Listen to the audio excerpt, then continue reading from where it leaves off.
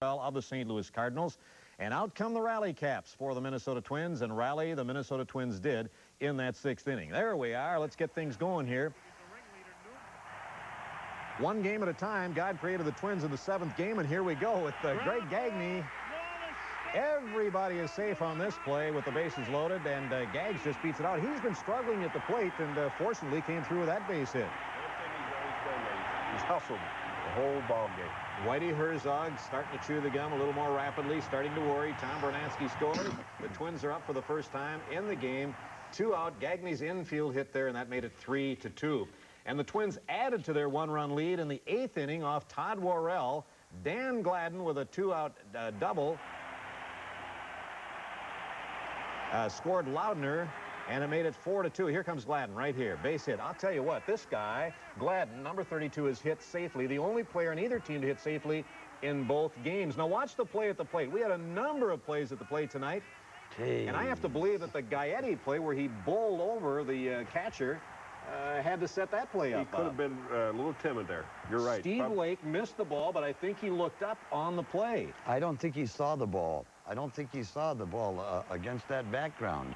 He appeared to have so little relationship to the ball. Well, I hope we get a replay on it, because I don't know if it was so much he did not see the ball, but looked up. But whatever the case, the Minnesota Twins go on to that 4-2 win, capping the World Series over the St. Louis Cardinals. We are going back to the Dome.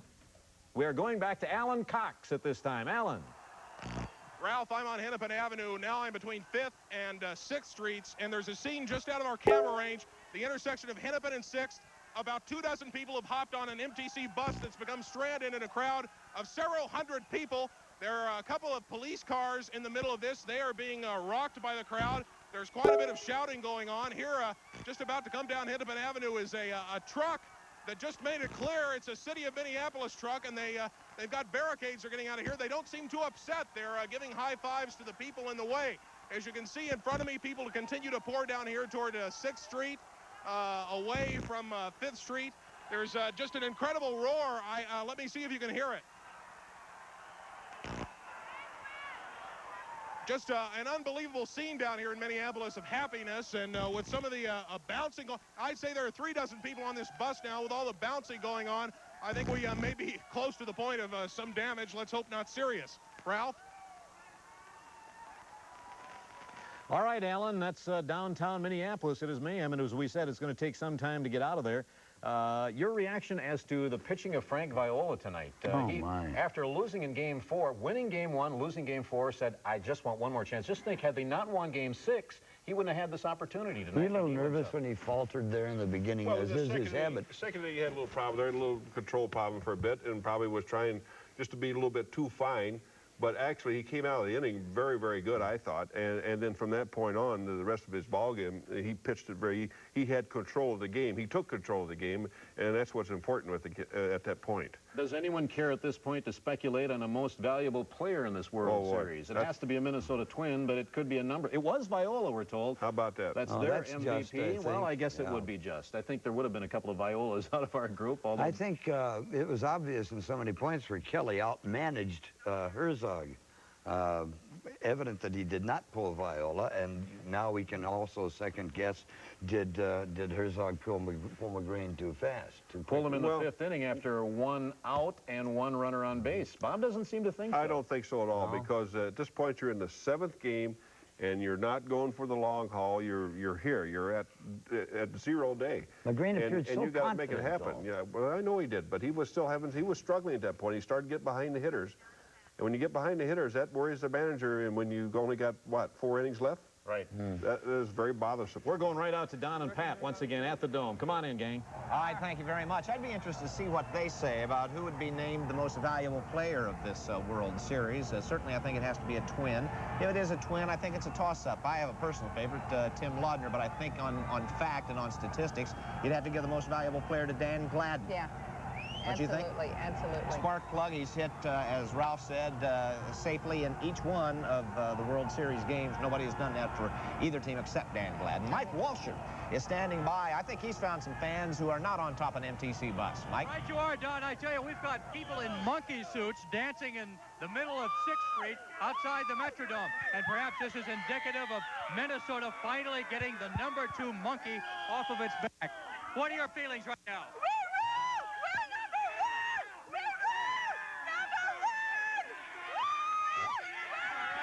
There you have it, a scene of bedlam out here on 6th Street. People dancing in the street, shouting, "We're #1." That's all they can come up with right now. Down at Pat. Save yourself. Women and children first, Mike. We can hear the group from Hennepin Avenue all the way over here. It is, the din is incredible. You think that the sound is loud in the dome.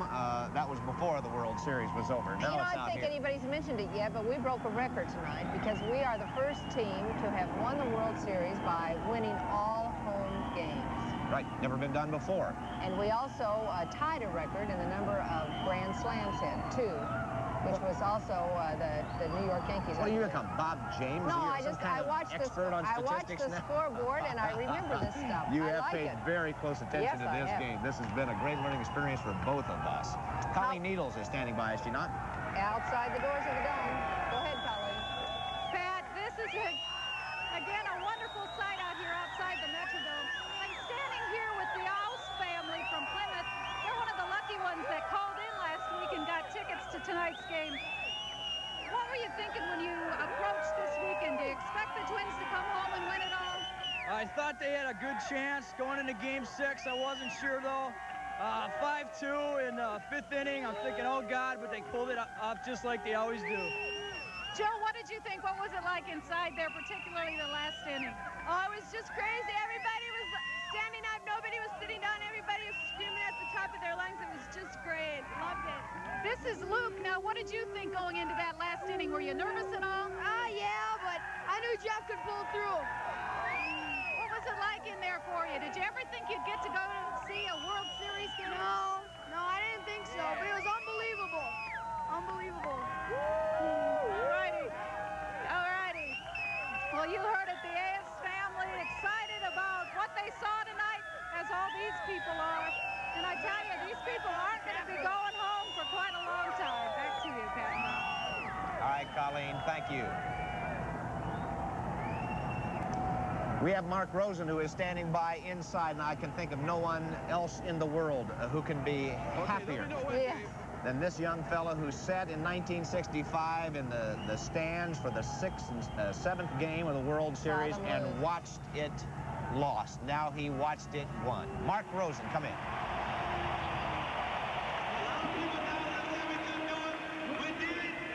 Okay, we're on the field of the Metrodome right now as the Minnesota Twins players have returned to the screaming, throwing, most of these people refusing to go home. As the Minnesota Twins back on the field, greeting their families, and now they're running down the introductions one by one. I'll tell you, look around, it's like nobody has gone home. They still have 40,000 people here, and most of the players, this is very reminiscent, of course, of what happened when the Twins returned back from Detroit. The Twins have taken a victory lap. We'll let you take a look at what's happening behind us here. You can see the Minnesota Twins being greeted by their family and friends. They already took one victory lap. The players, as much as they enjoy talking to the media, couldn't wait to get down. And I have Gene Larkin with me. Gene, you're a rookie. How about experiencing the World Series your first time around? I'm going to quit, I think, after this year, you know? I got nothing else to play for. It's unbelievable. Great team effort. Most exciting game I ever saw in my life. I think you hit the nail on the head. You talk about a team effort. It's hard to pick a most valuable player just sitting on the bench watching what happened the last 7 days. No, everybody picks each other up for this team. If a guy has a bad game, the next guy has a great game. It's unbelievable. Great team effort, and I'm so proud of these guys. Gene, I'm sure I don't have to remind you, a lot of guys play 18, 20 years, never get a chance to play in a World Series, and here you are not only playing it up, but winning it and getting that World Series ring your first time out. I feel so fortunate that Tom gave me an opportunity to play this year, and you know, it's an unbelievable feeling. I don't know what's going to top this in my years to come.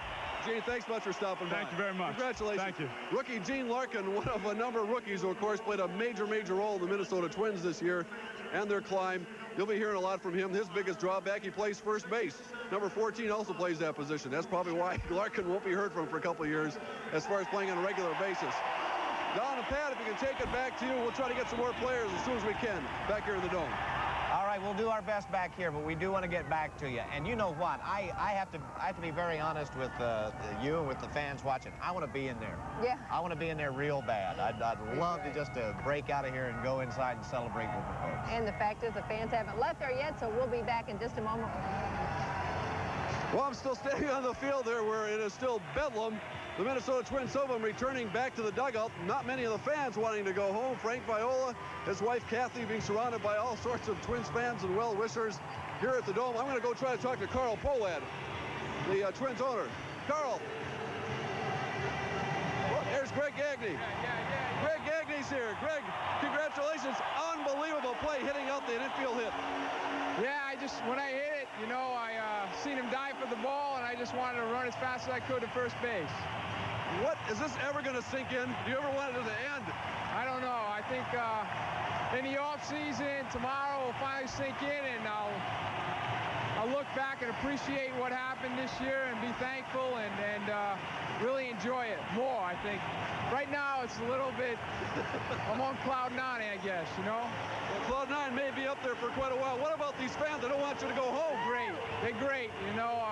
I don't know what it is, but we've been winning here all year at home, and hopefully next year it will continue, but we got a little while for next year now. Sort of happy the Yankees traded you to the Twins a few years back? Yeah, I think it was really, I look at it now, you know, it was a big break for me, and at the time, I didn't really know what was happening, but it worked out for the best. I just thankful to the Twins for giving me the opportunity they have.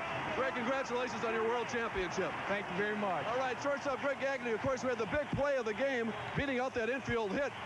Joe Niekro, congratulations, Joe. You waited a long, long time for this. Well, it's a great feeling, and you know, it's something you can dream about when you put on a baseball uniform, and it happened, and I'm just glad I'm a part of it. And I mean, you can tell by the crowd, it's great. It's a great feeling. The people are great. The guys are great. I'm just glad to be here, really, really. You've been with a number of teams. If you can put your finger on one thing that held this team together, no one expected this team to win and be able to beat a St. Louis team after beating a very good Detroit Tiger team. Well, when I got here right before All-Star break, you know, the team was a good ball team. I knew that, and it seemed like every big game we had to win, we won. And going to Detroit after going way back to the Kansas City series, we had to win that game. We come off a bad road trip. We had to beat Oakland. We swept Oakland. We won 9 out of 11 home. We won here when Detroit lost first game. We had to win that game. We won that. In the series, we lost 3 in St. Louis. We had to come back and win 2. We won them. That's the way the club's been going all year, and that's why it's a good ball club. I know it meant a lot to you just to get in a game and pitch also in this series. Oh, definitely. You know, you like to participate more, but you know, there's a lot of other guys and a lot of other people wish they had this uniform on, just sit on the bench and root for a ball club and experience the feeling. It's the greatest feeling I've ever experienced. Well, a lot of guys are going to be envious of that ring you're going to be wearing next year, too. Well, they're going to have to be, because I waited a long time to get one, and I'm going to wear it proudly. Thank you. Joe, congratulations. Thank you. Joe Niekro. We have Mrs. Polad is with us. Eloise, come on over here. I know you and your husband are enjoying every single moment of this tonight. It is so wonderful, so exciting. Did you have any doubt at all sitting in the stands tonight? Not at all. Well, I did put my head down twice. So what about the response from the fans and really how Carl's been handling this whole thing, too? Oh, Carl, the fans have been so wonderful to both of us. It's just into the team. They couldn't have done it without these fans. We have a nice big parade coming up, too, to honor this team. Look forward to it. Thank you very much for spending some time with us. Always Polad as the Minnesota Twins celebration continues on the field. Rick, we want to turn it around here. Frank Viola and his wife, Kathy, leading the pack. Ken Herbeck blowing kisses to the crowd. Ken Herbeck, who grew up in the shadows of Metropolitan Stadium, watching the Minnesota Twins play at the old Met. Last night, climaxing it with an incredible grand slam in Game 6. And tonight, the Minnesota Twins doing the unthinkable. As one sign said, 4 in the Dome beats 3 in the bush. That's exactly what happened with the Twins. Doing exactly what they had to do. And that's win all their games right here at the Dome. They did it against Detroit. They did it here against what many people felt was the second best team in baseball. That was the Detroit Tigers. But all they know right now is tonight the Minnesota Twins are world champions. Carl Polad. She came all the way from Houston. From Houston to see this. Just to see this game. Carl, you talk about being on cloud 9. This is it. Yeah. So, see, they're going to start back. It's just a great time. Mercedes, say something now. How did you like the game? I loved it. Huh? I loved it. Did you? Well, you'll come back and chance again. You bring us something. Carl, can I get... Blue sweater. That's perfect. That worked. Carl, can I get you in here for 1 second? Did you ever have any doubts about what was going to happen with this team? Well, I really never had any doubts. Sure, you have some moments where things don't go right, but if you don't think positively, you're not going to win. Carl, you've had a lot of success in business, but seriously, is anything able to top what you're experiencing here tonight? No, there's nothing to compare to this. Bobby Brown, Peter Eubank told me that we can't tell you how it feels because unless you experience it, there's just no way. And you can feel it, you can see it in the air, you see all the stands. Thank you, Mr. It's unbelievable. But what it will do to give us that image, that identity, that we can win, we can be #1. That's absolutely right. That's the Minnesota Twins tonight. Gary Gaetti. Yes, I sure did. They poured it down my neck. Beautiful. Beautiful. I had to watch Gary, your feet are actually touching the ground right now. Yeah. I can't feel them. What was I don't know, man. This is too much. This is too much. I don't know if anything was real top the reception you got back from beating Detroit. This obviously did it, winning in your own ballpark. And they deserve it. Everybody up here deserves it. I mean, that's the way we planned it. What about the last out of the game? I don't know if you couldn't wait to get that ball over to Herbeck. Well, I just, wanted to make sure I caught it and make a good throw, and then I followed it right on over there, I probably could have run it over. You got a lot of people out there, Carl. I saw Gary last night after the game. He said, Carl, I guarantee you we're going to win it. I says, put it in writing. So he signed the menu and said, yeah. Did you put it in writing? Yeah. You may have to do that next year. He signed a check, though. I owe him a dinner. I think you may owe him a lot more than that, Carl. He's a free agent next year. We don't want to bring that up. Gary, I know this is something you dream about when you're a kid, and beating a St. Louis Cardinal team you grew up 60 miles from. That makes it even nicer. I don't want to say that to anybody before, but yeah, say it now. It really does. I know it does. You got a big parade coming up. It was a good series, and those guys, I thought we were better than they were, but there's no dome ball tonight. Nobody can use excuses about lights or whether the field played it. It was the 7th game down to last out. That makes it even better too. I guess that's the way the 7th game of the World Series should be, a close one, and the intensity was. And the pressure was so thick that you could just feel it in the air. But it was a nice experience, really. There's been so many good experiences this year. I mean, it's just like exhausting. It really I don't think these fans want you to go home. Hey, man, I ain't going home. You got nowhere to go. You don't have a game tomorrow. I don't believe we're going to be able to move into traffic anyway, Gary, congratulations on a wonderful season. It's been a great time watching you. Undescribable. It really is. All right. It's great. Thanks. Gary Gaetti. Right. Al Newman is here. Al, how you doing? Great. I'm just taking it all in. It's simply amazing. I'm telling you, and I'm happy I'm a part of it. It's nice coming over from Montreal to experience this with Jeff Reardon this year. It sure was. Jeff is an outstanding acquisition by the Twins, and I was just glad they asked me to come over and wanted me to be a part of it too. It's just totally awesome. I was telling Gary, the guys, they told us so many times we couldn't do it. And we've come to, and now finally we're #1. I'm sure it was a special thrill to be on the field for that final out tonight, also at second base. I tell you, the 2 other times I was on the bench and I came out with the water cooler. And when I was out at second, I'm thinking, who's going to bring the cooler out now? But it was an awesome feeling to be right there when the last out was made. I'm just happy. I really am. It was our best against their best, with Reardon against the Worrell and Viola against, their starting pitchers. Cox was in there, everyone else. That's really, I guess, the way the 7th game should be. Exactly. You got everybody who's available is going to play. And I'm sure if Cox wanted to pitch, he was going to get in there and do his job, which he did tonight. Worrell came on, Jeff came on, and Jeff's our stopper. They call him the Terminator, and he definitely did that tonight. Al, congratulations on your World Championship. Thank you. Al Newman, who played, of course, another big role in the Minnesota Twins. That's the secret of this team this year.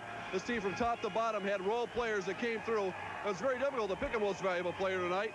And, I think it's indicative of an Al Newman who's filled in for Steve Lombardozzi and all those other guys. It's still crazy here. Donna, Pat, or RJ, I don't know who's taking it from me. I can't hear anything, so we'll be back with some more players a little bit later. All right, Mark. Thank you very much. I hope Jeff Reardon wasn't hurt under the crush of that crowd that jumped on top of him. If he was hurt, he'll be healthy by next year, I think. What a wonderful night in Minnesota. There is no other way to describe it except it's just the most marvelous feeling. I think after the birth of one's children, I can't think of anything finer than tonight. And to be honest with you, the crowds out here will yell for anything at this point. You just hold up a sign, they'll that's right. cheer Whoever for you. shows up, and whoever shows up, they're yelling. We're going to pitch it over now to Tom Hanneman, who's standing by. Go ahead, Tom. I'm here with the World Series MVP. That sounds nice, Frank. Congratulations. Thank you. You know, that's that was a topping on a cake. Any of the other 23 guys was capable of it. The biggest thing, as far as I'm concerned, was a whole team effort, and I'd like to share it with everybody. You know, it's just not me. It has just gotten better and better and better from Arlington to Detroit here. You get to do it in front of your fans, and you just had quite a scene outside on the field. Oh, incredible. They've been just so fantastic all year. When we won the division, when we won the American League division, we were on the road. Tonight, we were able to take it all in with the fans because, you know, without them, who knows where we would have been. It's just fantastic. Saw you screaming and yelling a few minutes ago. You have to be exhausted after that scene on the field afterwards, all the things you're going through, but it's a sweet exhaustion. Oh, it's the best, you know. And, you know, the thing about the whole thing was that my mom and dad are here. I got my brother. My wife called this morning from the boat they left on for their honeymoon. We flew them in. I got my sister here. I got the whole family here. It's just... It's Bert Blyleven. It's just a great, great feeling. Everybody's able to share in something that, you know, you only dreamt of before, and now it's just the reality. It's great. Hey, you've been around long enough knowing things when they were horrible. Oh, Minnesota talked about as a place of losers. That's all done with now, huh? Well, I told Ahmad Rashad when I did the NFL Live show a few weeks ago that it was after I won the first game last Saturday, and I went on Sunday, and I told him, geez, we have to win 3 more just to have the people in Minnesota forget about the 4 Super Bowls. And hopefully, I thought, you know, I said in jest, hopefully he enjoyed that. But, you know, it's just great. It takes a lot of, you know, pressure off the state of Minnesota as a whole. And I'll tell you what, there ain't nobody better in this world as fans, and they deserve it more than we do. It's great. You've celebrated a lot tonight already. You got a lot coming. I know we got a parade coming up in a day or two. Oh, yeah. I'm going to be here another couple of weeks to enjoy some Minnesota weather with my in-laws, so I'm going to enjoy this to the max, and hopefully everything will work out. Has it sunk in, really? Has it sunk in yet for you? No. Well, I'll tell you. I don't know when it will either, but, you know, right now I'm on emotion, just having fun. Well, I hear champagne corks still popping. I'll let you get back, but the Twins are World Series champs. Sounds great. Oh, isn't it? Oh, thank you, Tom. Way to go, guys. Thank you. Back to you guys.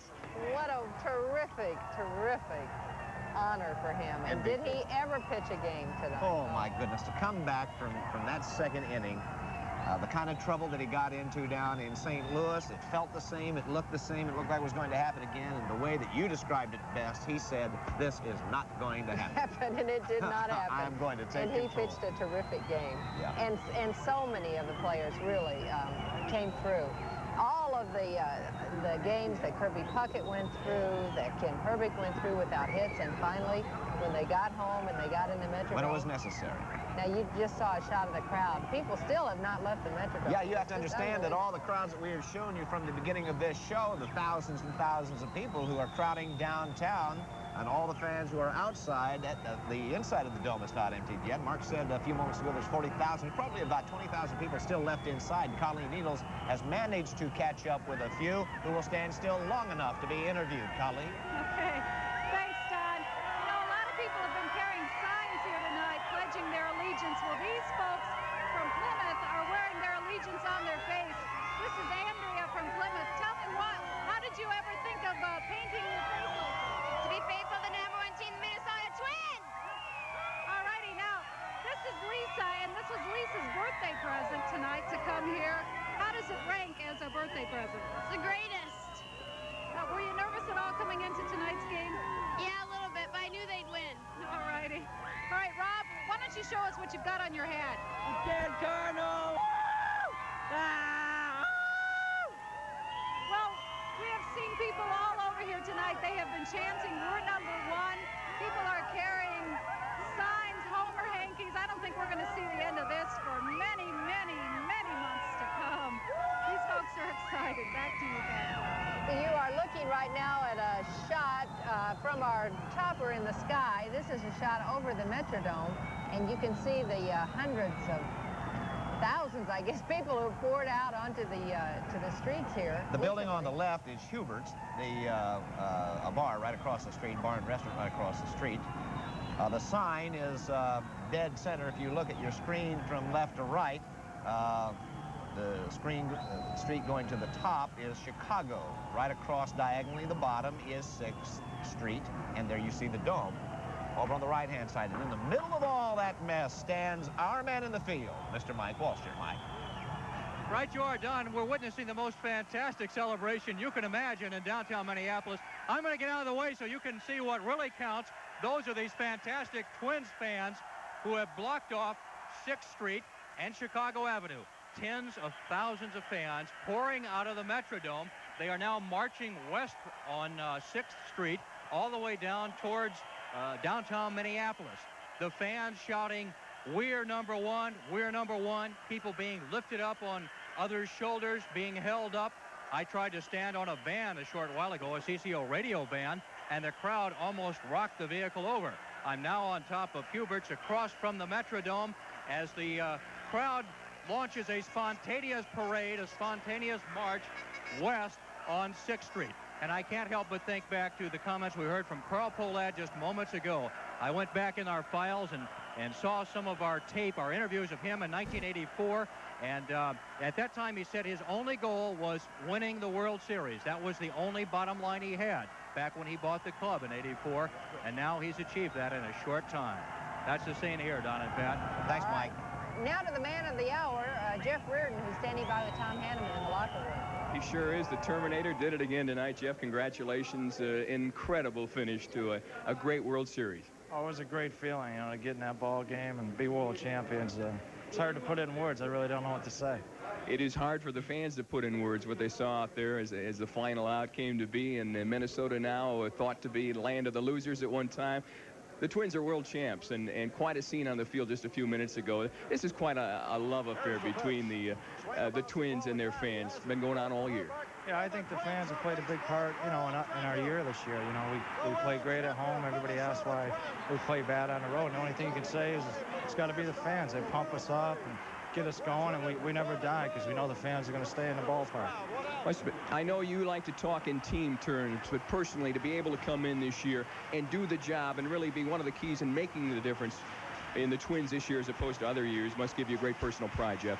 Oh, it does. You know, I started off rough, but everything turned around, and I really wanted to have a good year for the team because that's what they felt they needed, and I felt like I had a good year, and right now we're world champions, so I couldn't be any happier. I guess not. It sounds sweet. I'll let you get back. I know you want to get into the clubhouse with your teammates. Jeff Reardon, thanks so much. Congratulations again. Thanks a lot. Back to you, Pat and Don. All right, Tom, thank you very much. We've got back some here in front of the company. Metrodome. Yeah, some people joined us here at the set. You want to sign in here, Mrs. Bernansky? I'm Colleen Bernansky. And Nikki Gagney is over with me, and these are two excited Twins wives. What'd you think when Gags beat out the throw from third to first? Well, I didn't even look at it, to be honest with you. I had my head between my knees, and I just hoped and prayed that he just beat that out. I heard everybody yelling, and I just said, when they all screamed, I knew it, and I looked up, and I saw it on the replay. You had to keep your eyes closed. Now, you two were both in St. Louis with us. That was a rough road trip. How did the guys feel on the way home? First of all, it started quiet. I mean, anytime something like that happens, it's always going to be low-keyed, but Tom Kelly did a great job, and he lifted everybody's spirits, and the rest of the ride was pretty good. So they felt like they were going to win this thing and clinch it at home? Well, this one tonight, oh yeah, we knew. Yeah, it was hard in St. Louis, but when we got back home, dome, sweet dome, that's all we said. Now, I was sitting a couple of rows in front of you and the rest of the wives, and I have to tell you that I'm going to have to go to the doctor sometime in the next couple of days because of the noise you people make is incredible. And we wondered about it in Detroit when you're blowing those whistles, but now I know how are your ears? How have you survived it? Ours are fine. You know, I think being in it and being the one making the noise, you don't hear it as much. You know, if you just sit back and kind of listen to it all, you do start to feel it.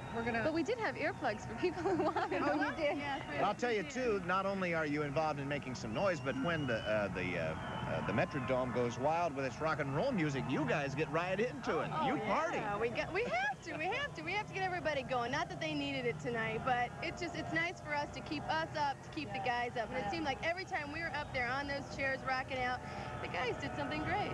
Tell me, what's the first thing that Tom and Greg said to each of you when you first saw them after they clinched it? Tom said, "We did it." And that's all I can think. We did it. Yeah. How about Greg? Greg looked at me and he said, "Do you believe it?" And I went, "Yes, we do," and it's great. It is. It's going to take us all a while to believe it. Yeah, to sink in. It was so well. All right, so what are your celebration plans? I really don't know yet. It's got to get them out of the dome somehow tonight, but after that, I don't know yet. You don't really think you'll get them out of the dome tonight? Well, 12, maybe not, but I don't know where we're going to go. But Tom said, just get someplace to go, and we're going to go. You are going to celebrate. Now, Tom is out of California. Right. And are you guys going to head back there? Are you going to stick around for a while or what? Well, usually our off month is October, but we'll take this over off month anytime. And so November, we're going to kind of do our traveling or seeing our family that we have to do. Okay, and are you going to go on that big cruise in January? Oh, yeah. I'll be there with my bathing suit on and everything. What are you going to do, Mickey? We're going home right after. Well, Wednesday, we're leaving. Our little baby's back home. We sent him home for the trip to St. Louis, so we can't wait to get home. We're pretty anxious. It's going to be 2 weeks since we've seen him, so it's been tough, but this is kind of worth it, I guess. Well, listen, congratulations to both of you. We hope you have a terrific celebration. We have also another special day. Tomorrow is Tom and I's 2-year wedding anniversary. Oh, congratulations. So this is all the gift I need in the world. The icing on the cake. All right. Colleen Bernansky and Mickey Gagne, thank you very much. Thank you. Great, congratulations to you. When he said we did it, I think I know what he meant. We did it. We. Way to go. Great. We'll be back right after this.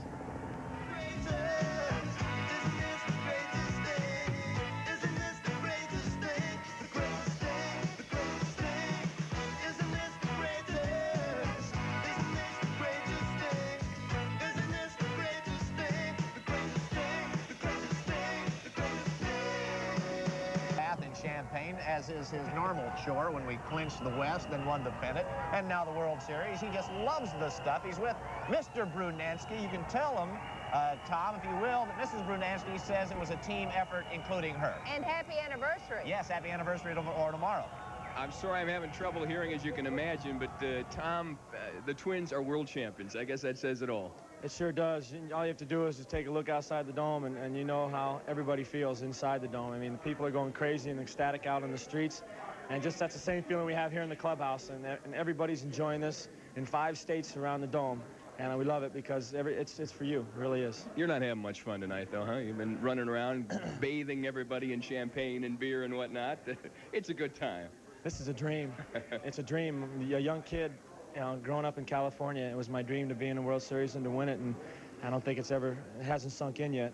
But for any youngsters out there, all you got to do is keep working hard, and that's all I've ever done, and it paid off. Couldn't have been more dramatic, I know, in this game this evening, once again falling behind and nickel and diming coming back, and the crowd plays a huge part again. The crowd is phenomenal. I mean, we know when we come home how we have to play, and that crowd just gets us so enthused. I mean, everyone says we're so relaxed and we're so calm. Well, we have to be, because when we step on the field, the crowd gets us so enthused that we just go out of our heads. I mean, the roar of the stadium, you can't hear yourself think, it's so loud, and the umpires can't hear you. I mean, it's just such a beautiful feeling just to have everybody enjoy in this one celebration. Everybody, including the club, and you had some time there at the end of the game. As a team, this is an incredibly close-knit club that has never really doubted itself, its ability to go this far.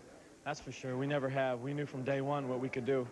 It's just everybody was playing the doubting Thomas role, and they sit out there and they say, well, you can't do this, you can't do that.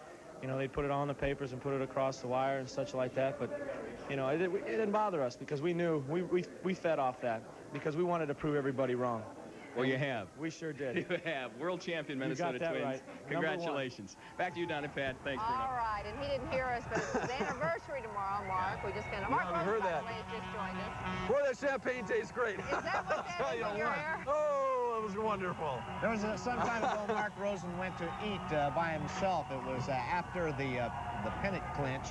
And a woman saw him down the conservatory and said to him, "This Mark Rosen is the first time I've seen him in months when he wasn't standing next to a twin." Well, he's standing next to us. Tonight, we're glad to be here. No place else on earth can be a better place at this honestly, moment. I always get asked, what's the best thing you've ever seen? I say, when I was in Lake Placid watching the U.S. win the gold medal in hockey, that was something that I'll never forget. But it really was something more than special to watch this group of guys do it when no one expected them to do it. Maybe that's some similarities to the U.S. hockey team, except they've been watching this team play since 1961. And quite frankly, for a lot of Twins fans who've been with this team since '61, this isn't just about Ken Herbeck and Dan Gladden and Tom Bernansky.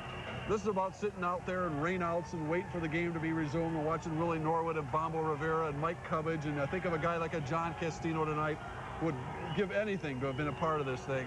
And for all of the fans who've been watching this team for all those years, the monkey is off the back. No longer can they say we're number 2. And I did it. They did it without the dome. They did it without the lights. No excuses. No whiny ball. They did it by playing one heck of a baseball game when it really counted against a great St. Louis team. And I'll tell you one thing we probably haven't had a chance to talk about yet is Ozzie Smith and Willie McGee of the Cardinals came out there after the game tonight. Congratulated the Twin players. They're on the field. 2 class acts. It was a thrill to see Ozzie Smith play in this series. Fortunately, he came 1 game short of winning. That's right. We're going to go to Tom Hanneman, who is standing by right now in the locker room with some of the players. Tom? I'm here with Randy Bush, and Randy, Mark Rosen is saying the monkey is finally off the back for the team, the entire state. Well, you know, I mean, we read the papers and we read about that, and you know, it wasn't really our burden. It wasn't something we lived through, but to be a part of the team that lifted that burden off this community is means so much to us, and for the rest of my life I'll be able to say that I was on the team that won it all in 1987, and nothing else will need to be said as far as an explanation. I know how hard you worked, how hard you wanted to get into the lineup just to get a chance to prove yourself here in the playoffs. You got it, you came through, and I know getting that ring means so much to you, the World Series ring. That ring means more to me than anything else career-wise that I've accomplished. I put my family first, but after that, that ring, for the rest of my life, that'll be the thing that symbolizes, hey, one time we were on top of the world, and I wish everybody could feel that sense of accomplishment one time to be able to, because it won't last long. You know, who knows how long it'll last. It won't last long, no one. But one time we were on top. I know you take great pride, too, in the way the team won this thing, and that was as a team. Different individuals always coming through, not one guy that you had to rely on, always different people.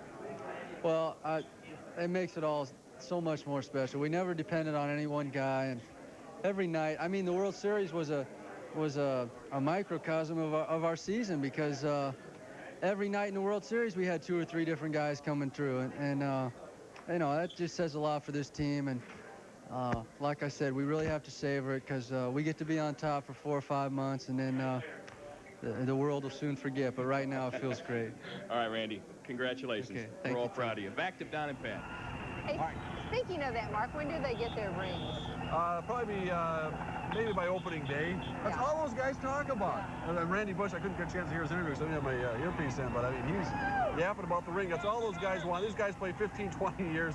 Don Baylor, Joe Niekro, 2 great examples of guys who played and waited. And then conversely, we talked to Gene Larkin, who in his first year comes up with a world championship. Oh, I'm so happy Don Baylor's going to get a ring for the World Series. If anyone deserves it in this Twins team, he does. Speaking of Don Baylor, Tom Hanneman is down in the locker room with Don, the man who came through and brought the score tied last night, and tonight stood up at the plate and just looked like a monster, allowed to be hit once again. Tom, take it away.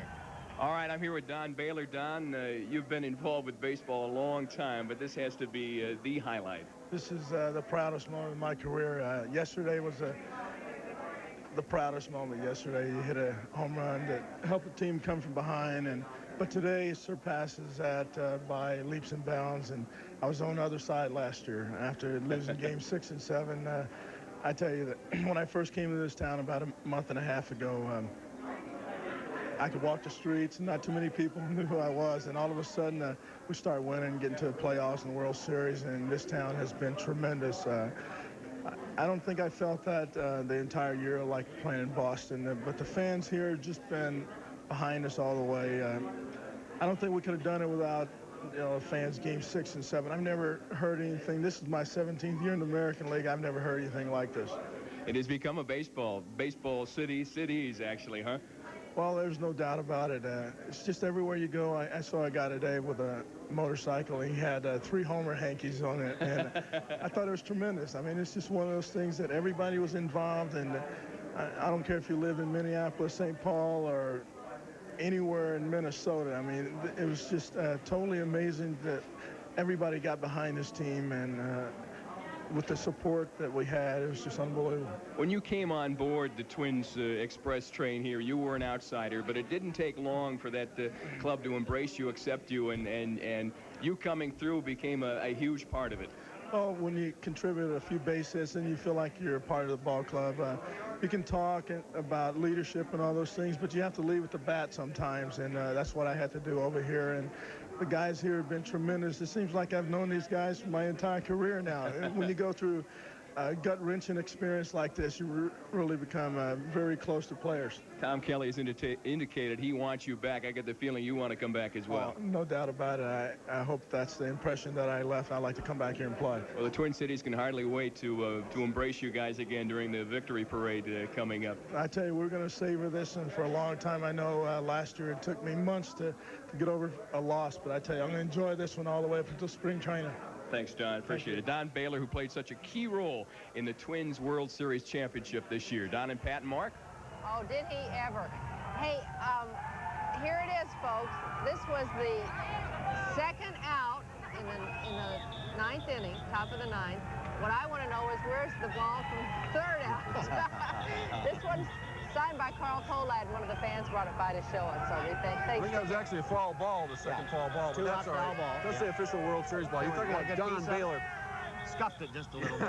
I knew he was doing that the whole game. Think about Baylor and being on the field with the Red Sox last year when Bill Buckner made that error in the 6th game. Yeah. Like you said, he feels like he's known these guys for his whole life. And that's a remarkable type of camaraderie that this club had. For a guy who, comes over the last couple of months, it could be a lot. It can be on the outside looking in. Don Baylor contributed. They said they didn't get this guy to be a leader. They got all those other guys to be leaders. They got him for his bat. And he came through. A lot of people paid attention to that bat, too. Oh, yeah. A lot during the last month of this season. We're going to be back with more coverage from the Metrodome, the 1987 World Champion Minnesota Twins.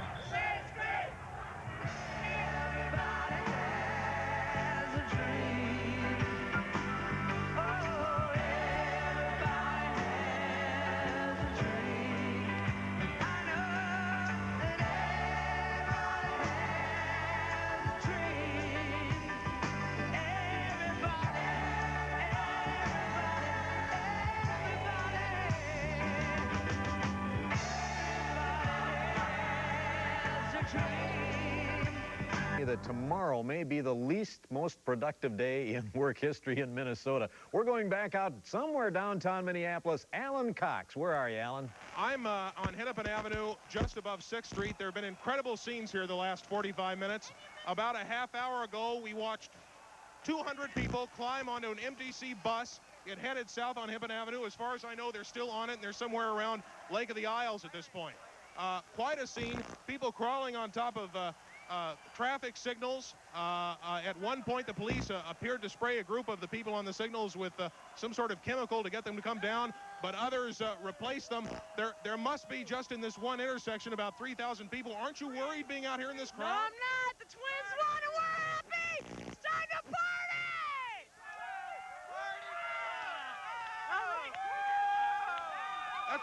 That's a pretty common sentiment out here. There were police cars in this intersection, but they finally had to abandon it. The unfortunate part of this is that we have watched a few people fire firecrackers into the crowd. No indication of any injury, but frankly, I'm hardly in a position to see that. There are, I'd say, about 100 people on top of the city center parking garage throwing down paper, confetti, something of what might pass for Twin Cities ticker tape, I suppose. At this point, there are people with large banners saying "Go Twins" right in the middle of the intersection of 6th Street and Hennepin Avenue. And as far as I can see from my limited vantage point, there are people headed back up toward 5th. There's a fellow with a drum walking through the crowd, and he's kind of leading a snake dance of the fans around this area, and he must have about 300 or so people following him at this point. There have been people dancing on top of bus stops. There have been people dancing on top of the signs on Block E between 6th and 7th Streets on Hennepin Avenue. People climbing, kicking over newspaper boxes at this point. For the most part, it's a pretty happy crowd. I think the laws against drinking alcoholic beverages in public have been suspended, or at least are impossible to be enforced at this point. More people climbing on top of traffic signals, more fireworks being fired. Just an incredible scene, and it has no signs of dying down. I think it's going to be going for several hours, Ralph.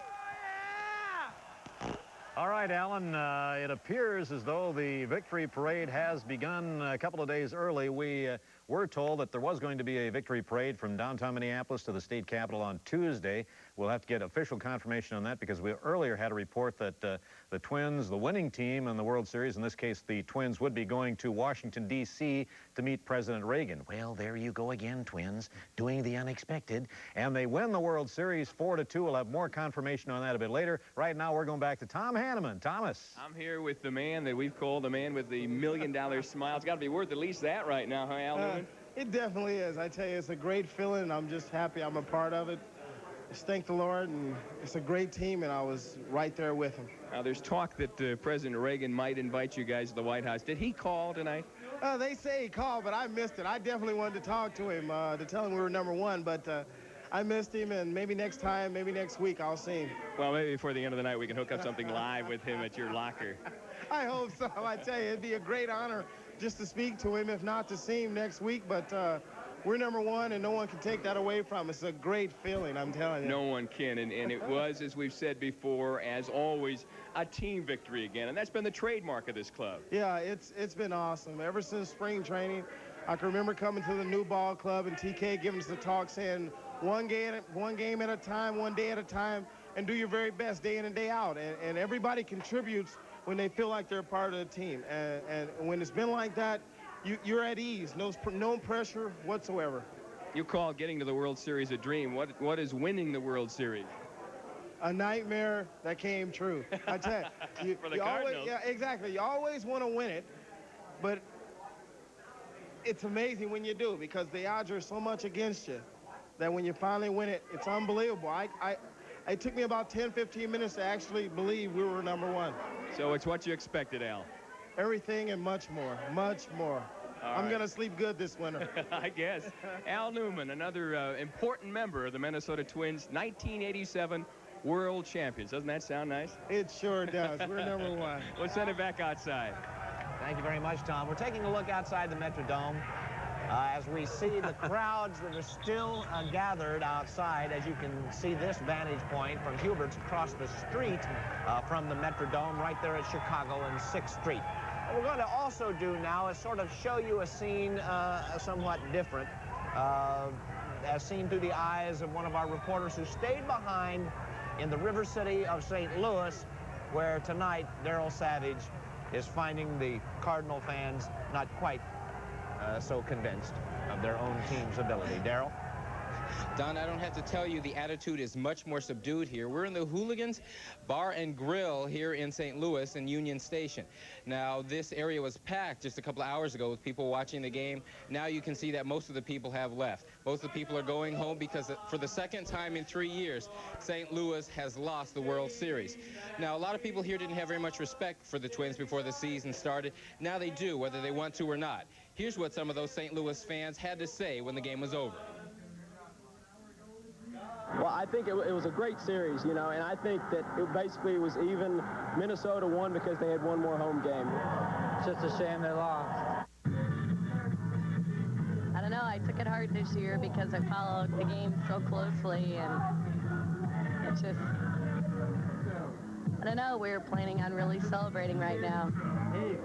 I think it's great the Twins won just now. It's kind of tough being in St. Louis with the victory here and all, being the only Twins fan in this old restaurant. But because of the dome, man. But it's great. I mean, I think it's really great. Fans were as loud as you might expect throughout the game. When Gary Gaetti was thrown out at the plate, Cardinal rooters said they could taste the title. But when the Twins took the lead on Greg Gagney's single later in the game, it was not a happy time around TV sets in Missouri. St. Louis fans pride themselves on being some of the best in baseball, and they held their breath on every pitch until their bubble burst with the final out.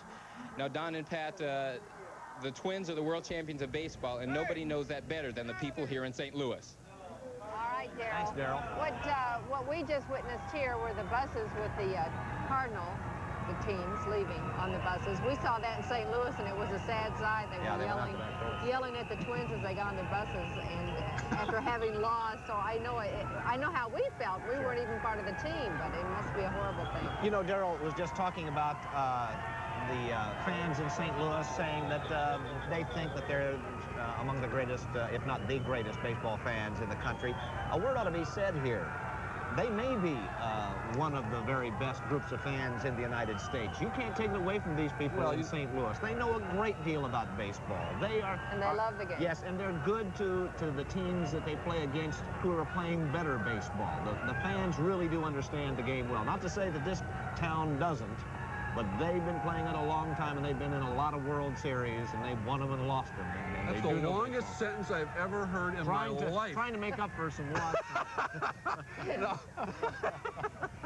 You're absolutely right, Don. I mean, it is a tradition. They have a 28,000 season ticket base. I'm listening very closely now. 28,000 season ticket base. That's something the Twins are trying to duplicate, obviously. They can get to that point. You don't become a baseball town overnight. No. The Twins have a ways to go. I think they may sell a few season tickets. They had, what, 3 million fans this year in St. Louis? Over 3 million, and I think that outdrew the Dodgers even. So, but isn't it true that since the World Series got started, that we have sold here more than $10,000 worth of season tickets? Well, I think the fans realize that if you want to get priority for playoffs and World Series, you better get your season tickets. And a lot more people are interested in World Series 1988 than what we talked about in 1987. after the St. Louis game, when they took the 3-2 game later. This, you know, it was going to end here. If St. Louis was going to come here and win it, congratulations. They deserve it to win a game in here. But at least after winning the Western Division on the road, after winning the American League pennant on the road, it was going to end here. And what a great sight, as Gary Gaetti said.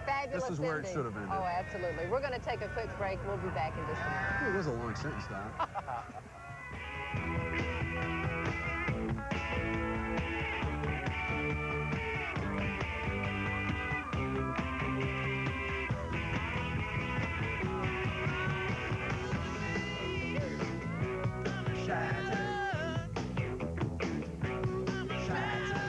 Ago mentioned that there was on-again, off-again information regarding the parade for the Twins, Victory Parade. Well, the parade is a go, ticker tape and all. We've learned that the route it will take on Tuesday, and we'll tell you about that at noon. The parade will start in downtown Minneapolis at 12th and Marquette.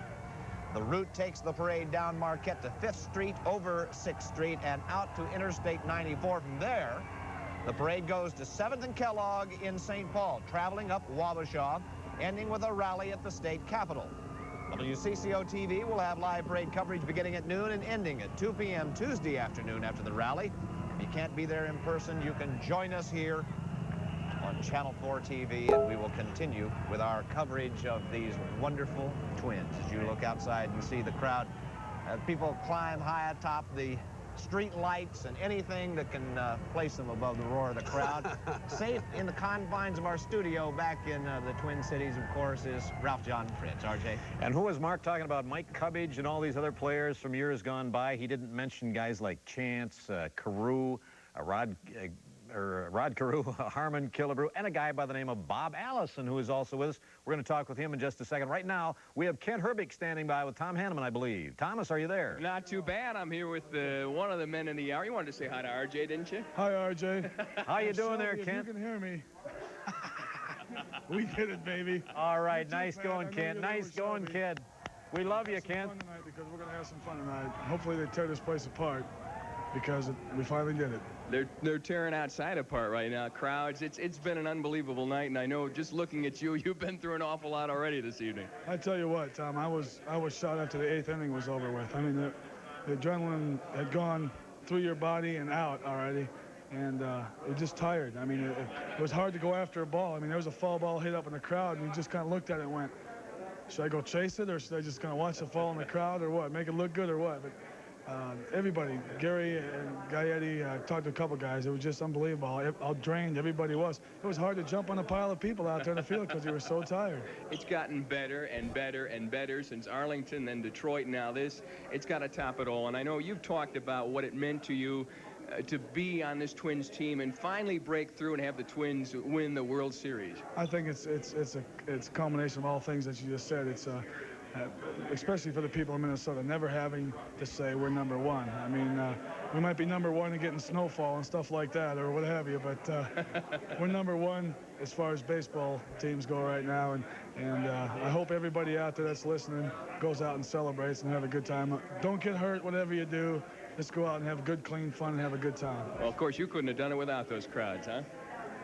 Probably not. I tell you what, this it's been a talk of the whole series has been the ballparks, and first time a team has ever won 4 games at their ballpark to win the thing, and we lost 3 games on the road, but we came back here and the people still had support for us. And I mean, it wasn't just Minneapolis, St. Paul area, it was the outlying areas. I mean, I was in Timbuktu the other day and I saw a guy's garage door painted with the Twins sign on it, where you would never think anybody would ever drive by this guy's house, and he still had the Twins sign on his garage.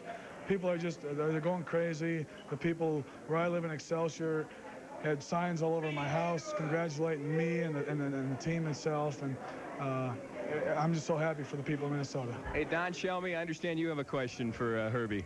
I don't have a question. You just tell him that in my book, he is still the greatest baseball player in the history of the world. Well, you're going to like this. Shelby says, and we'll take it from the source, in his book, you are still the greatest baseball player in the world.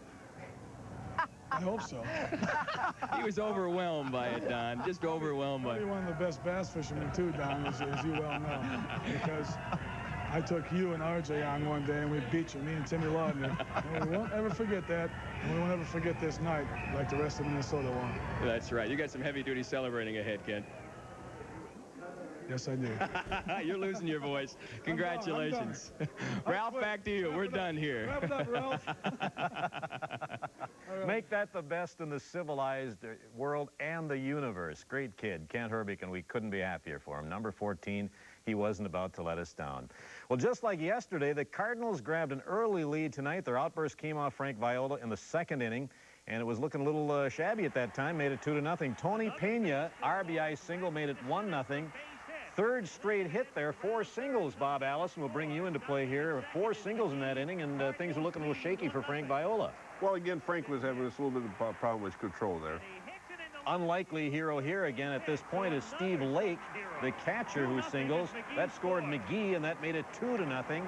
And then down 2-0 in the 2nd inning, the Twins charged back, but they should have tied the score. Actually, Laudner singled. Baylor was thrown out at home. We had quite a few plays at home plate. Steve Lake was the catcher on this play again, and he got bowled over once by Gaetti, but let's take a look here. There's the base hit by Laudner, and now watch the play at home. Well, I think he's probably safe there, the way it looked to me, and they went through the slow motion. Watch this. His foot goes across the plate before the glove ever gets to the upper part of his leg. One thing they didn't point out, though, Bob, the foot did come up, as you can see, and he may not have touched the plate. Well, give him the benefit of the doubt. Then the umpire's got to put his head on the ground. We don't care. We won the game. What's the difference?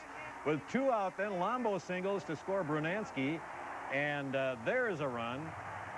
And that makes it 2-1 at that point. Now, the Twins, there's a good look at Lombo. The Twins knotted things up in the 5th inning, 2-2. The Twins did get a break with a bad call at first base here. And then Kirby Puckett came up to the plate. Kirby Puckett doubles, scores Gagne from first. There it is. Just one that just sliced away from McGee in center field. Looked like he might catch up to it at first. Gagne took off from first, round second, now 3rd, heads for home. And there's no play, and that's it. 2-2 at that point. That was the first pitch from Danny Cox. I don't know if he got a man out all night. Then with 2 outs, Baylor singles. Gaetti is out at home. Great play here by Steve Lake. Boom! There's the collision, and we'll have a replay on this. I'll tell you what, you don't see many more collisions like that. And I think this set up a run later, Bob. It could have, because it looked like he might have been a little shy on the next play he had coming home. Okay, so it's tied after 5 innings now. The Twins finally take the lead in the 6th inning, thanks to 3 straight walks given up by Danny Cox. I don't know if he did get a man out. Todd Worrell also comes in here. Here comes the rally caps, and things are going good for the Twins at this point. 2 out. Gagne comes up with an infield hit. Drills it to 3rd. And with the bases loaded, everybody is safe. A run scores, and that turns out to be the game winner. It made it 3-2 for the Twins, and Whitey Herzog who tried to change his luck tonight. Took a different seat. Yeah, he went from the beach chair up to the dugout. He may be superstitious, we don't know, but he had to try something to change his luck. The Twins had scored 29 runs in 3 games. They were averaging about 10 runs a game. They only scored 4 tonight, but they got one that counted, and they win it 4-2. Did you see the way Gagne was hustling on both those plays? Oh, he can run. He's been hustling like that all year. The Twins added their 1-run lead here in the 8th inning off Todd Worrell. This is called insurance, folks. Dan Gladden. Well, this is Loudner's hit, actually. This is with 1 out. Loudner's single to set things up. And then Dan Gladden, who's been coming through like crazy. As we took a look at Jack Clark there, who has had to sit out this entire series with an injury. Dan Gladden, 2-out double, scores Loudner, makes it 4-2. Lake misses the ball at home plate now here, and this is the one that Gaetti's collision may have set up if Lake takes his eye off of the ball and looks at the runner. At any rate, it is 4-2, and that's the way the game ended at that point. Actually, Timmy was a little wide there coming around third base. It looked like he was going to slow up and maybe stay at third, but decided to come in. And that takes a little extra time, so he had to cut the angle a little bit more. Bob, we mentioned earlier we had a lot of controversial calls in this game. First base umpire Lee Wire from the National League really did have a tough time of it in this game. Just ask Whitey Herzog of the Cardinals if you don't believe us on that one. 5th inning here. Gagne called safe on an infield hit. Take a look now. McGrain made the play. It appeared McGrain's foot just kind of swiped across the bag right here on the inside with his left foot. But again, I don't know if we have the proper angle on that either. But nonetheless, he was called safe. 6th inning. Tommy Herr is called out in the hot box. And Herbig actually interfered with the man there, didn't have the ball. Viola's there, said, well, I might as well make the tag. Okay, here it comes again. Now, Herbig runs his man to second base, flips it over. Now, the throw comes back, but Herbig doesn't take it. There's the interference. Could have been called. And Viola, who says, whoops, I got to make the tag, doesn't make the tag in time. And so, actually, there were a couple of things that went awry as far as the umpires in that play. We'll take them. We don't care, do we? Not at all. Heck, no. It's a great night. Ah. The celebrating continues in downtown Minneapolis and St. Paul, all around the state of Minnesota, the 5-state area. The Twins are the world champions. Can you believe it? Did you ever think we'd get to say that, make that statement? Let's take a look one more time and savor this forever, folks. The final out of the ball game. Let's watch it. Close to Herbig, and the Twins are baseball's world champions. There's what happens when you believe in yourself all year long, as these kids have. They've never doubted themselves one bit. They've come back from bad road trips and bad whatever, and they won the world championship. That is fantastic. Someone said tonight with a crowd in Minnesota, they should go to spring training. You have to be physical to watch a game in Minnesota, I'll tell you. You really have to be, as you see the disheartened looks of the St. Louis Cardinals. And in the words of the immortal Harry Carey, our lives are now complete. The Minnesota Twins are the world champions. And as we watch and bathe in this glorious moment, we are once again going back out to Alan Cox somewhere in downtown Minneapolis. Alan, are you there? Ralph, the crowd is dispersed a little bit, but they're getting reinforcements from the bars, which have to close at midnight, this being a Sunday night. I'm up here on 5th Street across from Jukebox Saturday Night. Our camera is up on the roof of the building, about 4 stories up, and as you can see, the moment any sort of television light comes on, the crowd gathers. There continues to be an occasional MTC bus that, for reasons not entirely clear to me, tries to make it up Hennepin Avenue, and we watched one that seemed to be shaken about 40 degrees from side to side as it tried to make that trek. The crowd shows no signs of tiring out. A lot of signs being put up, one in front of me, and the crowd still reaches down toward 6th Street on Hennepin Avenue. People continue to fire off some fairly loud firecrackers, but we don't know of any indications of anyone hurt or anything of that sort. We've seen a lot of damaged traffic signs, a lot of damaged stoplights, but at this point, no serious damage of any sort. And I think the celebration has a few hours to go. Ralph? All right, Alan. Well, it all started with the Homer Hankies and the crowd on its feet early tonight. As a matter of fact, it was many, many minutes before game time. They were on their feet, Bob Allison, and they just wouldn't let up. The crowd actually wasn't about to let this team lose either, were they? No way. They were just great all night. They got started before the game started for about 10 or 15 minutes, standing and hollering and waving their hankies. it was just really something to see. All right, and at the moment we are going back to the Metrodome to Don and Pat. And Mark. With this scene outside the Metrodome, the crowd is not dispersing. Whatever crowd has gotten over by Hubert's out on 6 in Chicago, whatever crowd has gotten down on Hennepin Avenue, I don't know where they're all coming from because we've already emptied the dome, more or less.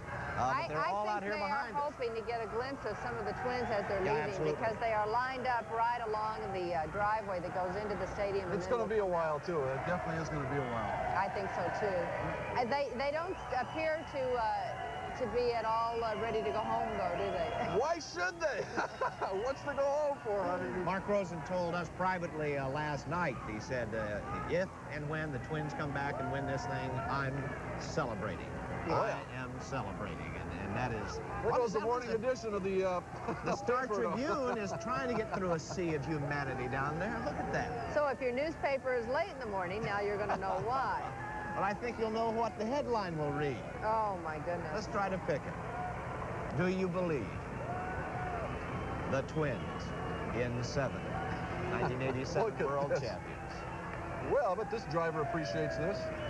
Well, I'd have to ask some questions about the sanity of the driver who would have tried to negotiate these streets at this time of day.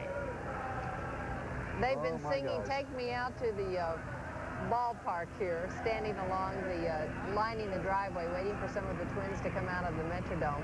I would think, though, that at this point, Mark, when it's a little bit after 12, that they will probably start making their way out pretty soon. Well, they have a meal and they have showers yet to go, and they've got still commiserating among themselves, sitting down and getting quiet after the national and local media leaves. And oh yeah, you know, but they got a lot of celebrating yet to do. I think, you know, none of these guys we talked about, it doesn't sink in yet. Yeah. Tomorrow night, of course, we're having a special show on Channel 4 from 7 to 8 from Southdale, right?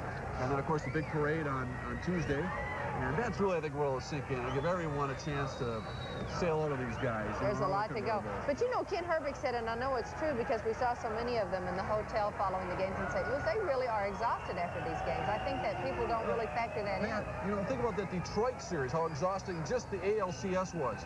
Even much more so than this championship, because every game against the Tigers, every inning, every play, you talk to them, they were mentally exhausted after that series. I think a lot of was taken out perhaps of the Cardinals. We didn't see that inning-by-inning drama in the World Series really until tonight. But the 7th game was the best, without a doubt. Every inning, everyone's on the edge of their seat. Now, these are some of the Twins leaving. As you can see, the cars are coming out from the driveway, and the crowd is waving and cheering them on. A few of the players are making their way out of the Metrodome, heading, I'm sure, to some private parties.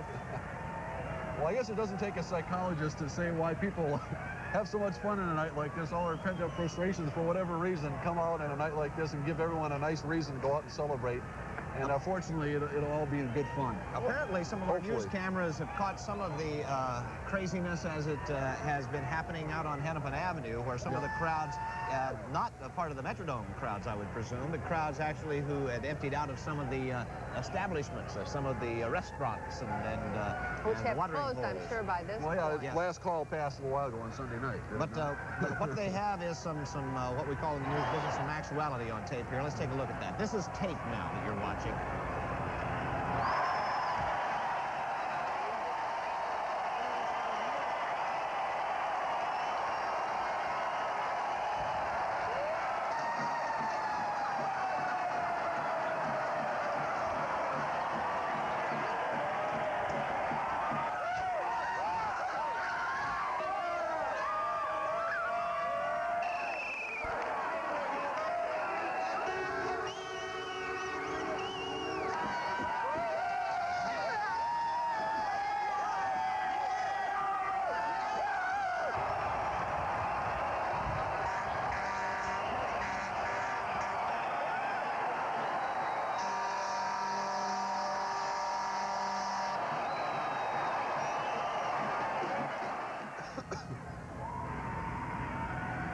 And now we're looking at live scenes of cars trying to make their way. Either, unbeknownst to them, they ran in the midst of the World Series they knew nothing about, or they're people who had parked and tried to get home and are taking the wrong way, I would presume, to their own homes.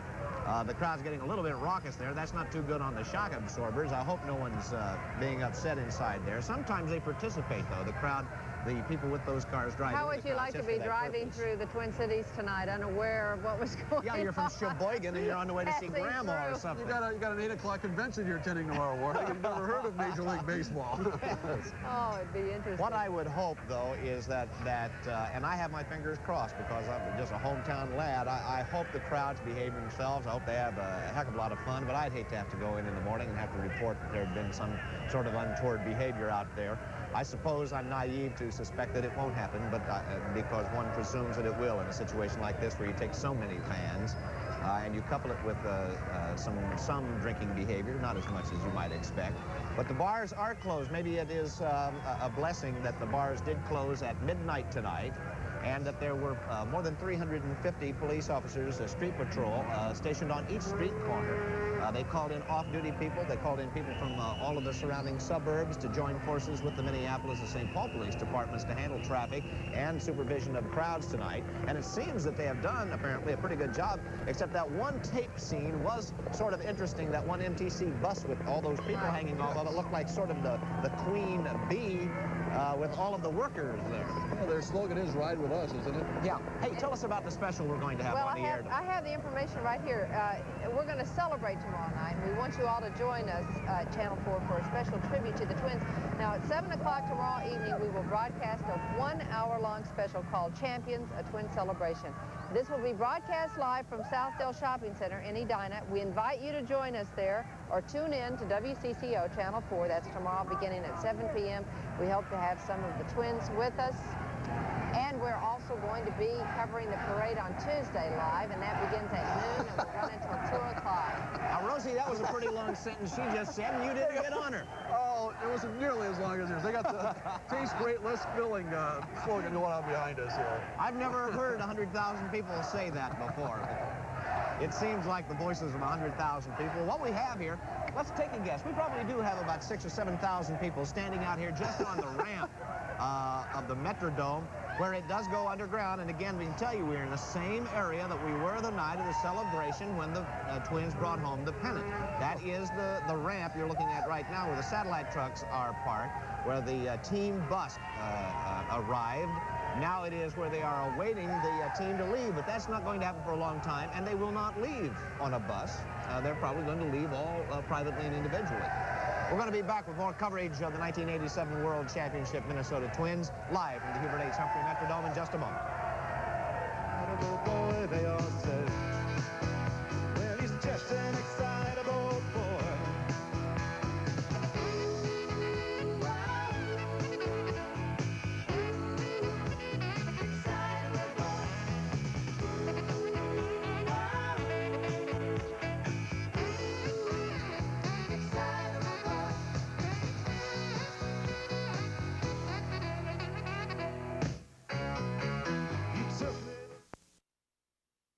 Tell you one thing, we're no longer the Twinkies, we're the Twins now. It means a great deal to everybody around this area. I mean, we've been going for such a long time, and the support we've had all year long, and have it just come down to one night tonight, and for us to come through for everybody here, it was just fantastic. The players came back on the field for an encore curtain call, a chance to display the tremendous affection and relationship that has developed this year between the players and fans. So much emotion in this dream finally coming true. I'll tell you, man, the people up here deserve a lot of what happened. And I tell you, I'm very happy that we were able to win it here at home. You know, it seems like we planned it that way, but, you know, they just mean so much to us. They really just inspire us. And it doesn't matter how we did it, we just did it. And everybody should be proud. This is a great moment. We went to 1,000 aspirin the first game alone. The crowd gets so exuberant and, you know, talking themselves up to a frenzy that they give each other headaches.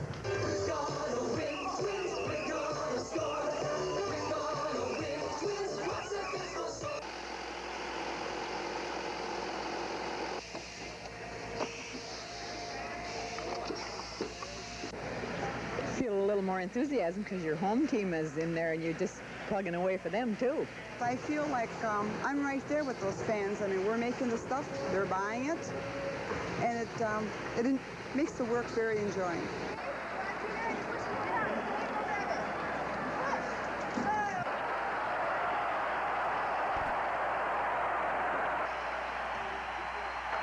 To deep left field, and that one is gone.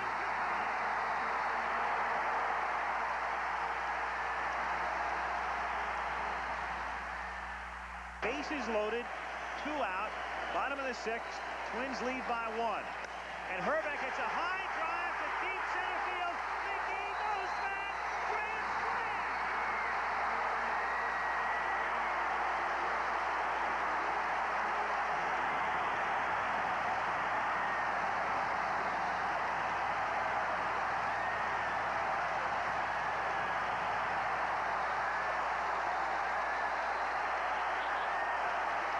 It's just a culmination of everything. I mean, it's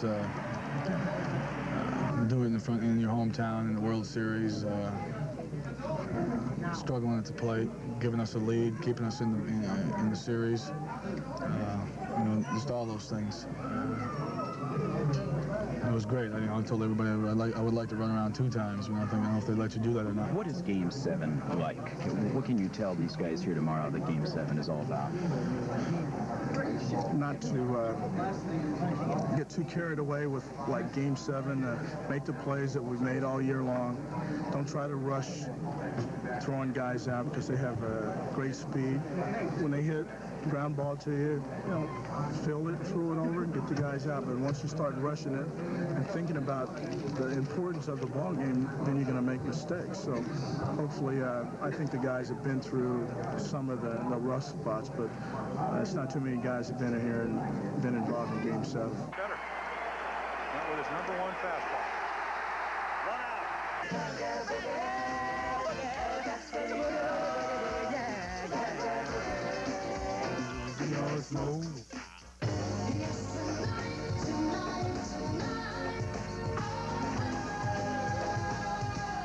What do you think you can get for him? Been offered $250, and I hope that's what they're probably going to go for. If that's what we can get right now, it looks like $250. What are you willing to pay? Face value. Is that realistic? What do you think your chances are? Well, not very good, but then the Twins didn't have a very good chance of getting in the World Series either. Ground ball, Wallace stabs it, throws a one-hopper too late. Twins lead.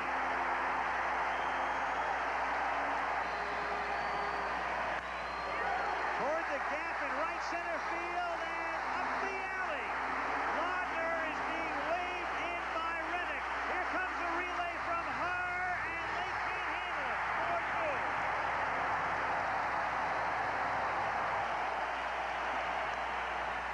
To Gaetti, for the first time ever, the Minnesota Twins are the world champions.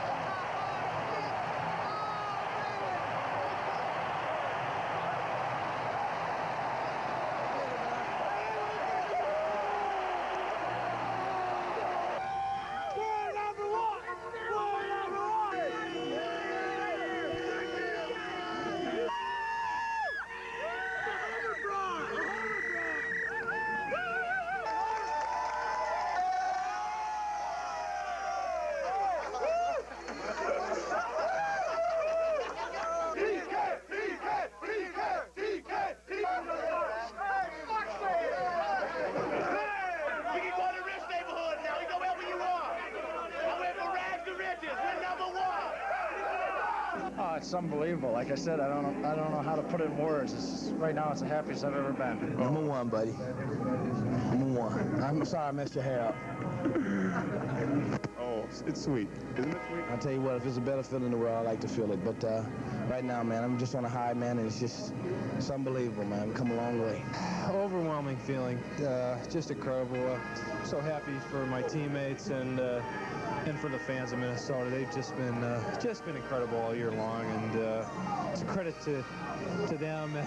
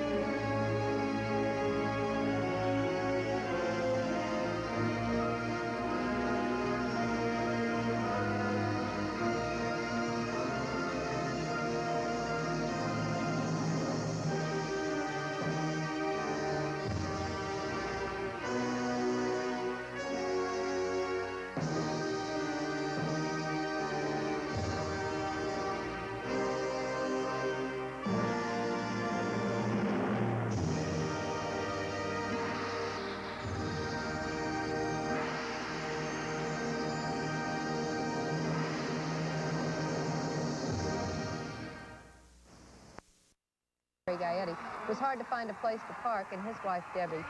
Now, you know, he grew up only just outside of St. Louis, so that was a tough stint for him there in his home state.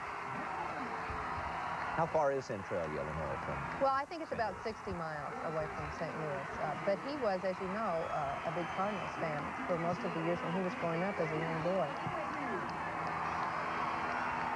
Kim Laudner went to school down there in Missouri and went to Columbia and said he wasn't a Cardinal fan. Said he didn't have any time because he was too busy trying to learn how to play baseball. Played baseball on a scholarship for the University of Missouri there.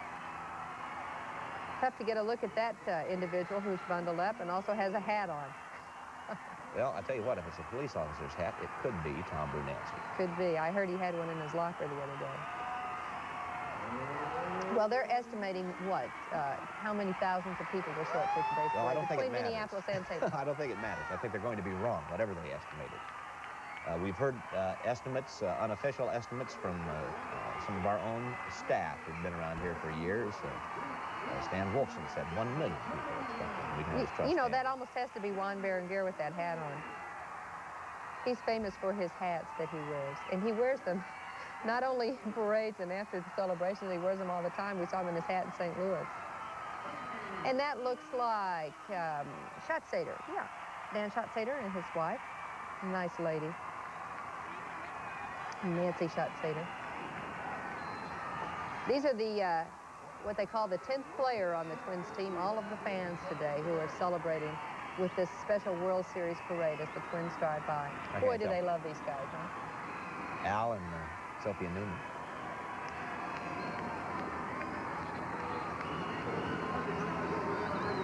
We haven't had word yet on where they got the convertibles for today's parade, but I'm sure there were a lot of people, a lot of dealerships who volunteered. Standing in line to get out those convertibles. I bet some of the guys wish they could keep them.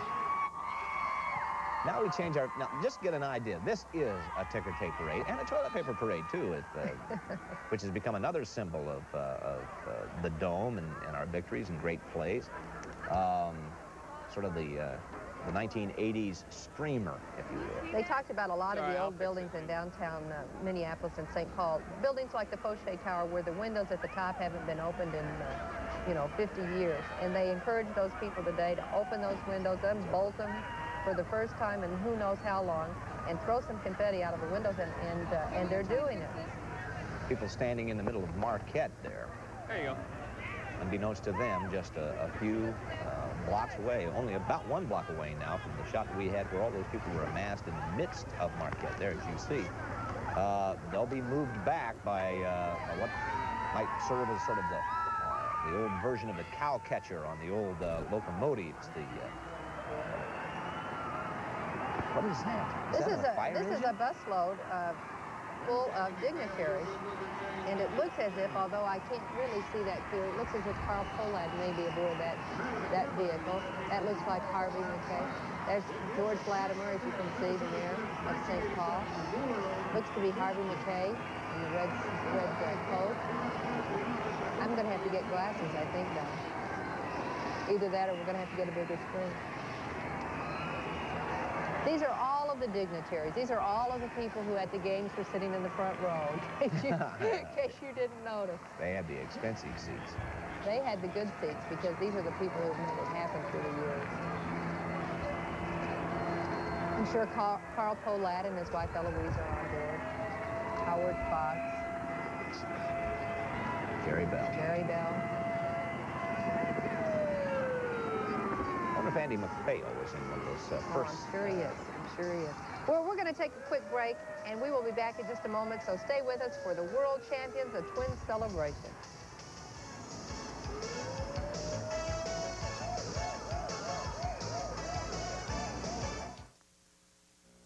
On behalf of all of us at Midwest Federal, I'd like to congratulate the Minnesota Twins on your World Series championship. It's been a great year, and we are proud to have sponsored the play-by-play action on radio and television for the 18th consecutive season. The Twins have brought worldwide recognition to our area, and all the celebrating that's going on right now is well-deserved. So fans, join me in congratulating the Minnesota Twins. We salute you as the new world champions of 1987.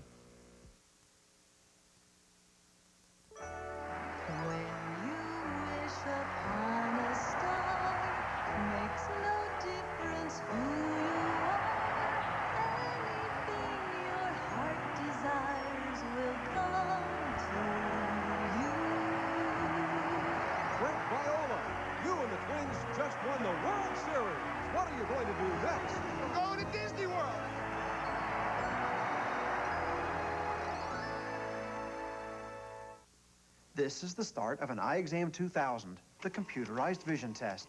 Just one of 20 tests and checks that give you a complete vision evaluation, plus a complete eye checkup, including glaucoma and cataract tests. Thoroughness is eye exam 2000. Eye exam 2000, inside Lens Crafters, Burnsville Center, Southdale Center, Lomans Plaza, and now in Crystal Shopping Center, next to Target. This celebration is honoring not only the Twins are honoring the, as they call the 10th or the 25th player on the field, on the roster, all of the fans, an opportunity now to turn out. And I think Governor Perpich realized just how important the Twins' victory was in the World Series, because he said it will be immeasurable what this win does for not only the state of Minnesota in terms of the economics, but certainly in terms of the spirit. Absolutely. Let's go back out to the parade site where Tom Hanneman and Colleen Needles are standing by. Well, Colleen, Frank Viola in the commercial we just saw a minute ago said he's going to Disney World. He's in Disney World right now, and believe me, this is unbelievable behind us. A blizzard of confetti and the emotions and the feelings already, and they're still a few blocks away. I know, this is the type of thing that Minnesota does so well, a spontaneous rally like this, a ticker tape parade. This is indeed incredible. As you said, there are people hanging out of every window down here downtown. The workmen who are working on the Norwest Tower are standing on the scaffolding. And the people here can tell that it's started. The parade's about 2 blocks away from us right now, and they are getting excited. The confetti is flying. You're wondering about the crowd estimate here. It's very simple. The population of Minneapolis and St. Paul, that's the crowd for you.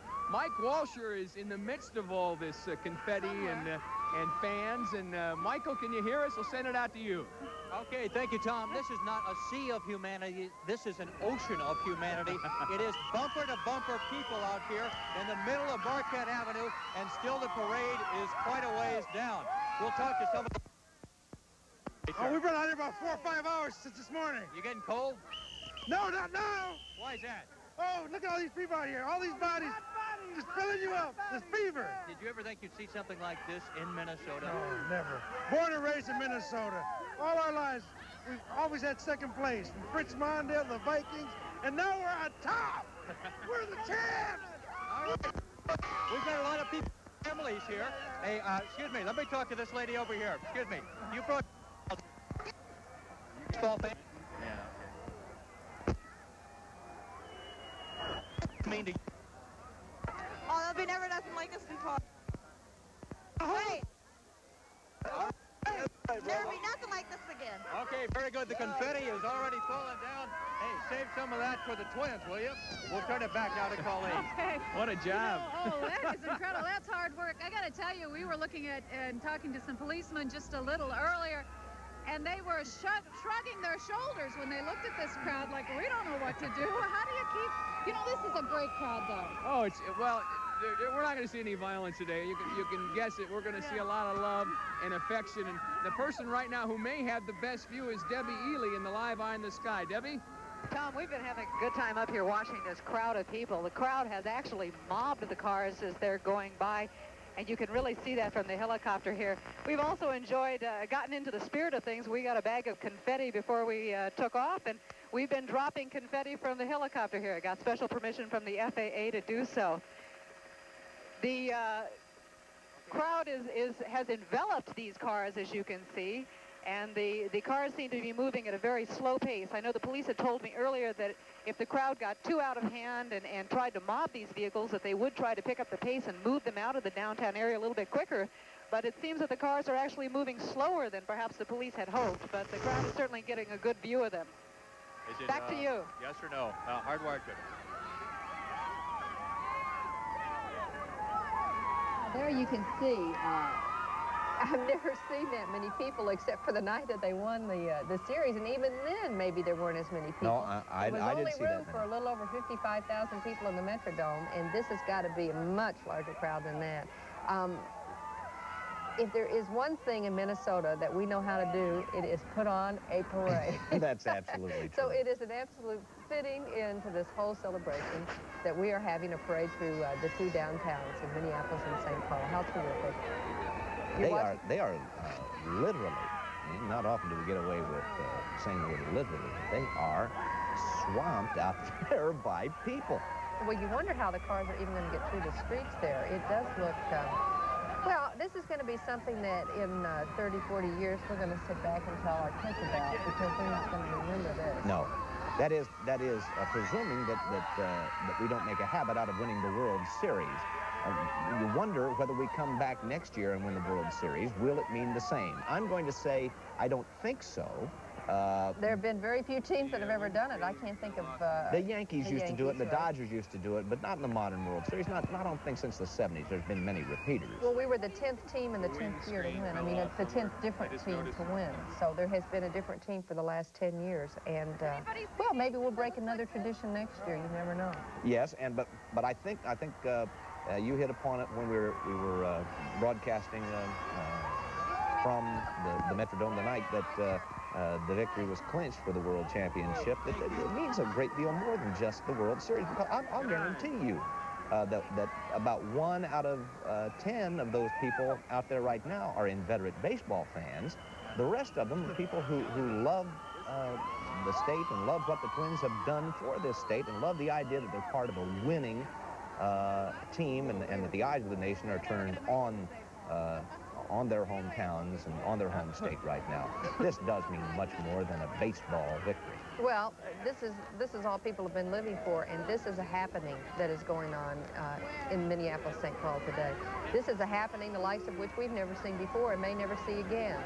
So if it's not a time to drink all of this in, there never will be. You know, you have to remember, and this is certainly not to put a damper on anything, but to bring some perspective, there were times when you couldn't find 6,000 people in the Metrodome, and times were tough for the Twins. And because of Carl Pohlad and Andy MacPhail, and because of some of the acquisitions and some of the great fans, you see now the kind of turnout that results from bringing a winning team to the state. So other teams take note. Well, as you are looking at the fans, these are the people that have been called the 10th player They are the loudest in the country. They have that reputation now, and what the fans have offered all year for the Twins is inspiration. Here's what I'm talking about. When our boys came home from clinching the American League title, it was an event to remember. We're back. We're bringing it home. The Hubert H. Humphrey Metrodome held a capacity crowd captive without a game in sight. Fans came in droves merely to thank the team in person. Everybody waited to get home. We figure we have about 15,000 people here, and we got 60-some with another couple thousand outside. It's unbelievable. This was the beginning of what was to become the epitome of baseball fever. I'm overwhelmed.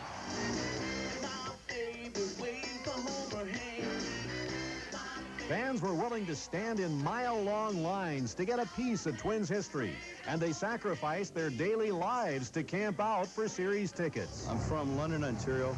I need 2 tickets, please. Anyone in the city here get 2 tickets, I'll be grateful. Thank you.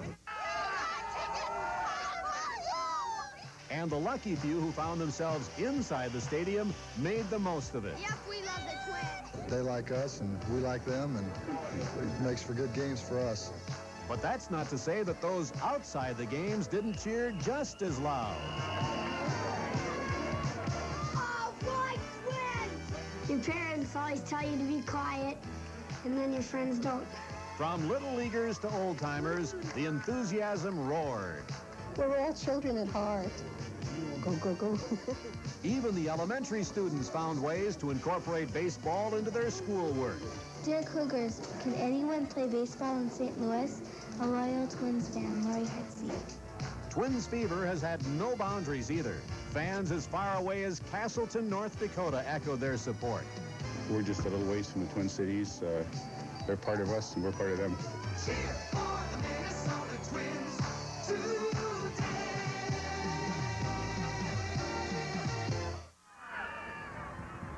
Look at that. That is a live picture shooting straight down Marquette from north to south as that caravan of police cars. You can't even see the Twins.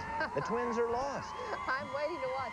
Debbie Ely, have you got a better shot in the chopper? Pat, we do. It is beautiful. We're watching a building next to the IDS where the workers are just shoveling off pieces of confetti. It looks like snow falling down on the parade right now as it's going past. You can see that from your television screen there. The crowd, as I said, continues to envelop the Twins as they go past here. It's interesting to look at the areas where the parade has passed, and you can just see the ground covered in white confetti that people have thrown out upon the Twins as they've gone past there. The parade seems to be, as I mentioned earlier, moving from the perimeter. Well, don't get angry with us if you couldn't see the players' faces. We thought having our cameras on the street would be good enough, but apparently we needed to put some of them in the car. You know, this thing was... You can't even get close. No, you can't. And I sort of feel sort of bad for the people who spent, who were here 2 and 3 hours early, who are here in town, in Minneapolis, will not even be able to see the players. And I bet there's a group of people who have decided maybe to move off to St. Paul to see if they can get a better vantage point from there. You almost need to be up. We're going to go to Tom and Colleen, who are standing a little bit above the crowd. Just barely. We just saw about 20, 30 state troopers come back through the crowd to clear the people away, and as they passed, the people just kind of closed in behind them, so it didn't work very well. It's a hopeless cause. You're not going to keep these fans away from the Twins.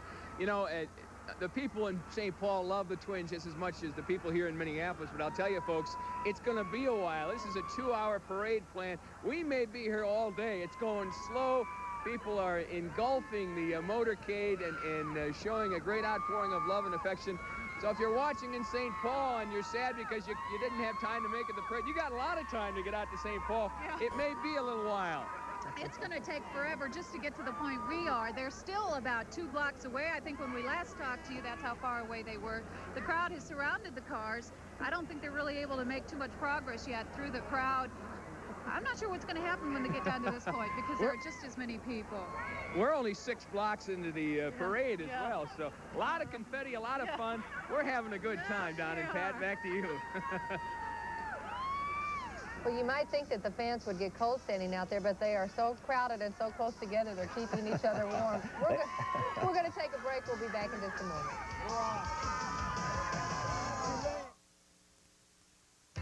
Grow with us, the good tree to come to, for strength and stability. Save with us, plan with us, we're all you need us to be. So come talk with us, dream with us, we're growing your way. And build for tomorrow, today. Midwest Federal. Grow with us. You've noticed it before. Something missing in your margarine. Taste, flavor, richness. Now Land O'Lakes has found what you've been missing. The taste of sweet cream. A new Land O'Lakes bread with sweet cream. Just enough sweet cream to make it sweet. Creamy, buttery, yet it has almost no cholesterol. New Land O'Lakes bread with sweet cream. The taste you've been missing. Sometimes the price of a good time is heartburn. Fortunately, Gaviscon works like no other leading antacid to form a soothing barrier between you and heartburn. So if it works like a dream at night, just imagine how it works during the day. I've heard a lot of talk about calcium lately, but I just found out that doctors using Oscal showed that supplements can provide the calcium your body needs to help maintain strong bones. Oscal, scientifically proven, doctor recommended. This is Don Shelby, Pat Miles. We're back in the bleachers, which have been the headquarters for our coverage of the Twins throughout the year. We're here for the parade, and Tom and Colleen in the midst of it around the 7th and Marquette. Tom, Colleen? Oh, isn't this fabulous? The police cars are just now going by where we're standing. We assume the players are somewhere behind them. We can't see to tell for sure. It was crowded before, but now that they've made an alley here on Marquette Avenue, it is absolutely packed, jam-packed. The tempo is upbeat even more so than it was 2 minutes ago because the Twins are on their way.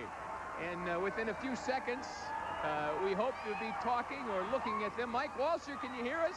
Yes, I can indeed, Tom and Colleen. Carl Poland and the beginning of the motorcade just about to pass here at 6th and Marquette. The confetti is snowing down upon us. They have cleared out enough of a route for people to drive this motorcade through. I'm going to do my best to lean out here and try to talk to some of the Twins, to Carl Poland. Here's the scene. Where are you going to go? It is bumper to bumper people out here. There must be 50 or 60 deep.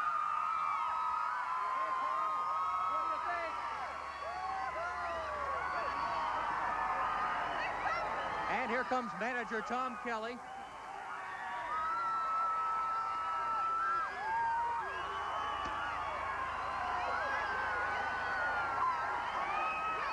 There's not a lot to describe this scene.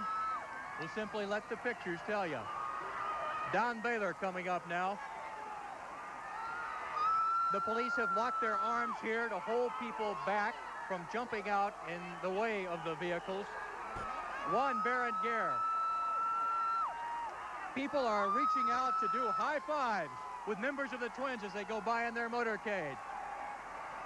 And the confetti just rains down from the buildings here at 6th and Marquette.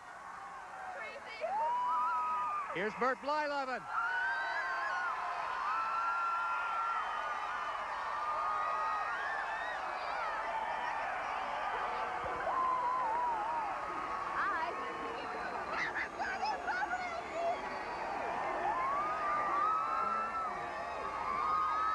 And Tom Brunansky.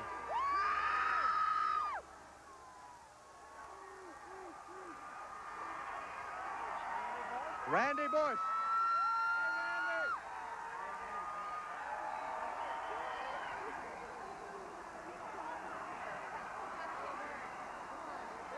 There's so much confetti, they're having to move it out from some of the cars.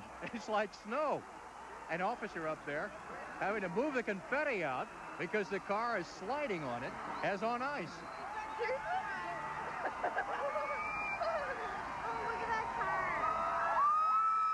Here's Sal Butera, catcher for the Twins. Hey, Sal, what do you think? This is marvelous. I can't help it. I think he said, this is marvelous. I can't believe it.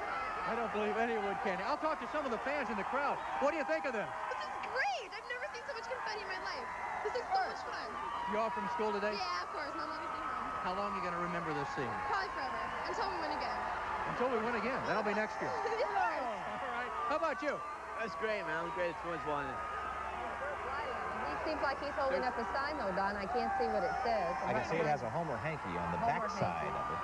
Tom and Colleen Verdansky right behind him. You know, speaking of Tom Kelly, here's a guy you got to love. Turned down the David Letterman show so a couple of the players could go. But it's just like him all year. You know that you didn't see him out there jumping up and down and celebrating with the team. He sat in the dugout when the World Series was clinched, as he did with the pennant, as he did with the division. He says it's his favorite thing to sit back and watch the players celebrate. But Tom Kelly deserves a great deal of credit for this. This is called a ticker tape parade. Of course, it isn't a ticker tape. They've stopped making ticker tape a long, long time ago when we went to computers and to digital printers.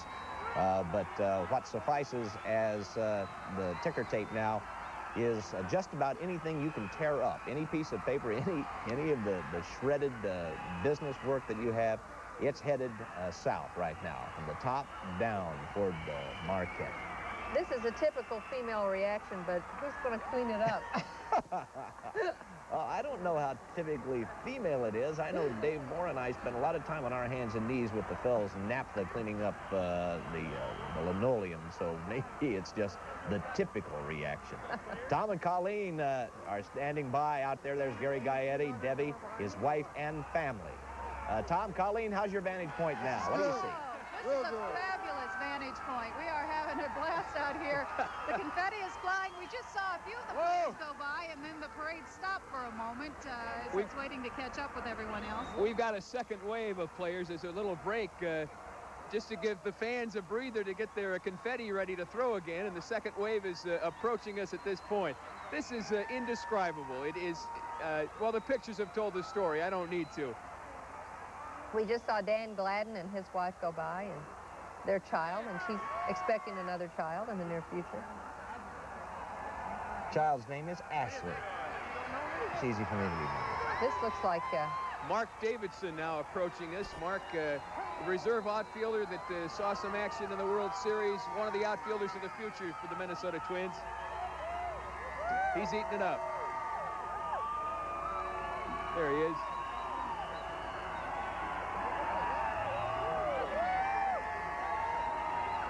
And here comes Gary Gaetti and his wife Debbie and their children.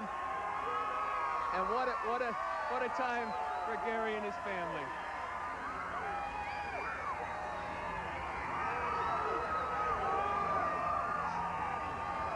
The Gaettis are just going past us right now. They look a little overwhelmed, don't they, by all of this? It's not hard to believe. It is an incredible experience to be Gary's son Joseph looks a little bit nervous. I don't blame him. This is a little bit frightened. There's Kirby Puckett and his wife. Has to be one of the most popular players today. They're all popular. They are truly heroes today and every day. Kent Herbeck being absolutely mobbed by this crowd. There you see Kent. Along with his wife, Jeannie. Jimmy Wiesner, the equipment manager, his good friend that put together those T-shirts and pulled them out when they won the Western Division, the American League Championship, and finally the World Series.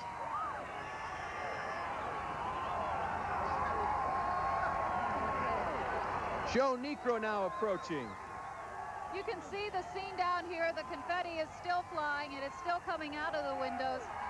And the cars are still making their way through the traffic. And there's Frank Viola, the most valuable player of the World Series. Frank and his wife, Kathy.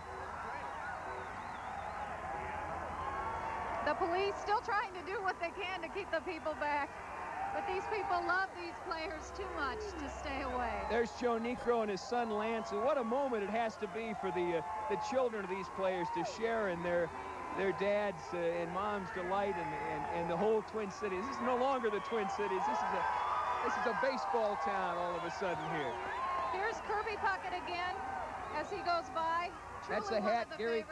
That's right. That's a hat Gary Gaetti gave to him after the World Series. Both flaps down. I'm still amazed that they were able to get anybody through here at all. What fun.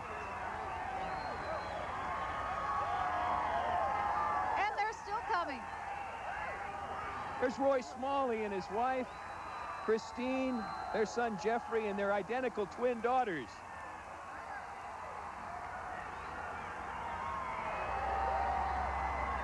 And the crowd has not let up, not for 1 minute. Frank Viola just coming by. Frank's wife, Kathy, blowing her whistle. I don't think she can probably even hear herself right at this point. There's another shot of them. Frankie Jr. and Brittany Ann with them. That must be awfully overwhelming for the little ones to be in the midst of all of scary this. a little bit, you bet. Look at the car inside. You saw the shot of the confetti has filled up the convertibles. You know, I'm really impressed with this crowd. With as large of a crowd, as many people as there are, they have really done what they can to accommodate the people coming through here. I don't know if you can see from this picture, at the very end of the cars, there are the state troopers who are trying to kind of keep a little order to this.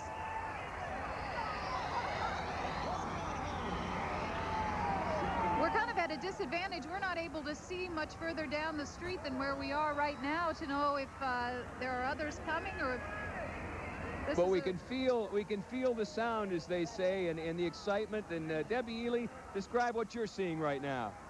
Well, I'm still seeing the sea of people and the parade creeping through downtown Minneapolis. It looks like it has about hit the 8th and Marquette area, the end of the parade. Still a lot of confetti being hurled from downtown office rooftops. Interesting to note, and you can't see it, but as the parade passes, we've noticed some water trucks and actually a snowplow coming along and shoving away that confetti. I know Pat had asked earlier how they get rid of all of that. From the air, we have also seen a fellow who is flying around with a banner behind his plane that says, "Way to go, Twins." And shortly before the parade, we noticed 5 C-130 cargo planes zipping past as kind of a salute to the Twins. It is an awesome sight from up here. I'll pass it back to you. It's unbelievable, and as the players have gone by, the people are following them in line. We may have a line of 30 or 40 miles of people following this Twins motorcade. It's unbelievable. They're going to walk all the way to St. Paul, I think. They're all going to go to the Capitol. Why not? If this Why not? is the scene here, imagine what it's going to be like at the state Capitol if and when they ever get there. Who knows? I tell you what, talking to the players, they had said there's no way they felt that the affection, the outpour of emotion could be topped. We saw at the Metrodome over the last few weeks. It's been topped, Colleen. And Tom, I can see just coming up behind us is a truck carrying the, looks like the mayor, Mayor George Latimer, Mayor Don Frazier, some of the city council members. Andy on that McPhail truck, on board. Other members of the Twins staff we see. Oh, what a thrill it is for everyone to be a part of this occasion today. There are the mayors.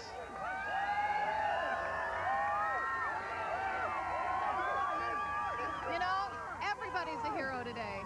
The players, the fans, and the mayors.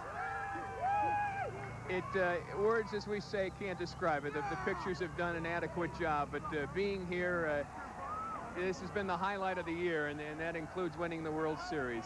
What a day. What a day indeed. You can see inside the truck that it is just packed full of confetti. That's what the streets look like here.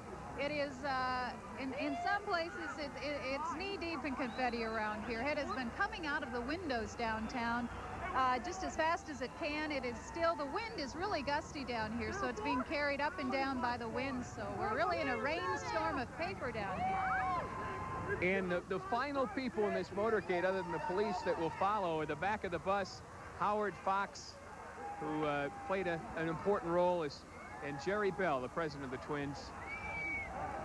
We're going to throw it right now back to the studio, Don and Pat. All right, thank you, Tom and Colleen. And this report from St. Paul right now, the police have notified us that the streets there are entirely clogged. They encourage everyone to stay home, watch this thing on television. If you are trying to go, you will not get there. They say all of the streets in downtown St. Paul are basically clogged, I think was the word they used. Yeah, and we're going to have some views from downtown St. Paul from our cameras over on that side as this coverage of the Twins Championship parade continues.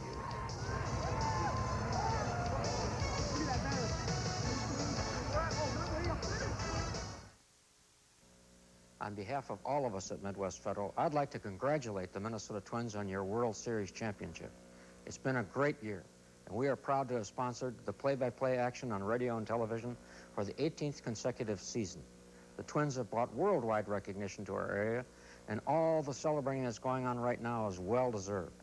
So fans, join me in congratulating the Minnesota Twins. We salute you as the new world champions of 1987.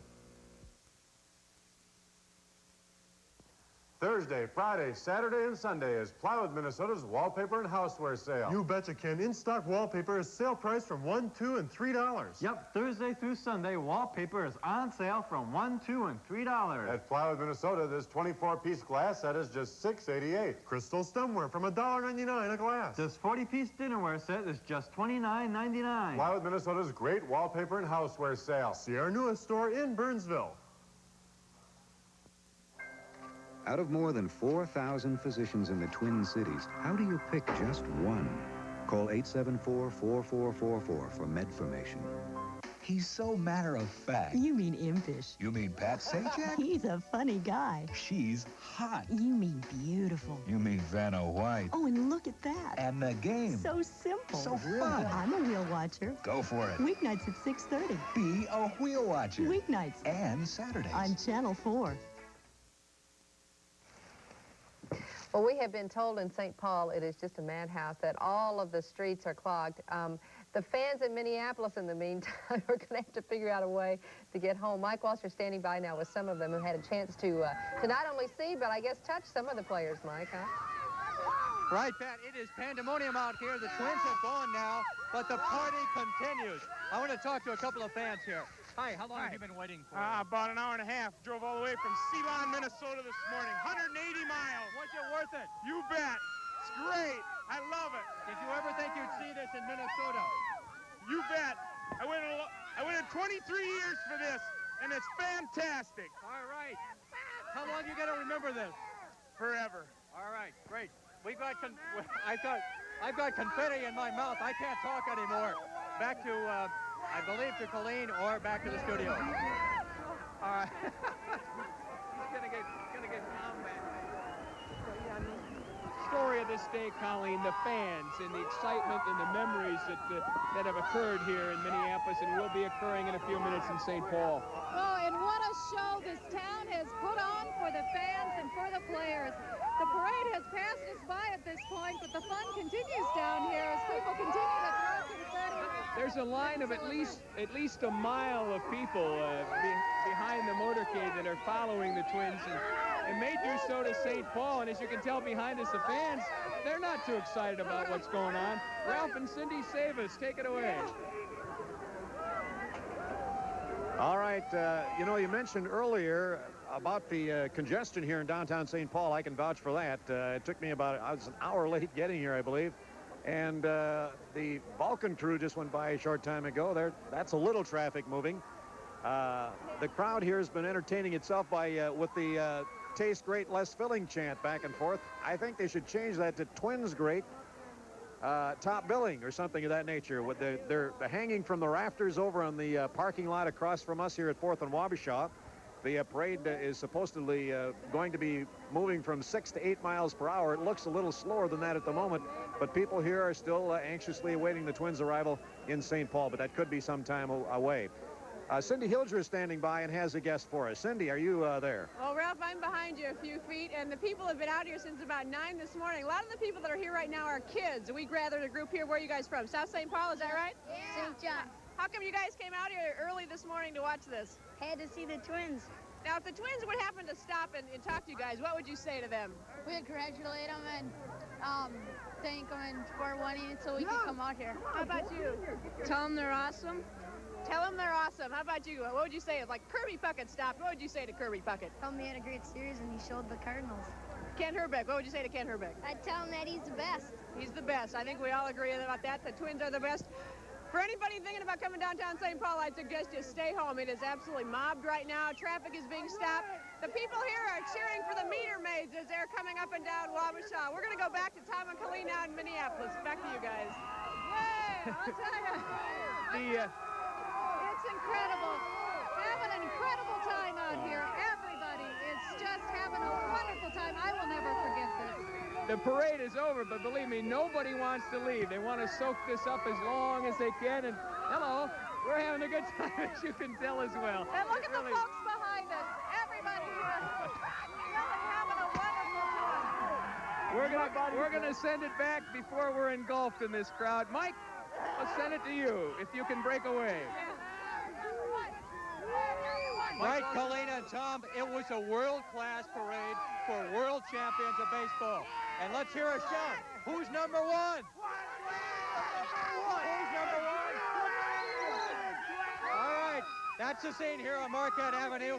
Back to you, Don and Pat. All right, thanks, Mike. You know, it's interesting because anyone associated with the Twins automatically becomes a hero, too. We were watching the other night after the World Series, and as the men were bringing the trash out of the Metrodome, they were being cheered applauded. as if That's they had won the series.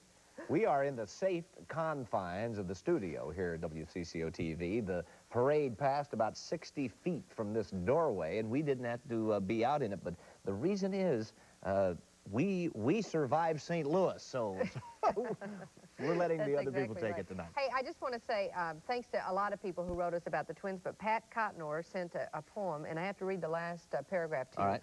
Minnesota Twins, you sure made us proud. You killed the monkey and got rid of the cloud. Now, how could we ask for a much greater team when the one that we've got just gave us our dream?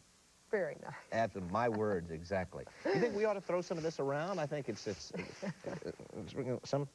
All right, let's take a look at some of the memories that we're going to all share after this is all said and done. Some things we captured on videotape for you. Our Twins are red hot. Your team ain't doodly squat. Yeah.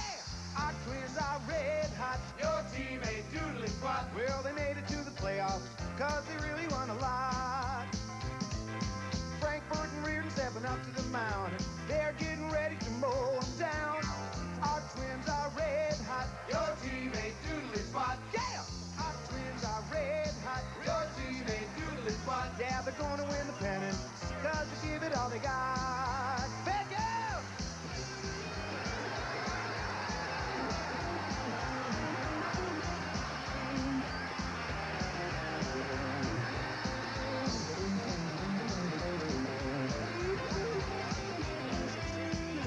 Kirby are taking the swings, dreaming of wearing those series rings.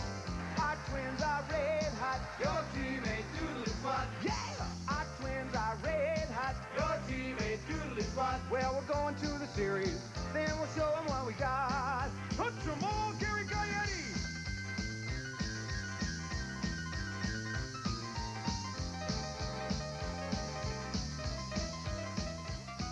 I love it.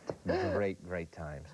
I think it has just been embedded into my mind. I know yours as well as every fan that spent any time at all watching this wonderful World Series.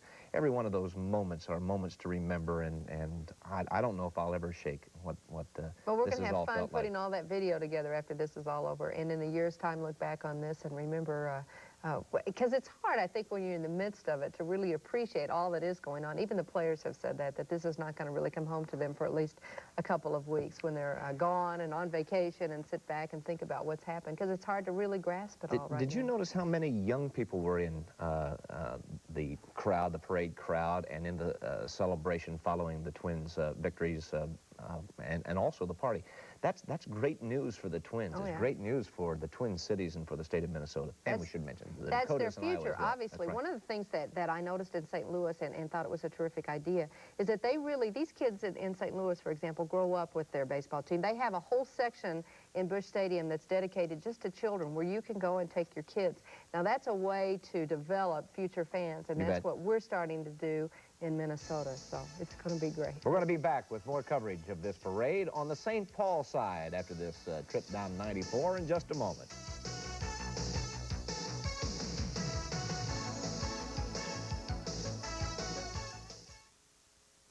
Midwest Federal is bringing home the harvest, the Heartland Harvest, a gathering of gifts just for Midwest Federal savers. Gifts of beauty and quality, gifts you can give again. Crystal, silver, gold, helpful household appliances. Heartland Harvest.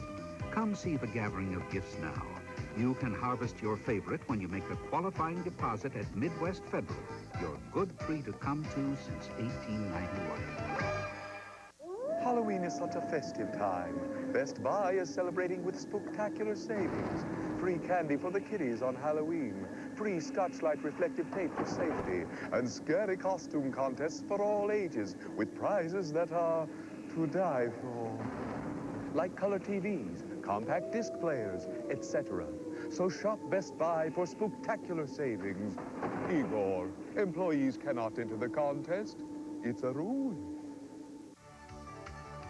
For months, Northwest Airlines has been battered by problems. Flight delays, lost luggage, and passenger complaints.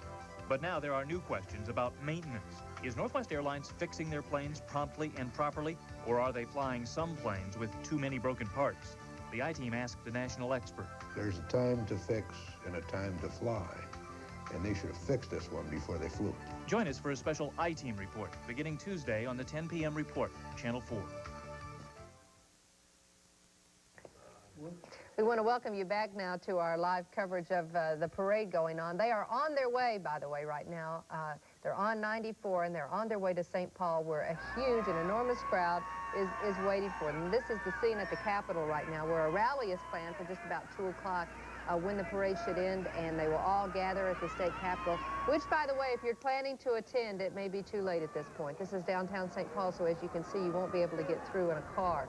If you are at home, police are advising you to stay there. They say that the roadways in St. Paul are completely jammed at this hour and that there is no way to get through. Also, a couple of things to consider might be, you saw at what a snail's pace this thing has gone at. I think that they had expected it to go to 8 or 9 miles per hour down the streets of Minneapolis, then on 94 at a fairly rapid clip, then into St. Paul. This thing may be a little later than 2 o'clock or 2:30 even by the time that the big rally at the Capitol takes place. So I have a feeling it's going to take a while. So while we are waiting for them to arrive in St. Paul, we want to just take a moment now to look back on the 1987 baseball season. The magic moments, as you know, for the Twins are many.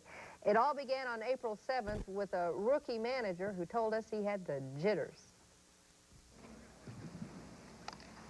Well, I'll probably be nervous. I've been nervous pretty much all day, and been to the bathroom a few times, so I guess I've been nervous. Tom Kelly, you need not be nervous any longer. The Twins started the season on the right foot. Pocket sends it deep. We're back. Goodbye. Powerful bats and a dazzling display of defense kept the Twins on top of the division most of the first half. To the bag. What a play by Hervey.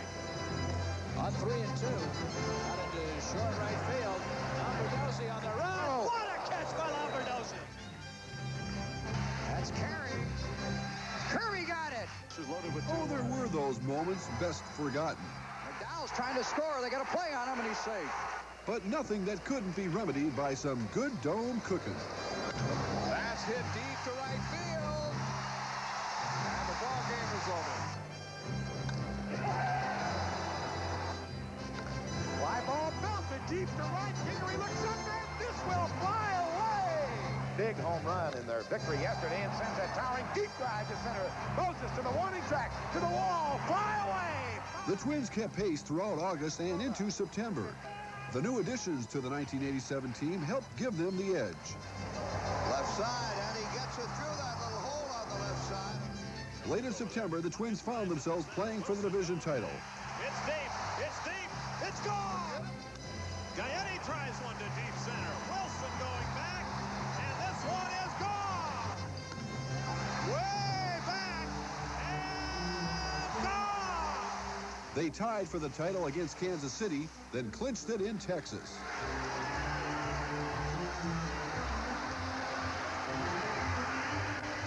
It was just I don't know, an intense feeling in the dugout, just trying to, get that last out and get it over with. Need some help, Lumba? Yeah, he could probably. Ken Herbeck. I'm stumbling here.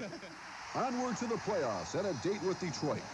Critics said there was no way the Twins could match up with the mighty Tigers.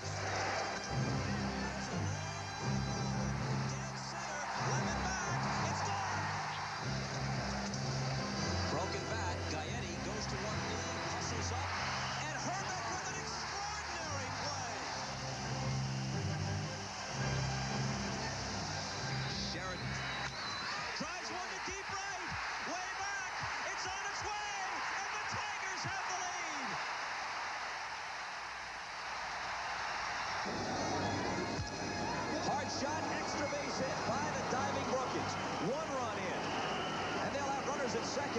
as Larkin comes through with a pinch hit double. He could use the strikeout here. Hiding the corners. Throw to third. Out! They got Evans! Any pitch could be the last. Reardon has it. The Minnesota Twins are in the World Series. 5 games disposed of Detroit, and the march continued to the World Series. The St. Louis Cardinals found out firsthand what the Metrodome mania was all about. High in the air to deep left field. Coleman goes back. A grand slam.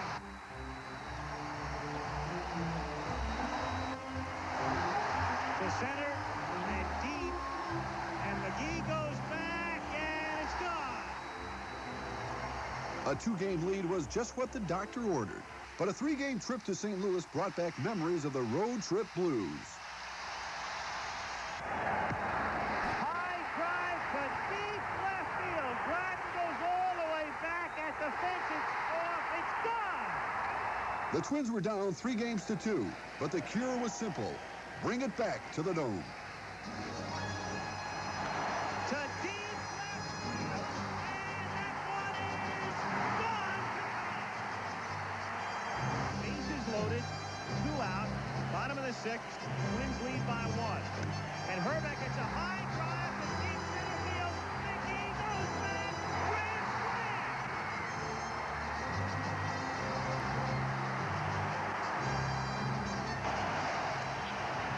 To Gaetti, for the first time ever, the Minnesota Twins are the world champions.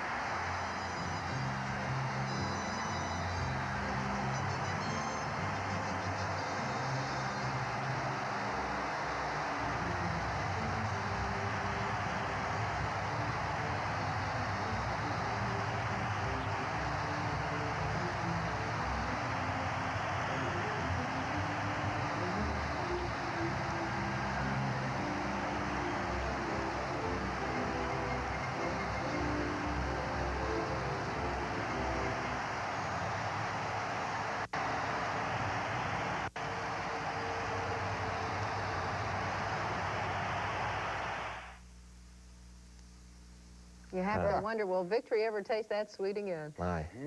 Oh, you got something to watch all winter long. Yeah, I wonder if we'll ever get tired of the highlights. Did you see Laudner get up from under that pile? I was worried he was injured. You'll need spring training to pull out of that. Dave Moore has joined us here in the bleachers, which you've grown accustomed to over this, This past is season. my second home, Don. I'm just wondering now, boy, if that parade is ever going to commence in St. Paul. I came from the university westbound and looked over there right down to the entrance of eastbound 94. It's back to back. That's what the cars police are told us. bumper to They bumper. said if you're going to try and go to the state capitol, forget it. Well, you couldn't get there, but I wonder if they'd reroute the parade around University Avenue. Although, how can you get onto University Avenue? Right. It's going to be interesting. We're going to be back in just a moment. Stay with us.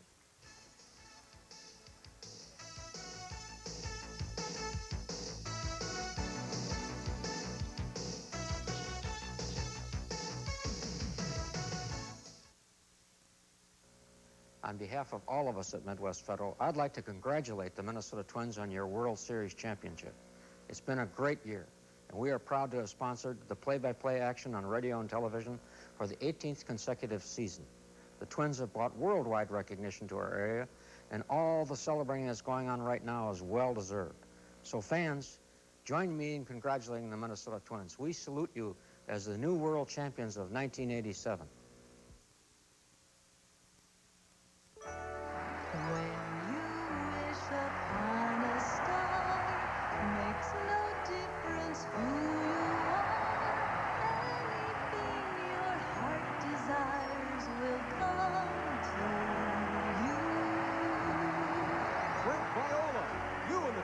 Just won the World Series.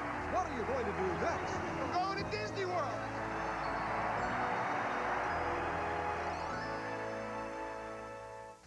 Here, I want to show you something. Come on, it's about your furniture. Here's a typical chair. The way it looks before Park begins custom fitting your new upholstery. See this piece of webbing? It should be replaced, so Park does it. These springs, Park automatically reties them. At Park, we take pride in what we do, so you'll be proud of what you get. And here's a special bonus. With every order for any sofa or 2 chairs, Park will build you a new ottoman with matching fabric absolutely free.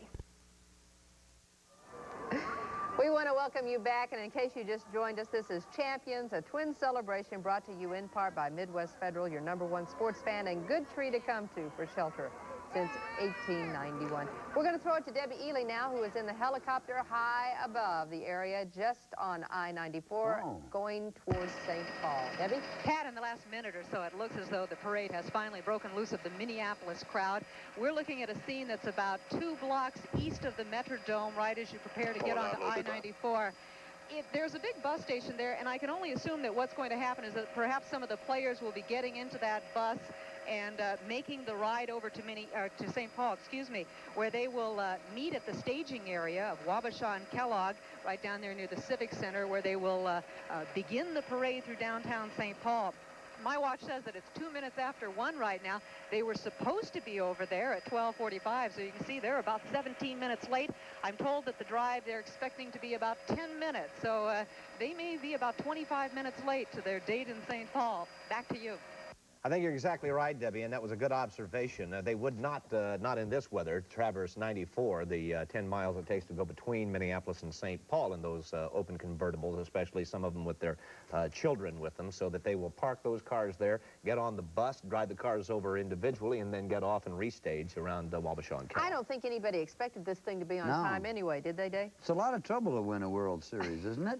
Especially at the aftermath of the World Series. I don't think it's any trouble to win a World Series, Dave. I think I'm amazed. I don't know how they cleared that that freeway there. It was just from the 6th Street entrance in Minneapolis going to St. Paul. It was stopped. I can't imagine that. I think that might be a news story. We have to. How did they do it? Alert our assignment desk. You know, I had to think when we watched the truck go by with the officials, and you saw George Latimer and Don Fraser on board. This has got to be a politician's dream come true as well. Yeah, but who could to be see in the middle them? of this crowd. Who could find them? I would imagine the Department of Tourism and Development is probably having a celebration of its own here with all of the national attention given to this area about the Twins. But you know, tonight, the national news, so every network will carry stories about this parade, and then I'm certain they'll bring up the fact that we have spent many years in number 2 position. People they're dwelling on that, and it's bothering me a little bit that we, collectively, would allow that to upset us, that we've been number 2. You have to think about how many NFL teams have been in the Super Bowl? How many vice presidents have we had in the last 20 years? It's almost a position of distinction because no other state can make that kind of a claim. I'm anxious to see how Sports Illustrated and Peter Gammons treat the Twins. Did you get a lot of flack from people about the biasness of the announcers, the 3 networks? You know, Mark Rosen talked to Pete from Sports Illustrated when we were in St. Louis, and I thought he gave us a real fair shake. He did an excellent job on the interview. He's been fair from before the playoffs. He's made a strong note of that in Sports Illustrated, and he has he's been even. He's been balanced about it. But in his writing, you can sense this incredulousness that it can't happen. And we too, Minnesota. When I was a kid growing up, and the World Series was something that happened someplace else, in Baltimore, New York, and. But you almost took that for granted, though, didn't you? I mean, that it was going to happen in those areas. I think Whitey Herzog said it best. Who would you rather be, Bud Grant or John Robinson? John Robinson, who's never been to the Super Bowl, or Bud Grant's been there 4 times and lost. He said he'd much rather be Bud Grant. We're going to go to Cindy now. She's in St. Paul, where the excitement is building. Cindy Hilger. The crowd is getting a little restless here. The crowd is getting a little restless here. A lot of these people thought the Twins would be here by now. I don't know. It almost feels like they're going to run out of confetti. It's been a steady stream for the last hour. In fact, we're probably in the windiest corner of downtown St. Paul. We're getting pelted in the face by this confetti. I've gathered a group of kids here with me right now. I guess we're taking a shot at the Capitol. We've got a dance line at the Capitol. But in the meantime, here at the corner of 4th and Wabasha, we've just got a ton of kids that have been let out of school to come down here to see the Twins. One of the guys I'd like everybody to meet, his name is Chris Maddox. Chris, you're quite a character. Tell me what you did this morning. You came down here all by yourself? Yeah. Did your mom know you're down here in downtown St. Paul? She doesn't care, huh? No. Now tell me, Chris, who your favorite player is. Come on in here. Kirby Puckett. Now, what if Kirby stopped and said hello to you? What would you tell him? I want him to Come to my house and visit me. You do, huh? Okay.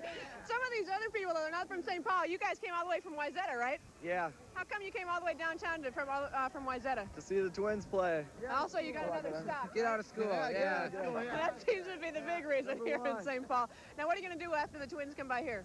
Go to the Capitol. Is that why you really came down? You want to hear them talk? What would you say to them if they had a chance to stop and see you guys? Did a great job. Do it again next year. That's right.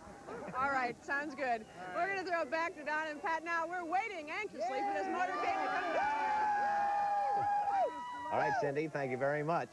And we're waiting anxiously as well, and they should be, on board that bus now and on their way to St. Paul at the meeting point to get it back into the convertible. Yeah, I would imagine they'll reconvene in about 15 minutes. You know, one of the most visible signs of all of this Twins enthusiasm, especially during the postseason, has become probably the most famous piece of laundry in the whole world, the Homer hanky. What started as a big marketing risk for the Star and Tribune has turned into a wave of good fortune. So we've had great fun with the Homer hanky. I think it's hopefully a part of the tradition. The Twins will be around for a long time. I'm certain you started a tradition here. The demand for the coveted Homer hanky has gone beyond a fad. It is now a part of Minnesota history. That piece of sports memorabilia, by the way, has now found its way into the Minnesota Historical Society.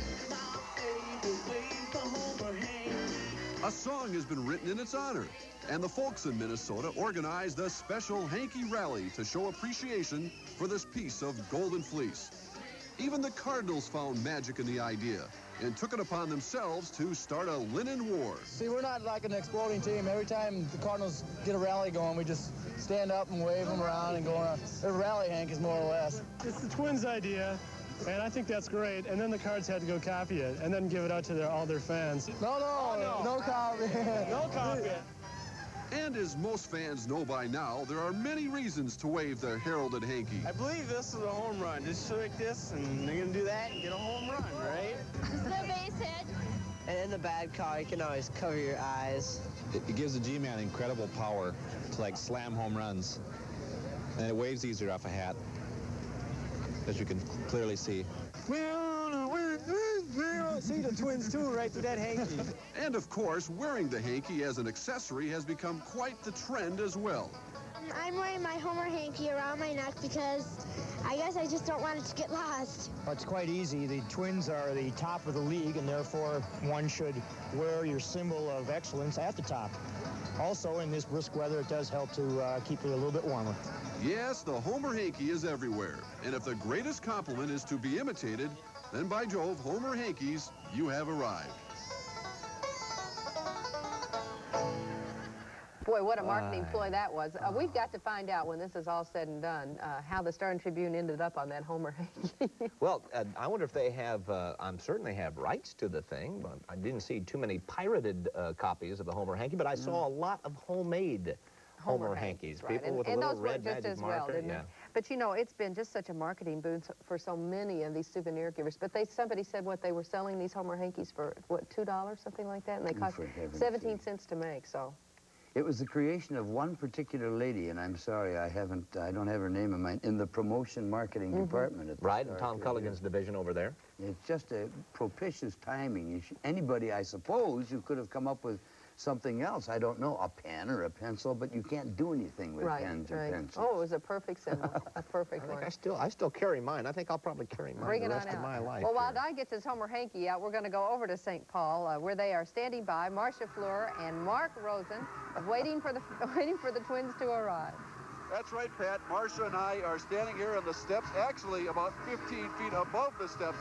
It's not that Marcia and I are not good friends, but we're standing on about a 3-foot wide slab of granite here. As you take a look at some of the scenes going on here at the state capitol, where people have been rocking and rolling since early this morning, Marcia. That's right. I've been here for rallies before, and I can count up to 5,000 on these Capitol steps.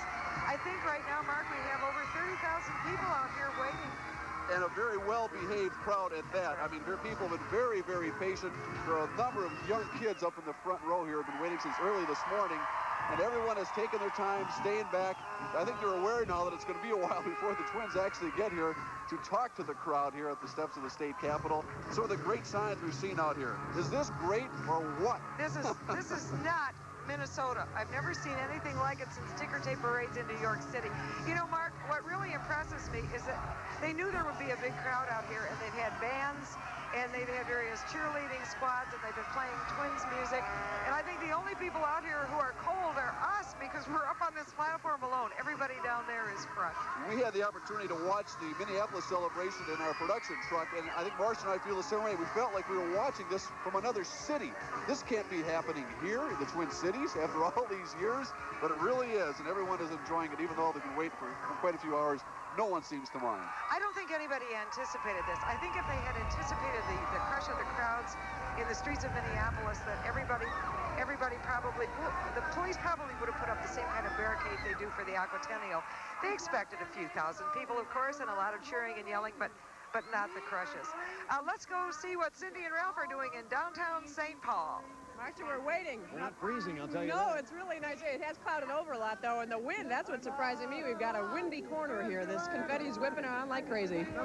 A lot of people, I have never seen anything like it in my life, Cindy. In any sporting event I have covered, so many people, it is just unbelievable. That's the only thing you can say at this point. Mark was saying at the Capitol, the crowd has been well behaved. I'd have to say that here too, even though people are getting restless, we hear a lot of the tastes great, less filling chant, but that's about it. They really have been quite patient. I was saying they should change that chant to Twins great, top billing. How does that sound? You may have a new one.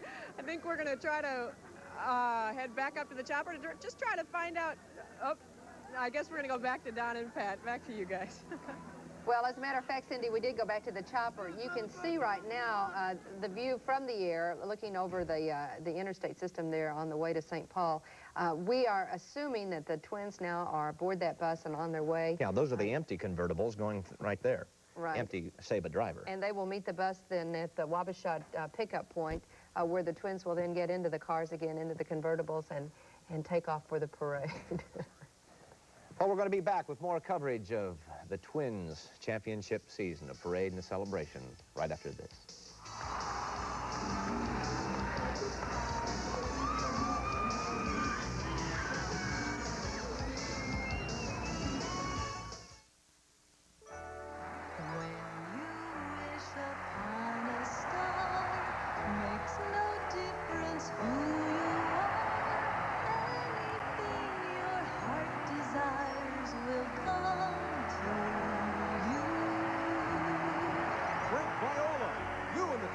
Just won the World Series. What are you going to do next? I'm going to Disney World.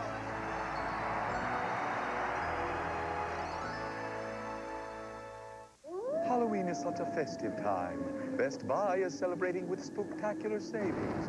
Free candy for the kiddies on Halloween. Free Scotch-Light reflective tape for safety. And scary costume contests for all ages with prizes that are to die for. Like color TVs, compact disc players, etc. So shop Best Buy for spectacular savings.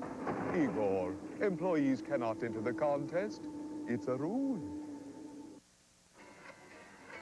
In many homes, money is disappearing. It's being taken by inefficient heating, drafty windows, and countless other culprits that snatch away dollars. Let NSP check your home's energy use before your money vanishes into thin air. Call NSP for an energy audit. It's only $10.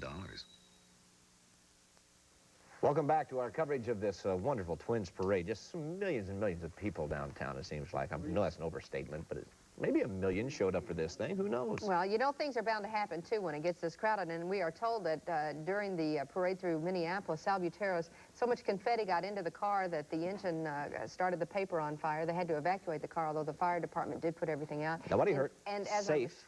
Yeah. And as we heard, there were no injuries, so that's good. And they're going to be back in their car in St. Paul, so don't worry. Let's go to St. Paul right now, where they are still waiting for the Twins to arrive.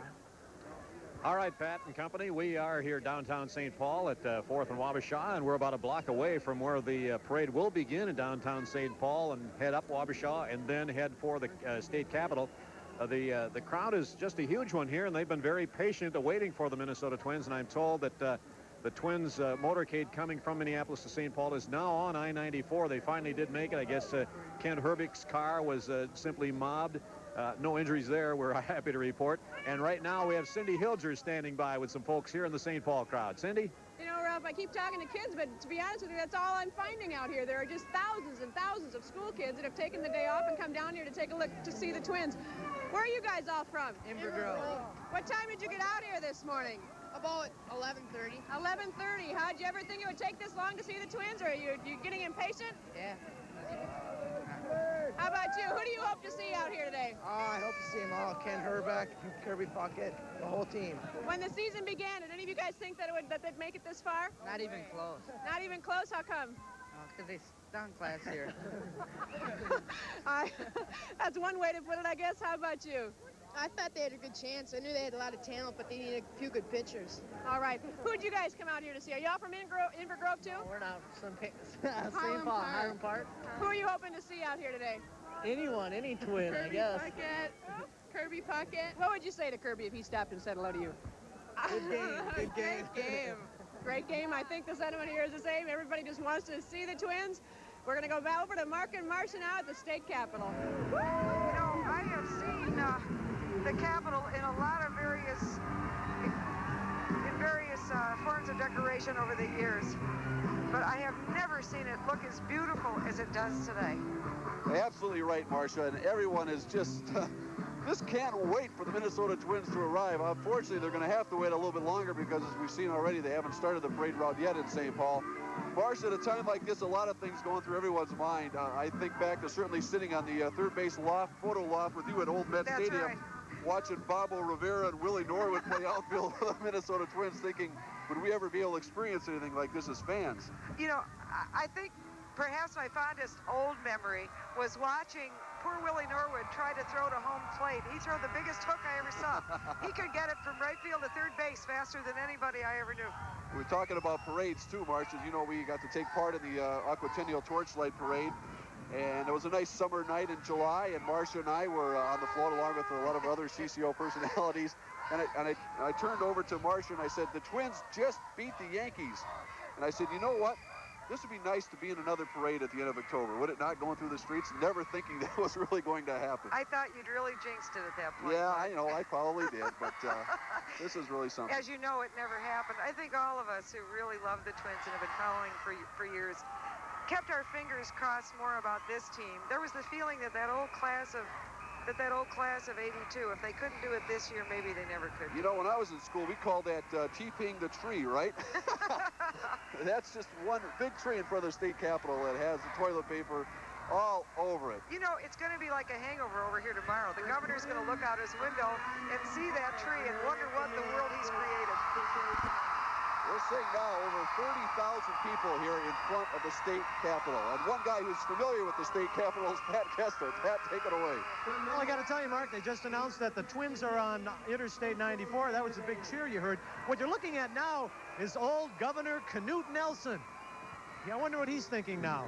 The men and women who built this state, I must say, they knew that there was fun in some Minnesotans. They knew that we weren't all reluctant and reticent. Look, we want to talk to some of the fans. Some of these people have been out here for many, many, many hours. Follow me, if you would, just a minute. Folks, how long you been out here? About an hour and a half. 11 o'clock. 11 o'clock? Yeah. See, you can't. Everybody wants to say 11 o'clock. I want to ask everybody something. How many? Let me ask you something. Are you insane? Yeah, we figured that. We've been talking to people around here who've been here, some since 8 o'clock this morning. Some say they've been here earlier, holding down spots here. The crowd has generally been just very, very nice. It's very cordial. People around here have a very good feeling. So this is something like I've never seen. This is a place that is very used to anger and debate. I haven't seen that here today. So, Marcia and Mark, it looks like things here are still, as you can tell, just very, very up. We're going to be around all day, of course. All right, Pat, thank you very much. And as you know, there are thousands and thousands of school kids here today, which is really gratifying to see because that's what baseball is all about. It's for the kids. It's also nice, Marcia, to turn to our left and see a number of the fans here in wheelchairs who they made special provisions to get close to the stage, and that is really nice to see. I think so, too. You know, a little bit earlier we were talking about the Aquatennial Parade. Somebody back at the station dusted off that file. So let's go to Mark Rosen and Marcia Fleur in July. Our health and science reporter. You see Mark Rosen there as well. Dave Nimmer is standing up, ladies and gentlemen. You may not think he is, but he is standing to his full height. We're going to toss it right now to Mark Rosen, who is on board the WCCO float. Mark, if you can hear me, tell us what you're doing. Pat, I think I can hear you, Pat. It's a little noisy on here. We're on, of course, the WCCO float with Terry Sander, Alan Cox, Tony Saffel, Carolyn Lowe, Dave Moore, Dave Nimmer, Jim Newman, Tony McNary. And we're really celebrating because the Twins just beat the Yankees 3-1 over at the Dome. It's a few blocks away, over 40,000 at the Dome. And I'm talking to one of the biggest baseball fans I know, Marcia Fleur. Marcia, we're doubly excited tonight. Well, we're going to have a parade just like this in October. Oh, I know we are. Right down the mall when the Twins win the series, huh? Through the Dome. We're having a great time out here, and the Twins had a great time. A lot of baseball fans asking us how the Twins did. Herbeck hit a 2-run homer. Puckett hit a home run. Viola got the win. Reardon got the save. That's it in a nutshell. I know Pat Sajak will be happy to hear that. You're going to have to stay in town, Sajak, because good luck to the Twins. That's all there is to it. You have to stop. Hey, it was you! You know, our memories play tricks on us all day long. We've been saying, Mark told me we were going to have a parade. I almost did it. Well, you know what's interesting in reviewing the recap of that game, Herbeck hit a home run, Puckett hit a home run, Viola got the win, and Reardon got a save. Nothing much changed. It sounds like the season, doesn't it? Yeah, it adds up in a nutshell what the Twins accomplished that night of the Aquatennial Parade against the Yankees. They certainly carried on through right through the World Series of the 7th game. Do you remember how they were saying that if they built a baseball stadium that held 55,000 people, that it would be the loneliest place outside of Cleveland? You know, you remember those days when they called them the Twinkies, when people were ashamed to wear Twins caps, when they didn't really want to wear Twins jackets. People would look at them and go, you got a friend or somebody, like related to somebody on this team? The best line I ever heard, though, was a line I heard on Tom Bernard's show one morning. He said, some guy called it, and he said, I've been a fan so long, I remember when they sang Feelings instead of the national anthem. Again, we're looking at the scene in front of the state capitol where estimated 30,000 people, if not more, are waiting for the Twins' arrival. Of course, it'll be culminated right here in the steps of the state capitol. Governor Rudy Perpich, along with other representatives from the state of Minnesota. But the people they really want to hear from are the players themselves. It'll be their first opportunity to thank everyone along the parade route, both Minneapolis and St. Paul, for this incredible outpouring of emotion. Just a climax of a season where the fans have played just as big a role in this season as the players themselves. You know, if they ever get here, there is a lineup. We are going to hear from those players, and I don't think we can hear from them enough. I agree 100% what you're saying. We got a feeling of that last night at Southdale, just with Ken Herbeck and Steve Lombardozzi and a couple of other players that showed up. I've never seen such emotion, not only from the little kids, but from the adults. The way they looked at these people, and there's nothing wrong with having heroes anymore, is there? You know, Herbeck last night said the one thing he's always wanted is a ticker tape parade, that more than being a major league player and more than hitting a Grand Slam home run in a World Series, he wanted a parade. I saw shots of him from back in Minneapolis when we were watching on the monitor. That is the happiest little boy I have ever seen. And I think, you know what, Marcia, we were talking earlier today about one of the reasons why I think this team in particular doesn't have prima donnas. And I think a lot of it has to do with these guys remember those long bus rides in the minor leagues. You know, you don't have too many players who make that jump right from high school to the professional ranks. They pay their dues. They do it in Class A ball in places that you've never heard of, and they made their way up. Unlike professional football, really, to a great extent, where a lot of these guys who play professional football start out as stars in high school, they're stars in college, they're #1 draft choices, and they move right on. They don't really have that situation where they're spending time. There's no minor league football, although some people said the USFL was minor league. That's right. But, it's a real difference, and I think that's why you see this kind of feeling that exists on this Twins team, because all these guys, Bush, Gaetti, Puckett, Bernansky, right down the line, paid their dues somewhere along the line, and this is their reward today. And I think one of the outpourings of love today for this team is because they don't seem like hired guns. They aren't have gun will travel. They own homes here. They built homes here. Bernansky the other morning was saying he is so angry at hearing about his state, Minnesota, being called second rate. He met his wife in Toledo when he was playing AAA ball.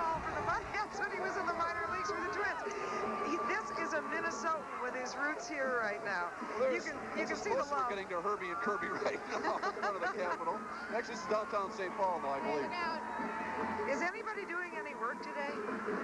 I mean, could you get a package mailed, or could you go into a store and buy a pack of gum?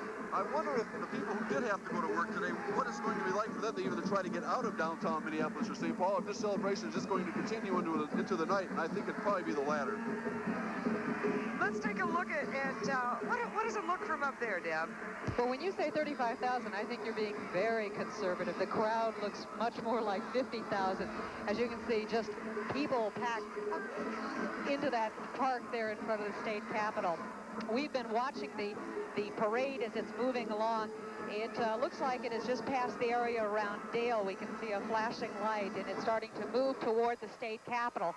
We did notice, interestingly enough, that a lot of the Twins opted to stay in their cars and continue to wave at fans. And there were fans packed on the overpasses, waving at the Twins as they went past, even dropping confetti down upon them.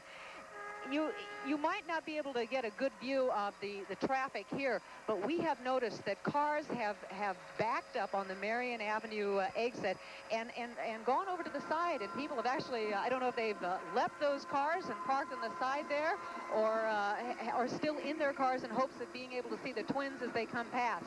It looks like from our vantage point that the Twins are starting to come up the Marion Avenue ramp. We can see a St. Paul police car, followed by what looks like a Minneapolis police car, the WCCO radio entourage, a state patrol vehicle, and of course those Twins coming up the Marion Avenue ramp as they make their way over to Wabasha and Kellogg to the Civic Center, the staging area for the St. Paul Parade.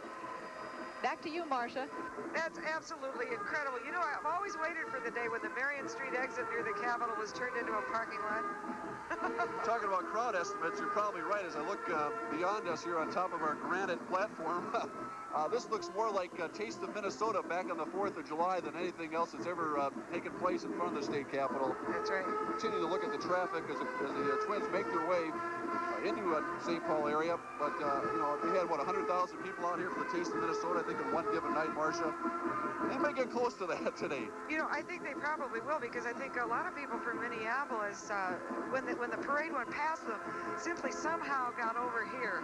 And, of course, the people of St. Paul, we've talked to people from Maplewood and people from outstate who seem to have waited their whole lives to see a bunch of young men who've accomplished something they've always wanted to accomplish, come up and just say, hi, we appreciate it. And whose lives will never be the same again. You know, Debbie Ely did a story last night about Tim Laudner, about just going to the dry cleaners and some of the things that, the common everyday experiences that all of us go through. But for Laudner, I mean, other than perhaps Puckett and Herbeck, I don't think any of these guys have ever been bothered before. In fact, I remember a couple years ago when Gary Gaetti went out on the street and asked people to name the Twins' third baseman. They went, is that Roy Smalley? No, that's me. Do you think Gaetti can do that today? Probably not. All right, Jay Fritz, take it away. Mike Cubbage, right, Mark? That's right. We're just going to show you some of the scenes downtown St. Paul. We are located at 4th and Wabasha, and these people have been waiting here for hours, and it's just moments away before they will see their heroes, the Minnesota Twins. And I tell you what, a lot of people have been very innovative here. They have brought step ladders so that they can get a good glimpse or a good look at some of their heroes. They are hanging from the rafters, as we said, from the parking lot beyond. Some people just came by here a short time ago. Herbeck and Puckett were already here in the form of life-size posters. And they're wearing Twins hats, all sorts of Twins pennants and memorabilia here. And I'm looking right now. I can't see her, but I believe Cindy Hilger is somewhere down there with some folks. Cindy, are you there? I am, but barely. The streets are crowded, as you can see. I mean, there's got to be hundreds of thousands of people down here. I've gathered a group of kids with me.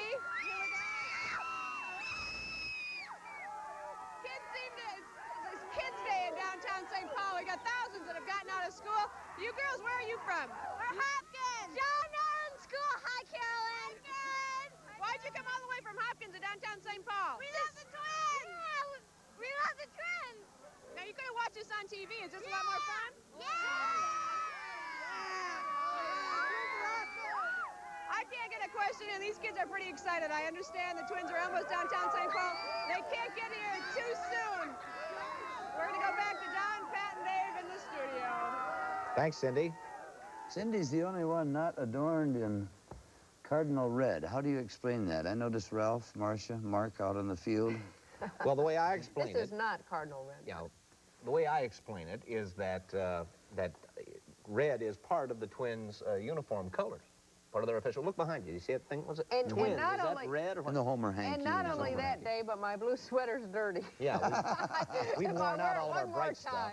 You're going to have to vacate the studio. You know, when we wore our red the first night, this was the first broadcast from outside the dome, pre-game show, game 1 of the World Series against the Cardinals, and we both had red on and had not thought about it, but we got back to the station and found out that something like 500 people had called and called us traitors. Oh, Because, come on. yes, said that we were dressed in red, and obviously were showing who we were for in that game. I'm glad I asked the question.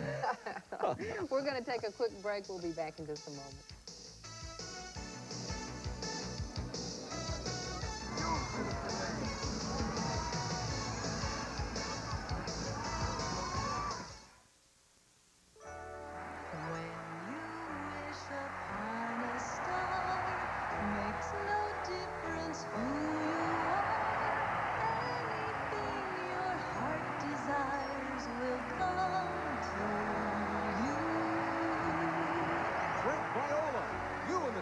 Just won the World Series.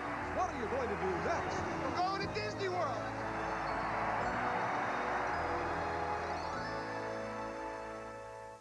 For Sam Breakstone's cottage cheese, the cream couldn't be too rich. By Havemeyer, this is rich. By Sam Breakstone, this isn't rich. Tell Havemeyer it's richer, but not rich enough.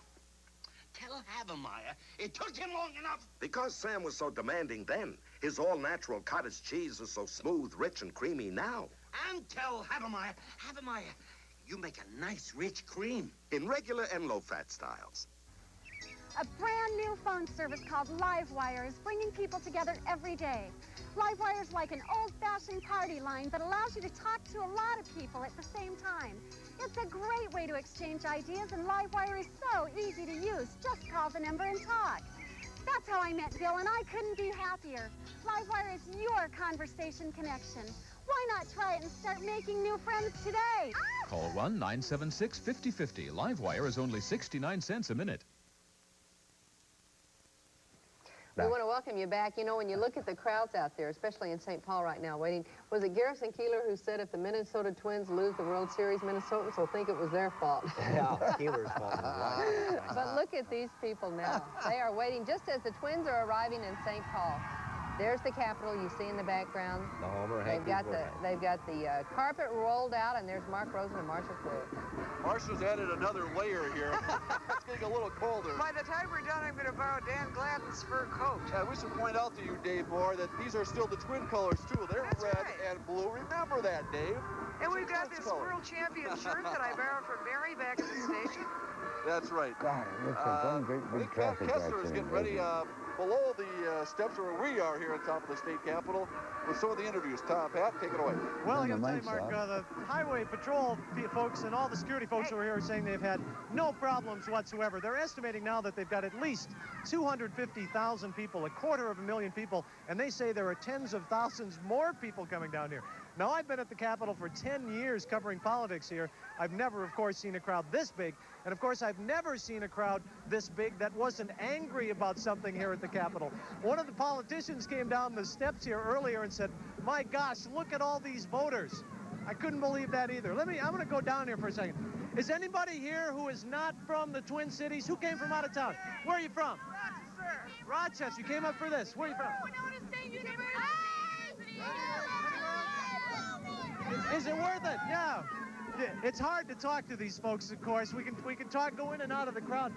They said that they've come here all day long. They're going to stay as long as it takes down here. You know what? I'm going to ask them one other question.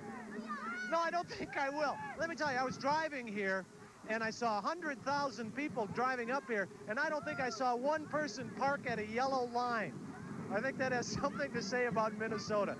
Debbie Ely, what have you got to say? Well, Pat, Dale Dobish has just positioned us so we can see the traffic as it's just passing the Civic Center. It's led off by about a half dozen police and state patrol vehicles. It's slowly making its way up Kellogg, and in about a block or so, it will be winding around onto Wabasha. This parade entourage goes back about 3 blocks. We can see it going right past the St. Paul Cathedral there. As you can see, slowly making its way up. There are people who are along Kellogg Street there waving at the parade as it goes by. Of course, that isn't the actual official parade route. The parade route starts down there on Wabasha and goes up Wabasha, winding its way over to the state capitol.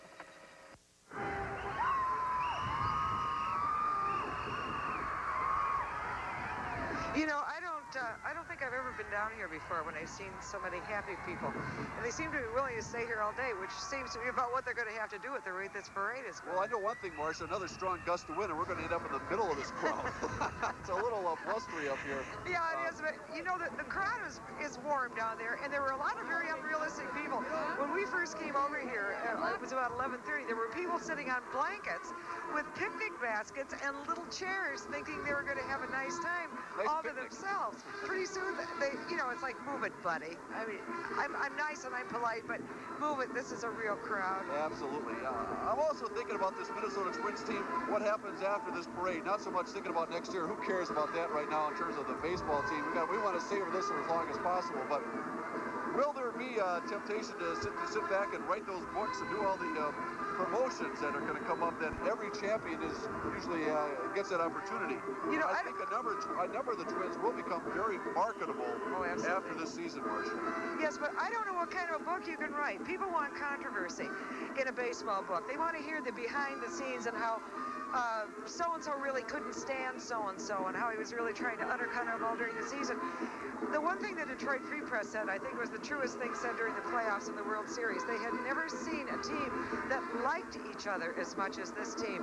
The fact that there hasn't been a star system, which doesn't mean there aren't going to be a lot of millionaires, but there isn't a star system so far. And maybe these are the days that we should savor, the days when the team is still naive enough to like each other and to have no petty jealousies. But right now, let's go down to where they're having a real good time in downtown St. Paul with Cindy Hilger. Cindy? Thanks, Marcia. You know, we got smart. I got on a pedestal here, and I'm able to see all the way up and down Wabasha. I can't believe the number of people that are down here. It's wall-to-wall people. We understand that the motorcade is just up on Kellogg, ready to turn the corner. I don't know how they're going to turn the corner. I don't know if you can see over my shoulder, but it is absolutely crazy. They've got a couple of trucks up there, meter maid trucks up there, just to kind of clear the way. But right now, as I look down Wabasha, it is just wall-to-wall people. There isn't even a path or an alleyway to get through. You can see the crowd here is really anxious to see the Twins. Ralph, how about you? I don't know if you can hear me, Ralph, but you probably got a little better vantage point, a little quieter over there. Cindy, I really did not know that. I don't believe there are this many people in Minnesota. There have to be some here from some other states. I like what Pat Kessler said. I did not believe there were 250,000 people up there, but now I'm beginning to believe it. And I like the line about the politician. But I'll tell you one thing, whoever that politician was, what do you suppose his chances would be running against a Kirby Puckett or a Bronansky or a Herbeck or a Gaetti or governor of this state, Rudy or any of them for that matter? I think it might be the first time in the history of Minnesota politics that the incumbent, in this case, Rudy Perpich, would not get a vote. Ralph, if you can take a look now, I can finally see some action down the street. We've got flashing lights. We've got the St. Paul Vulcans out. That's the first car in this motorcade. The confetti is starting to fly. There's toilet paper in the air right now. Feels like we're in the middle of a blizzard. We're going to go back up now to Debbie Ely in the chopper, I believe. Maybe, Debbie, you can update us a little bit better in terms of where the players are. I see the chopper hovering. Well, Cindy, I can. I see the Vulcan vehicle that you're talking about and the police vehicles following it. It looks as though the players are just starting to wind around Kellogg Street to get right onto Wabasha. I see a couple of lead vehicles, a couple of pickup trucks that look like there might be some of the Twins entourage in that. And the parade seems to go back about 2 blocks back, perhaps past St. Peter there, and I can see all of this confetti now starting to shower down onto the police vehicles and the parade as it starts winding its way up Wabasha. Back to you, Cindy. I don't know how much confetti there is going to be left by the time the Twins get here. We've been standing here now for an hour and a half, and it's just been a constant stream of confetti. I surely hope the Twins get here soon, although the beginning of this motorcade is just creeping by us. They can't be going more than a half mile an hour or so. It's going to be quite a while, I'm afraid, before they're actually up to the state capitol. It's quite a scene here. We've got people literally hanging out of the different floors of the parking ramps. There are people standing up on top of St. Paul City Hall. People way up on the 9th and 10th floors of the various apartment buildings that are here in the corner of 4th and Wabasha. It's incredible. It's unbelievable. Cindy, you and I are standing only a couple of feet apart, and I can't hear a word you're saying. This is worse. I can kind of read your lips, Ralph. This is really worse than the Metrodome, and the players haven't even arrived yet. I know. It is going to be just absolutely crazy once the players do get here. The people right now, they're cheering for the police motorcade. That we can't even see the players yet. All we can see are some of the Vulcans in the lead vehicle. I would hope that the players are starting to turn the corner. There's just too many people here for us to see that far, however. Already, parts of the tons of confetti that have been shredded for this parade have begun to come down from the buildings in downtown St. Paul. The sirens are sounding. We can hear those now, and apparently the players are right around the corner, Cindy. I sure hope so.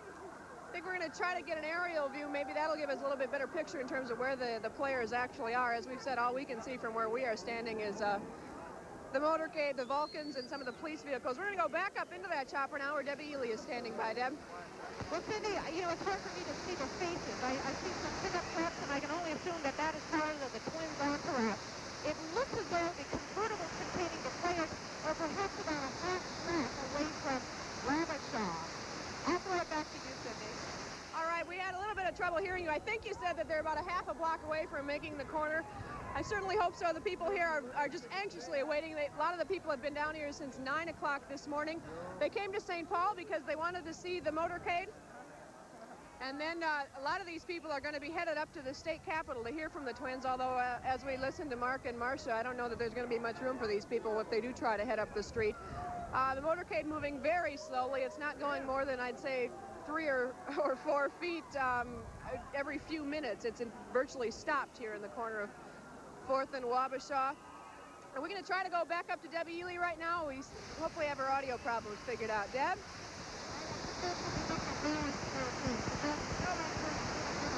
Again, we're just waiting. We've got the Vulcans slowly approaching us. The crowd is screaming as the Vulcans pass by. The Vulcans are being pelted with confetti and toilet paper, just everything you can imagine.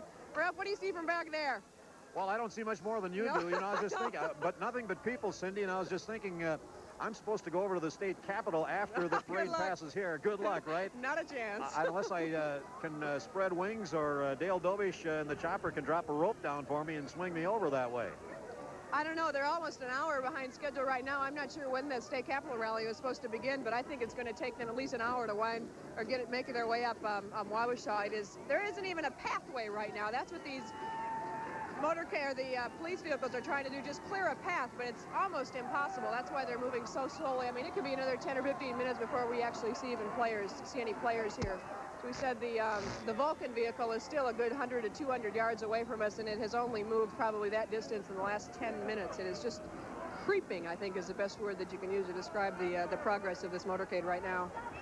I don't know if we can get a shot of the big parking ramp across the street from us here, but Cindy, the fans there are just, they're packed in there like sardines, and they're beginning to stomp their feet and bang on the metal side of that building and making all kinds of noise awaiting the Minnesota Twins. You know, just when you think you can't cram any more people up there, you see a few more heads popping out. I wonder if they're going to try to limit that at some point. There's got to be a couple thousand people just sticking their heads out of this parking ramp right in the corner of 4th and Wabasha. Finally, we've got some action here. We see some of these police vehicles passing right in front of us now. However, we still don't see any of the Twins players. They may be turning the corner. It's just too hard to tell from where we're standing. We're going to try to go back up into the helicopter again. Deb, can you hear me? Yes, you're right, Cindy. They are starting to wind around the corner, but it is a very slow procession. Interestingly enough, I'm watching some people on top of City Hall. I don't know if those are workers or what, but they're up there hurling what looks like rolls of toilet paper. Those are those long white streamers that you're seeing trickle down there onto the street below. The parade is moving very slow. I think when you said 3 to 4 feet a minute, Cindy, that was probably a correct estimation. Below on the ground in front of City Hall, you can see this sea of white that we saw so often in downtown Minneapolis. It truly is an awesome sight, this parade, which moves so slowly, starting to creep around the corner onto Wabasha with players anxious to meet their public here in St. Paul. Deb, you had a chance to take a look at the crowd in downtown Minneapolis. How would you compare the crowd down here? I mean, there's got to be a couple 100,000 people down here, wouldn't you say? I'd say that the crowd...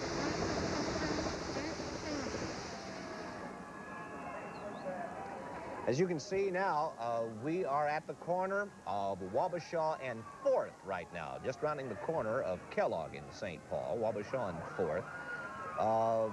Various shots of the people who have gotten sort of reserved seating, one story above ground or more. The Vulcans are trying to clear a path, but not having much success in doing so. We won't have a final count on the number of people, I'm quite sure, until probably the end of today.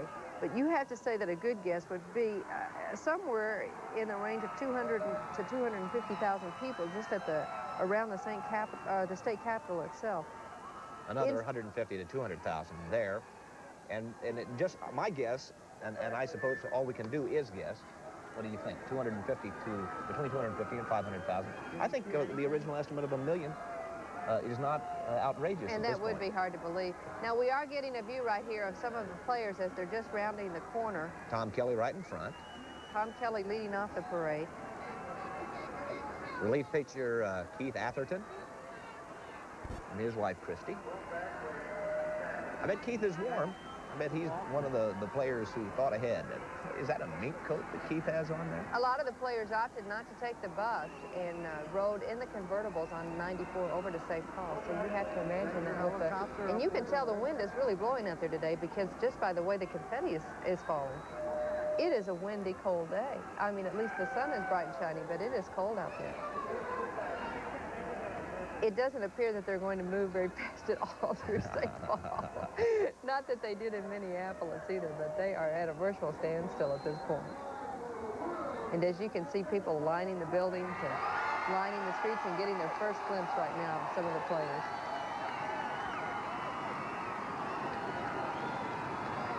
Can you see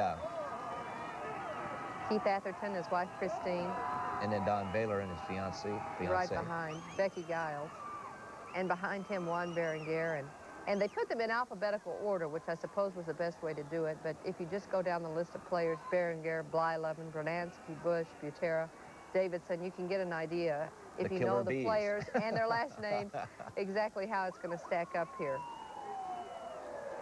There's Don Baylor and his fiancée, right behind Keith Atherton.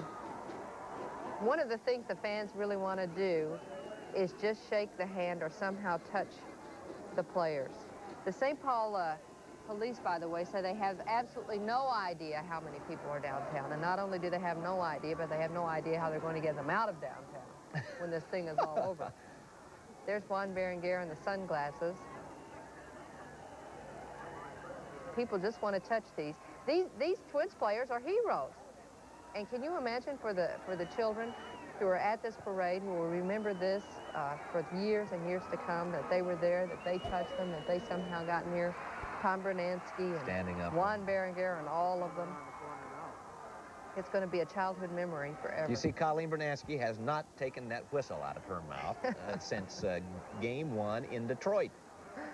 Oh, and were they ever excited, those two?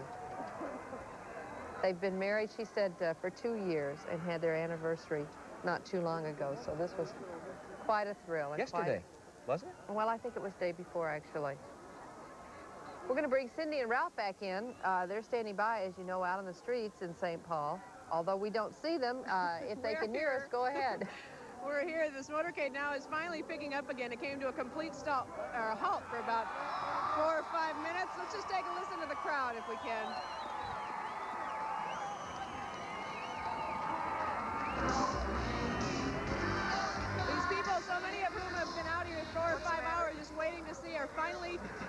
what they came out here for, a glimpse of the Twins. It sounds like they're playing Wave the Homer Hanky in the background there, Cindy. Do they have the speaker set up? They're playing something, but it's so loud right now, it's hard to even tell what it is. They've got a loudspeaker going. Yep, they're telling the crowd to wave their Homer Hankies, and that's exactly what the crowd's doing. Well, we've been talking to you, and you've been describing the events. We've had a picture of the state capitol and some of the dance lines, some of the activities going on there. Do you have a view of any of the players? Can you see players, Cindy? Finally, we can see them, but there's so many people that are sitting on their friends' shoulders that it's kind of how we're peering through groups of two at a time here. Yeah, we can, as a matter of fact, although it's still quite a ways down the block. And again, the motorcade has almost come to a complete halt. It's moving so slowly, it's going to take quite a while. We did see a couple of Twins earlier on the monitor, but those are with the long-angle lenses that we have in the cameras, and I know from my vantage point right here, I have not yet seen a Twins player, but they are somehow making a little progress here down Wabasha, and this parade was supposed to go from noon until 2, and boy, I tell you what, my estimation now would be closer to midnight tonight before they get this thing. Probably will. We saw Tom Kelly, Ralph. He's probably taking it one parade at a time, don't you think?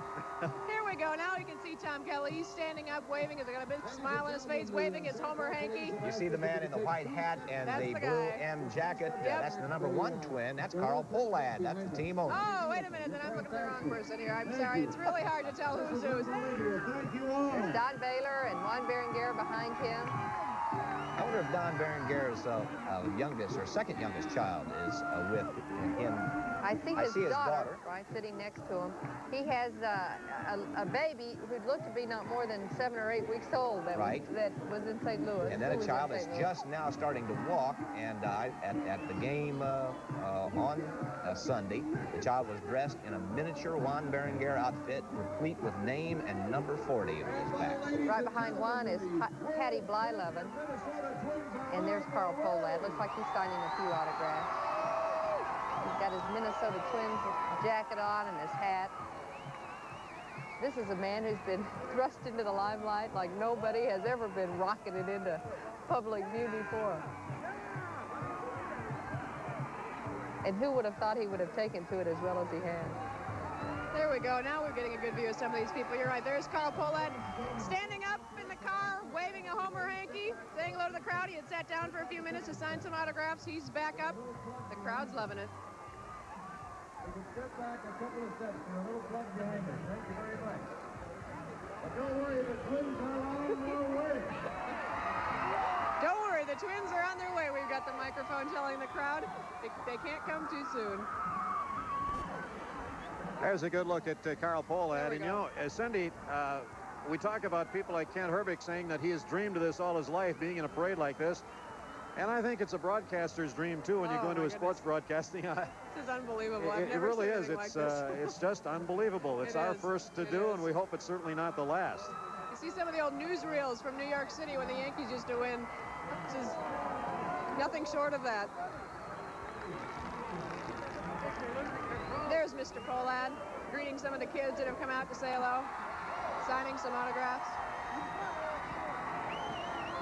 I was told earlier that the parade would be moving from 8 to 10 miles per hour, and I'm not sure how fast it was in Minneapolis. We clocked it. I know it was very slow, but they're just barely allowing the vehicles to move. It's just at a snail's pace right now. Yeah, it's crazy. I mean, there's maybe a path just wide enough to get a car through.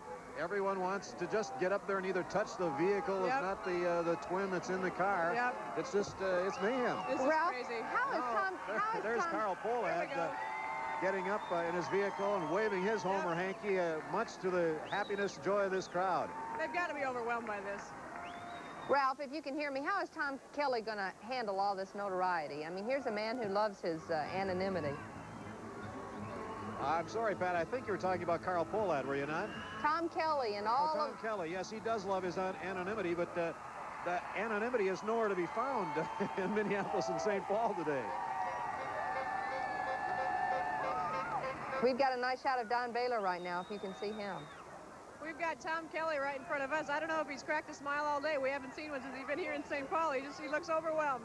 Yeah, we are really not near a monitor, Pat and Don, so if you can sort of describe what's happening once in a while, we can just point out things that are going on from our vantage point right now. Well, this is Don Baylor and his fiancée, Becky Giles. Now, I wonder if she had any idea what she was in for when she met this young man, huh? There are some of the people in the buildings in downtown St. Paul. You speak of Don Baylor, I wonder what his thoughts are. You know, so many Twins and professional athletes in the past have just made residence in Minnesota. I know Don Baylor is just so impressed with Minnesotans, he can't believe it. And Juan Berenguer, who I believe now still lives right outside of Detroit, do you think we'll get him to move here as well? He said he was thinking about it at one time. I'm seeing a monitor in the distance. Who is that now? That was Juan Berenguer. Juan Berenguer certainly has become one of the most popular Minnesota Twins in a short period of time. And very demonstrative fellow on the mound. And I tell you what, he's just being adored by the Minnesota Twins fans right now. And Bert Blyleven and Patty Blyleven right there behind him. Bert Blyleven, of course, came to the Minnesota Twins as just a youngster, an 18-year-old, and he has just matured over the years and has become more of a pitcher than a thrower. And I tell you, he was just such an integral part of this Minnesota Twins team. They all were, but boy, I tell you, Bert was right there front and center all year. Ralph, this is Don. Do you hear me? I do hear you, yes. Ralph, Bert Blyleven already has a World Series ring. What is the protocol? Will he put one on one hand and the new one on another, or will one replace the other? Well, that's a good question, but I think right now he would just keep one on one hand and one on the other. I don't know what I would do if I were him, but I know that he's just really proud of this one because he was so in love with this Minnesota Twins team. Even when he left, he wasn't happy with the money he was making when, you know, Calvin Griffith just couldn't afford to pay. But, boy, I tell you what, I called him in Cleveland when he came back, and he said, I can't tell you how happy I am to be back with the Minnesota Twins. It appears, Ralph, from this view anyway, that parade has come to a dead halt. Oh, it has completely, Pat. This is Cindy. Juan Berenguer is snapped in front of us now. Don Baylor's right in front of him. They're not moving. In fact, they're being mobbed by kids looking for autographs, and they're obliging. They've got pen in hand. There we go. Now they're picking it up again. A lot of kids, just unbelievable, though, the number of the children down here that have gotten out of school to come down and see the Twins. That's Tom Bernansky, by the way, and his wife Colleen, who are right behind the Blyleven. And Randy Bush following them with his There we've got the Blylevens. I hope we can get a shot of that. He's standing up. Twins number one. All right, there's Bert Blyleven passing right by us. And Randy Bush and his wife Kathy, the outfielder Randy Bush. Let's see what kind of car Sal Butera is going to be in. He ought to be next in line or so. In case you didn't hear, you two, Butera's car apparently caught on fire when some of the confetti reached the engine. They had to evacuate the car, and no one was injured, but the fire department was called out. Chance of Bruno here as Tom Bernansky holds up a sign that says Twins Magic, then waves his way, hanky, and another cheer from the crowd. You know, Ralph, this morning they were saying they didn't expect quite as many people in St. Paul because they thought everybody would go to the state capitol, but man, there's got to be more people here than they expected. This is just, you can't even breathe in this crowd. It's so heavy. There's so many people down here. Well, I'll tell you what, St. Paul is crazy on St. Patrick's Day, but it's never been like this. I don't think They'll so. never be able to match this. No. We've got a nice view now of Gary Gaetti, the third baseman. Okay, sure, we see him now, too. And his wife, Debbie. In the car right in front is Mark Davidson and George Frazier. Two guys are happy to be members of the Twins in 1987.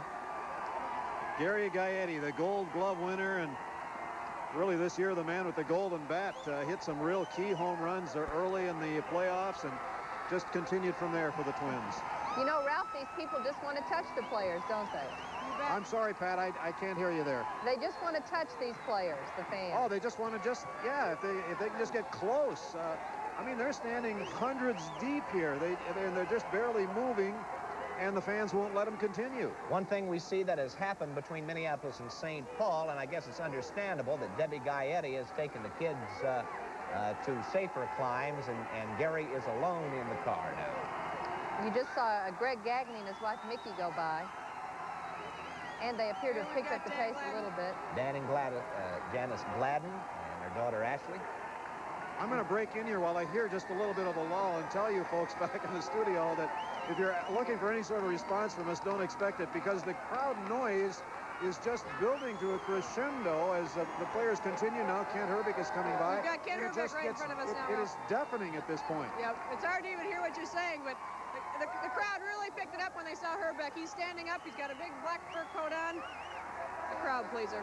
Tim and Tammy Laudner there. And Jimmy Wiesner is riding along with his family in Kent Herbig's car, as Kent would have it. Jimmy Wiesner is just he's a super story in himself. I mean, he's been the clubhouse manager for the Minnesota Twins for a short time, and he's worked in the opposing club room. And I'll tell you what, all the opposing teams that come in here love Jimmy Wiesner, and he's been with them so doggone long. I was going to do a story with him a couple of weeks, into the playoffs, and Jimmy said, RJ, please don't do the story. I mean, he said, I just want this championship so bad. I don't want anything to distract this Minnesota Twins ball club. He's just a great guy and just part of the unity on this team. It goes right down the line. It's only fitting that he should be in this parade. We just had a shot of Steve Lombardozzi and his wife Jill and their 18-month-old Tony, who I can't believe is so calm and cool and collected in the midst of all of this. Probably used to this by now. Al and Sophie Newman, Al with the police officer's hat on. Signing autographs as he goes by. There's a trooper. Another one of the terrific acquisitions from Montreal. Another great move by Andy MacPhail. There's Nux. Joe Niekro. We have never had a snowstorm with this much activity in Minnesota. Joe Niekro's got his son with him, riding along in the convertible. You know, a lot of these people have been out here since 9 this morning, and they were complaining that they were getting chilly, but that was until the motorcade started. I don't think anybody's feeling the cold right now.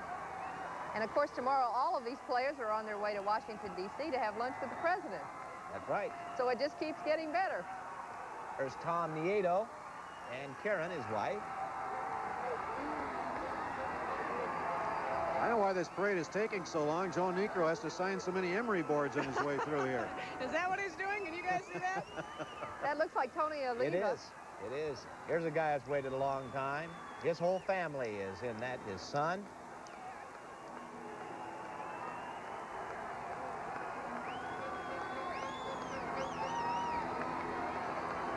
And Kirby Puckett's got his hat on. That's the hat Gary Gaetti gave him. Aviator's cap. Tanya, his wife, I think, she had been sitting down in the seat during the Minneapolis trip. There's Jeff and his wife, Steve. We're looking at, I think that's Jeff Reardon. I see a monitor way in the distance. But Tony Oliva passed here earlier, and of course Tony was involved in the 1965 World Series team that won the American League Championship and lost to the Dodgers in 7 games. And Tony said, this is the second time around. They say that love is better the second time around, so is baseball. Got Jeff Reardon and his wife Phoebe right in front of us right now. The motorcade's picking up steam a little bit. I think they're moving more than 3 or 4 feet an hour now. Dan Schatz-Sater and Nancy.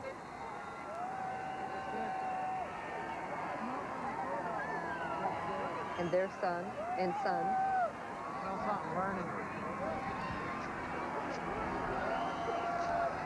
Roy Smalley and Christine and their twins. Their 2 twins and son. Roy and Chris and the gang, and boy, I tell you what, you talk about people who have meant a lot to a franchise. Roy Smalley, he of course comes from that baseball-rich tradition with Gene Mauch, his uncle, and Roy Smalley Sr., who played with the Chicago Cubs for so many years. And class people, you just can't find a nicer person than Roy Smalley, and he knows that he's nearing the end of his career. And I chatted with Roy about possibly going into managing, and he has other options that he could probably choose, but he's thinking about perhaps managing someday. And you know that he is the first one in his family of all of those managers and players to ever make it to a World Series, right? Yeah, Don, I think we added it up the other day. I think it's like 58 years or something of that nature, 68, whatever. And his was the first appearance in the World Series. And we were so happy when he came through with that base hit, that double right off the bat. And he was excited, too.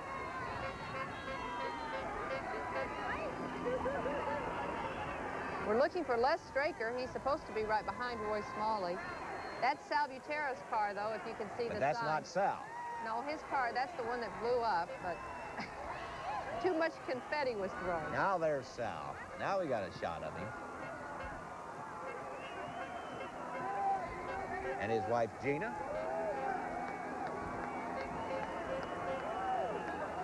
I've never seen so many happy people. This is great. I've never been involved in anything like this, but I hope I am again because I think Dave Moore said the other day, he said, what are we going to do on New Year's Eve this year? Or what do we do if they win it next year? Yeah, well, I'll tell you what, we'll find something to do if they win it next year. Let's just cross that bridge when we get there and hope they do it. Coming up behind Sal and Gina will be Lester and Hibase Straker. Can you imagine what's going through these players' minds as they go through this parade and It'd be fun all to these hear from people? them. I mean, this isn't real. No, it isn't. It isn't. This is like a dream. I imagine that the Strakers have seen something akin to this, but with their Venezuelan national soccer team, not with baseball.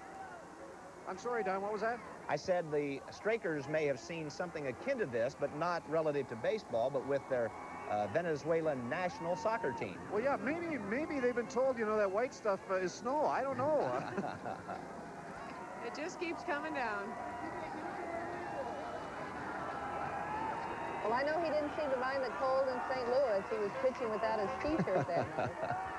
Well, I'll tell you what, I'm happy the people that are at home get a chance to see this on television, but boy, I'll tell you, being here is just unbelievable. It's the only thing I can say. Ralph, when you hear the crescendo of applause as the next car gets to you, it is because Frank and Kathy Viola and family are arriving, the MVP of the 1987 World Series.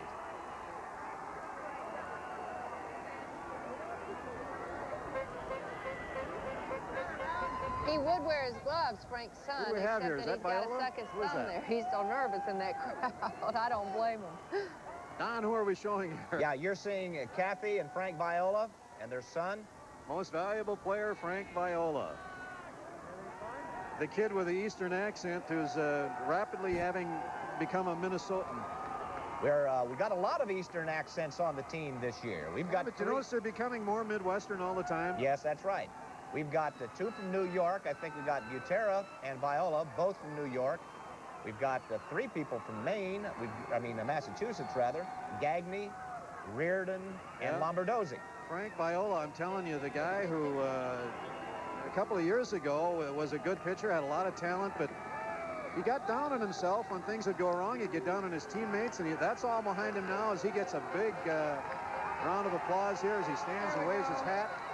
And now he's developed a changeup and has just become one of the premier pitchers in either the American or National League. Winningest pitcher, a left-hander in the last 4 years in the major leagues.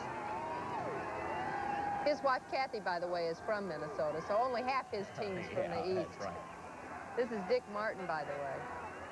Their car And is Diane Martin. stop. You see, I think that's a windsock here, and it is windy. It is blustery, and the winds are swirling the confetti around here at 4th and Wabasha. No one's paying any attention to the weather whatsoever. It could really be snowing, and people wouldn't know the difference. They wouldn't care. No, I really think they've forgotten about how chilly it is. We're really in a wind tunnel right here in 4th and Wabasha. This has to be one of the windiest corners in downtown St. Paul, but nobody's noticing. Mayor George Latimer says that is the windiest corner in America. America, huh?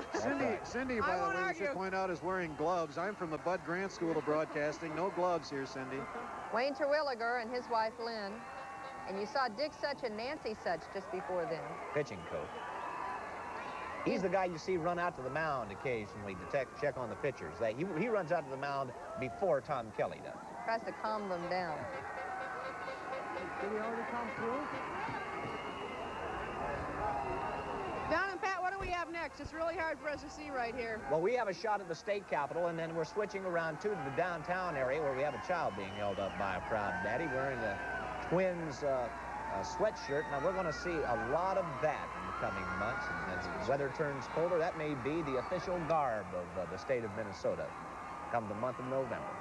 This is the official truck this is the one carrying the mayors, Don Frazier and George Latimer, Carl Pohlad, Calvin Griffith, some of those people aboard. Andy McPhail's there, and you see him wearing a white hat on the right side and the beige corduroy coat.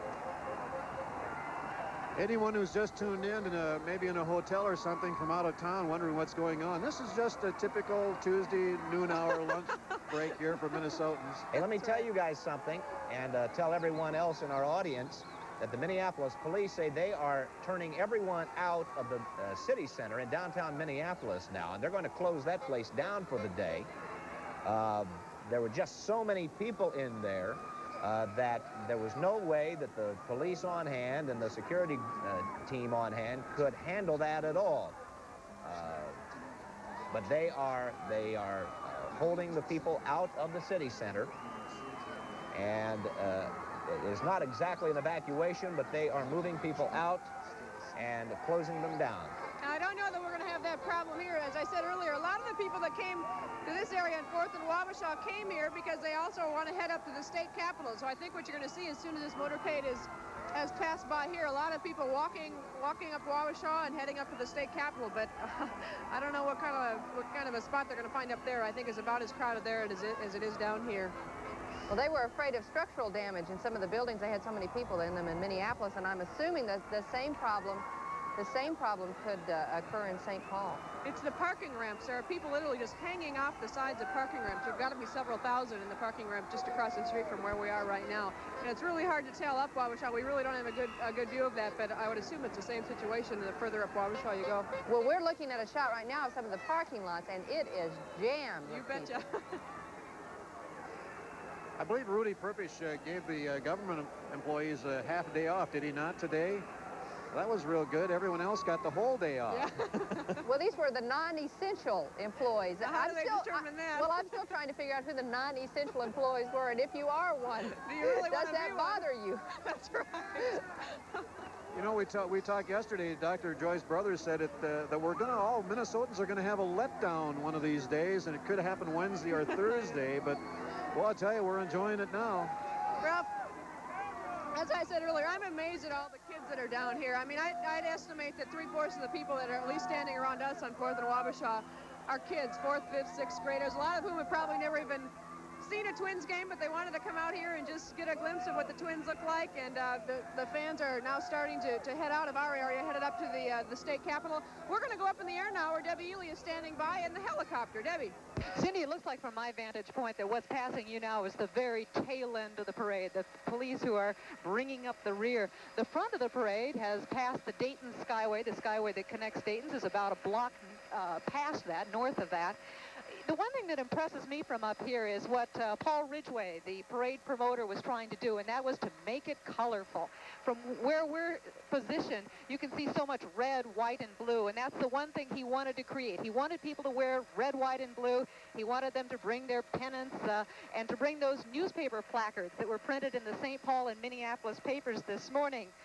I can see the Cedar Avenue Bridge. Now, you can't see it from this point right now, but ahead on the Cedar Avenue Bridge, people are just packed on the northern side of that bridge, or I should say the side that goes with traffic going north, waiting for that parade entourage to come up their direction. It is just a sea of people. Back to you, Cindy. Well, Debbie, I wish if we can get a camera turn around here, I'm going to get off this podium here and just kind of walk through the streets if you can. Sean, there we go.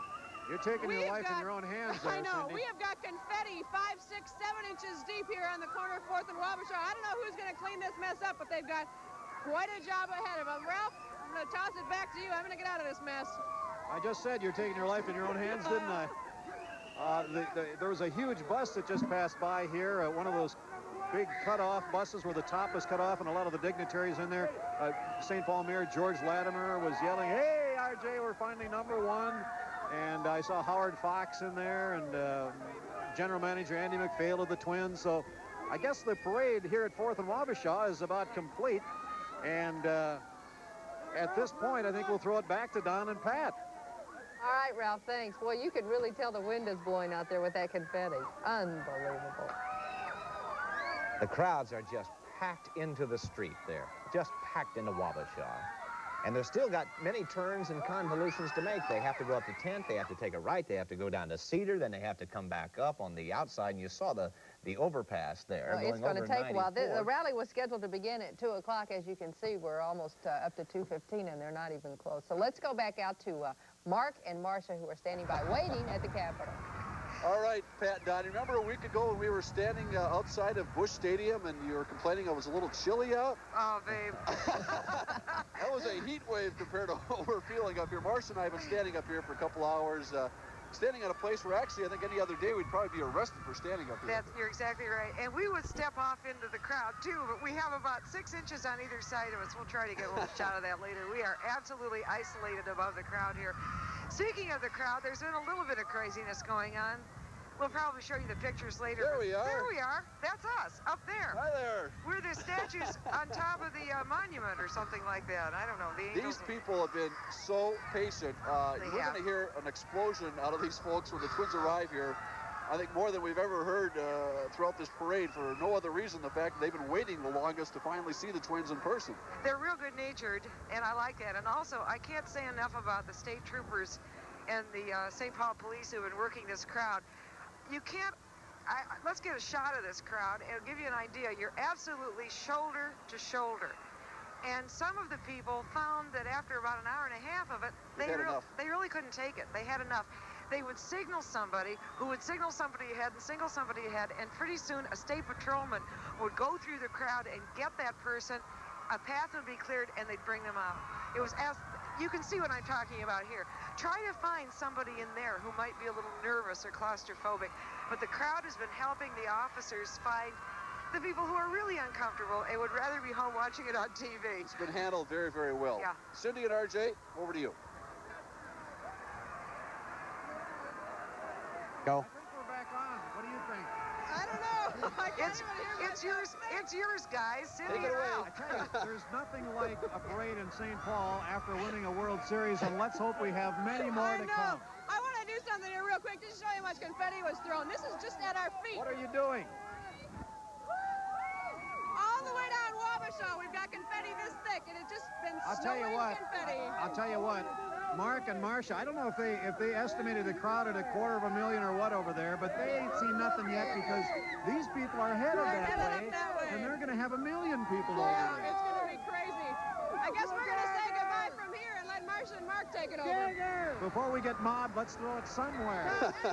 Okay, I'll tell you what, we really cannot see the end of the crowd anymore. There was a time at which you could make an estimate because you could really see where the crowd stopped and the grass and the sidewalks began.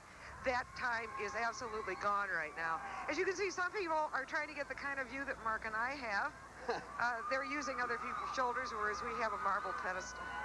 They've been entertained throughout the late morning and early afternoon by songs that we've become very familiar at the Dome. And everyone, as I said, has been in a real good mood. I see there's someone being thrown up in the air in the corner, all Winter Carnival time, and that's sort of what it feels like. It's kind of reminiscent of sitting outside at Met Stadium late October, November, watching a football game this time of year. When they have this sort of celebration for baseball is still all the more remarkable. It really is truly remarkable. We saw some wonderful signs. Kessler before was saying he ran into a politician over here at the Capitol who said, look at all the voters. I see Kelly for president signs, various places around the there's another one over there that says 4 Super Bowls, 2 presidential elections. We deserve it. I don't know what I guess that they're means. right. I don't know what that means. I think we just got a signal, but I sure couldn't hear what it was. We're going to go to a commercial right now. We'll be back as the Twins finally approach the state capitol as the Twins celebration continues.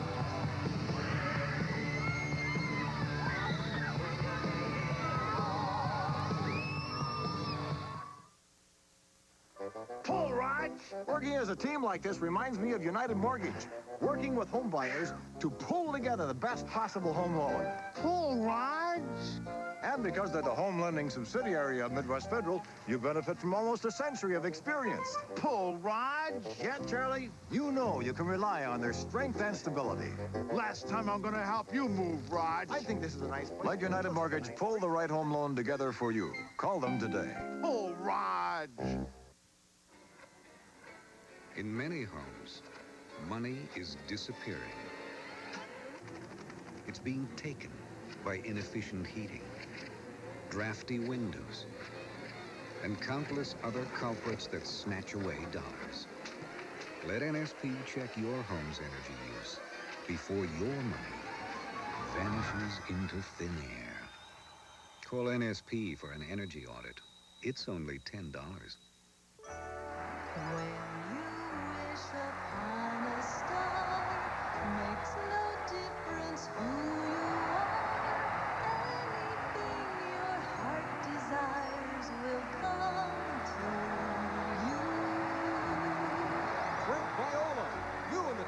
just won the World Series. What are you going to do next? We're going to Disney World.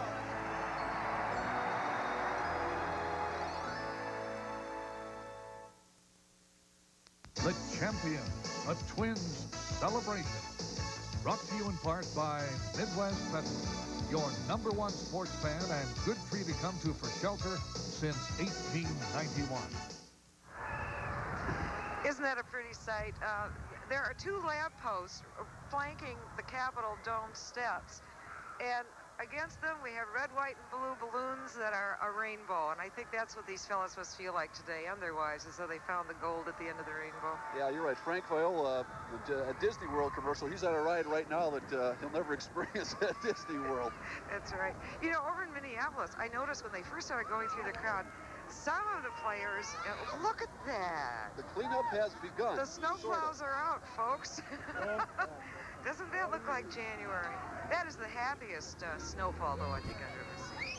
I mean, you look at these pictures, and quite frankly, they just don't sink in. I mean, I can't believe this is happening in This is cities. St. Patrick's Day, Aquatennial, Winter Carnival, New Year's Eve at Times Square in New York. I roll them into one. I mean, I've experienced all of them, and I've never experienced anything as big as this day. Kind of symbolic that scene was right in front of the Oz. Click your heels 3 times, and That's you're right. home all right. Yeah, but it isn't Kansas, it's Minnesota. That's the nice part. I like that, Marcia. I know, I like that too. You did see me talk to that little person down there, the Munchkin. I did. When I was in St. Louis, who was a Cardinal fan. Well, he got nothing on us. We are in Oz. I think these players thought they had experienced it all after winning the West in Texas and coming back, of course, and after beating Detroit, experiencing a remarkable crowd at the Metrodome. How do you top it? Well, I guess this does it all. Debbie Ely, up to you. Quite a study of contrast here as you see what was the parade area filled with white and people who are evacuating the area, and what will be the parade area. The parade is now starting to cross the Cedar Avenue Bridge. I can see the police vehicles that precede the players. The players' vehicles are still starting to wind their way up 10th Street and approach Cedar Avenue to cross the bridge and head up to the state capitol. I think at this point I want to compliment one person who has been very helpful to us throughout all of this, and this is our pilot, Dale Jobish. He has had to maneuver through innumerable air vehicles up here, other television stations that are trying to do the same thing that we are, videotape and give you live pictures of this parade. And he's also having to maneuver around vehicles that are approaching the St. Paul Airport, not too far away. It's a very difficult task, but one that he's handled quite aptly today here. Debbie, I want to know whether he had to go through those half a dozen C-130 transports that were putting on a show for us up here.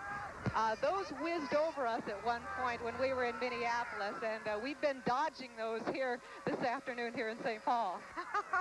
That was the first show the folks here got at the Capitol at about noon. We had a half a dozen of them literally buzz the Golden Capitol Dome, and it got the first cheer out of the crowd, and I don't think they've quit cheering since. Well, right now they're a little quiet, but I think, as I mentioned earlier, the anticipation has been here since, actually some of these people have been here since 9 o'clock this morning.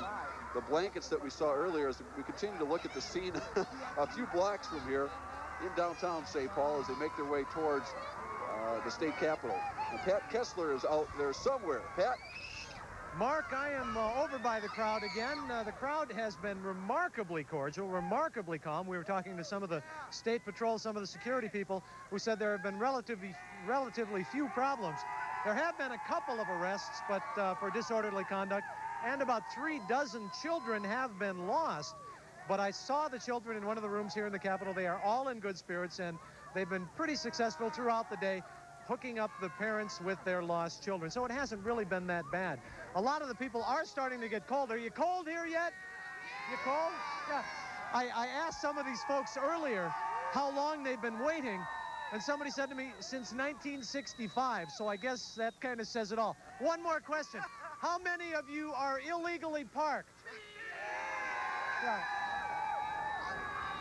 Well, you got to really do something pretty bad to get arrested here today. There haven't been too much of that here. That's Minnesota, I guess.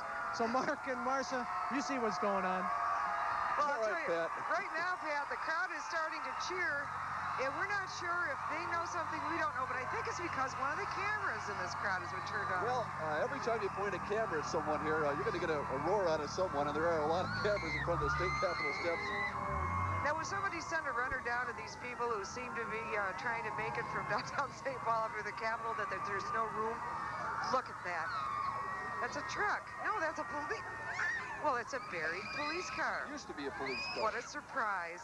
In Detroit, they would have turned it over and burned it. They don't do that in Minnesota. You mentioned earlier, too, Marcia, about the behavior of the crowd, and you can't say, again, enough good things about the State Patrol here.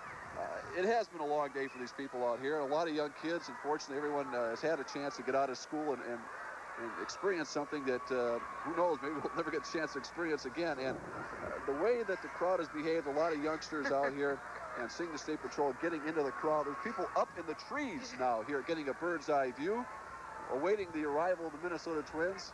And we do see, I see some flashing lights in the distance for the first time, Marcia. They are getting close. They are getting close. And I think the thing that's important to remember about this crowd is about probably a third of the 35 to 40,000 people I now estimate to be out here will not see anything. That's right. They will be here just to be here, enjoy each other's company, and they don't seem to mind. Went over to a trailer before, and there were people standing behind it, just as cheerful as though they could see the steps. They can't even see these Capitol All they could see was a trailer. And That's you think about the World Series games, and again, I like to stress the point about, I remember as a kid bringing the TV sets into the rooms and in your schoolroom to watch the games in the afternoon. And now with the big revenue, big television money, most of the games are played at night. In fact, with the exception of the sixth game on Saturday afternoon. So a lot of these kids who, quite frankly, weren't able to stay up and watch the end of these Twins games, at least have a chance today to see their heroes up close. You're right. We're going to take a break right now. When we come back, the Twins will be a little bit closer to the Capitol.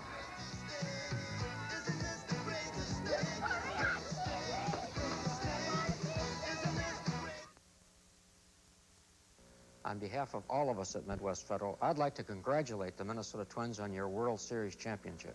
It's been a great year, and we are proud to have sponsored the play-by-play action on radio and television for the 18th consecutive season. The Twins have brought worldwide recognition to our area, and all the celebrating that's going on right now is well-deserved. So fans, join me in congratulating the Minnesota Twins. We salute you as the new world champions of 1987.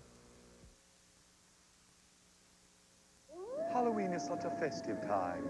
Best Buy is celebrating with spectacular savings. Free candy for the kiddies on Halloween. Free Scotch-Light reflective tape for safety. And scary costume contests for all ages with prizes that are to die for. Like color TVs, compact disc players, etc. So shop Best Buy for spectacular savings. Igor, employees cannot enter the contest. It's a rule.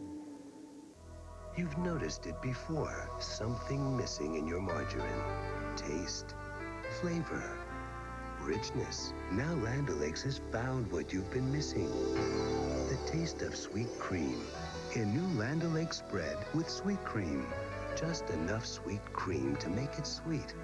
Creamy, buttery, yet it has almost no cholesterol.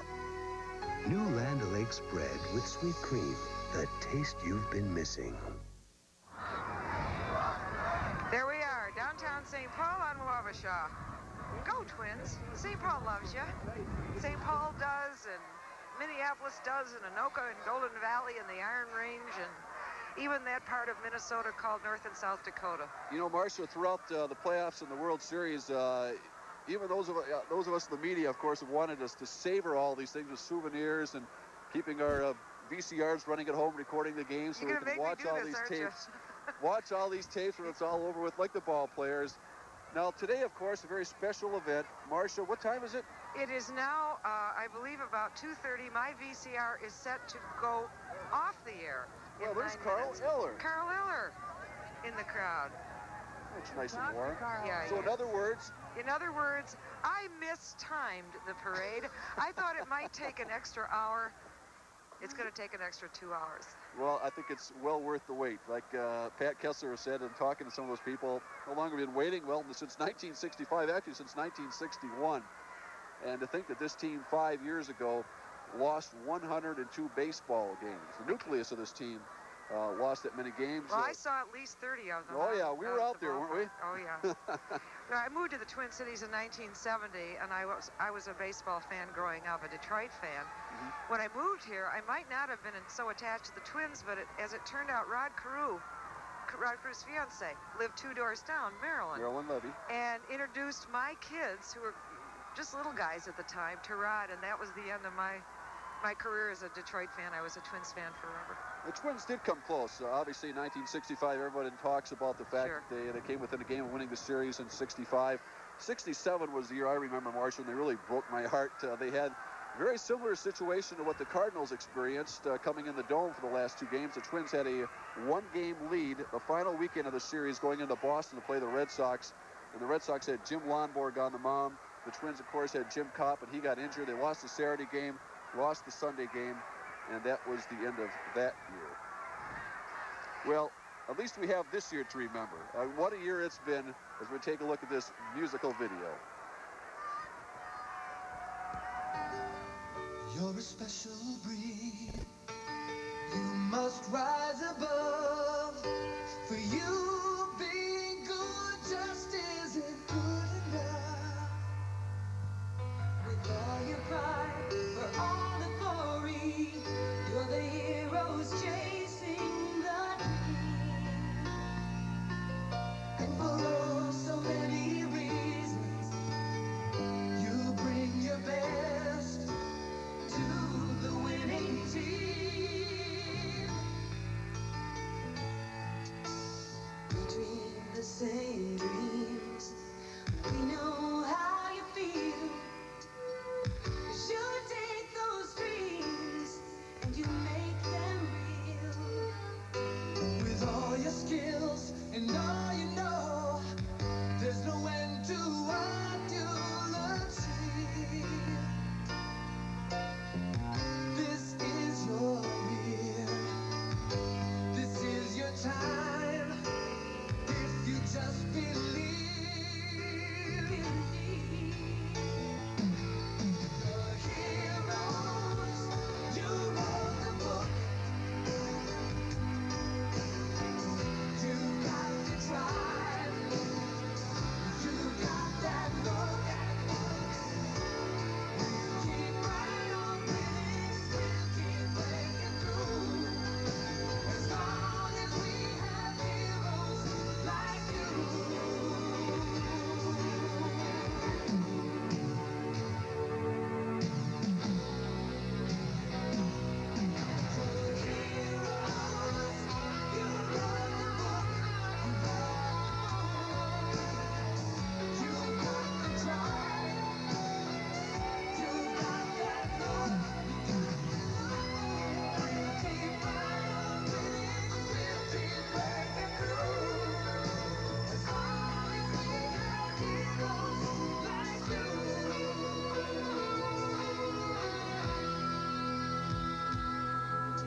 As long as we have heroes like you.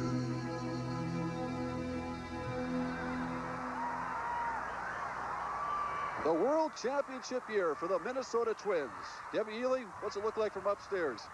Well, you can see it is a crowd. One thing we noticed is that as the players passed in their vehicles through downtown St. Paul, the crowd then just started marching north to see the players as they arrived at the state capitol. One thing we can see quite obviously from the air here are all of the people who are walking across the state lawn, who are in downtown St. Paul and now want to be here at the state capitol for the rally. We have seen some of the lead cars now drive up and around the state capitol, some of the police cars. The Vulcan's vehicle is there, and that's followed by the WCCO radio entourage, some of the television photographers in pickup trucks. And what looks like some Twins players are now starting to just pass that building. I believe it's the Minnesota Historical Society building. And the crowd is just starting to clamor around those players, just as they did in downtown St. Paul and in downtown Minneapolis. Quite a sight to behold. Well, everybody's getting very excited here, Deb, because you're right. The Vulcans are out in front of the Capitol now, and with the Vulcans there, can the Twins be far behind? We know how that poem goes. I think it's only 108 days till pitchers and catchers report, Marcia, so we're getting all set. Oh, there they are. has waited so long, and here come the Minnesota Twins.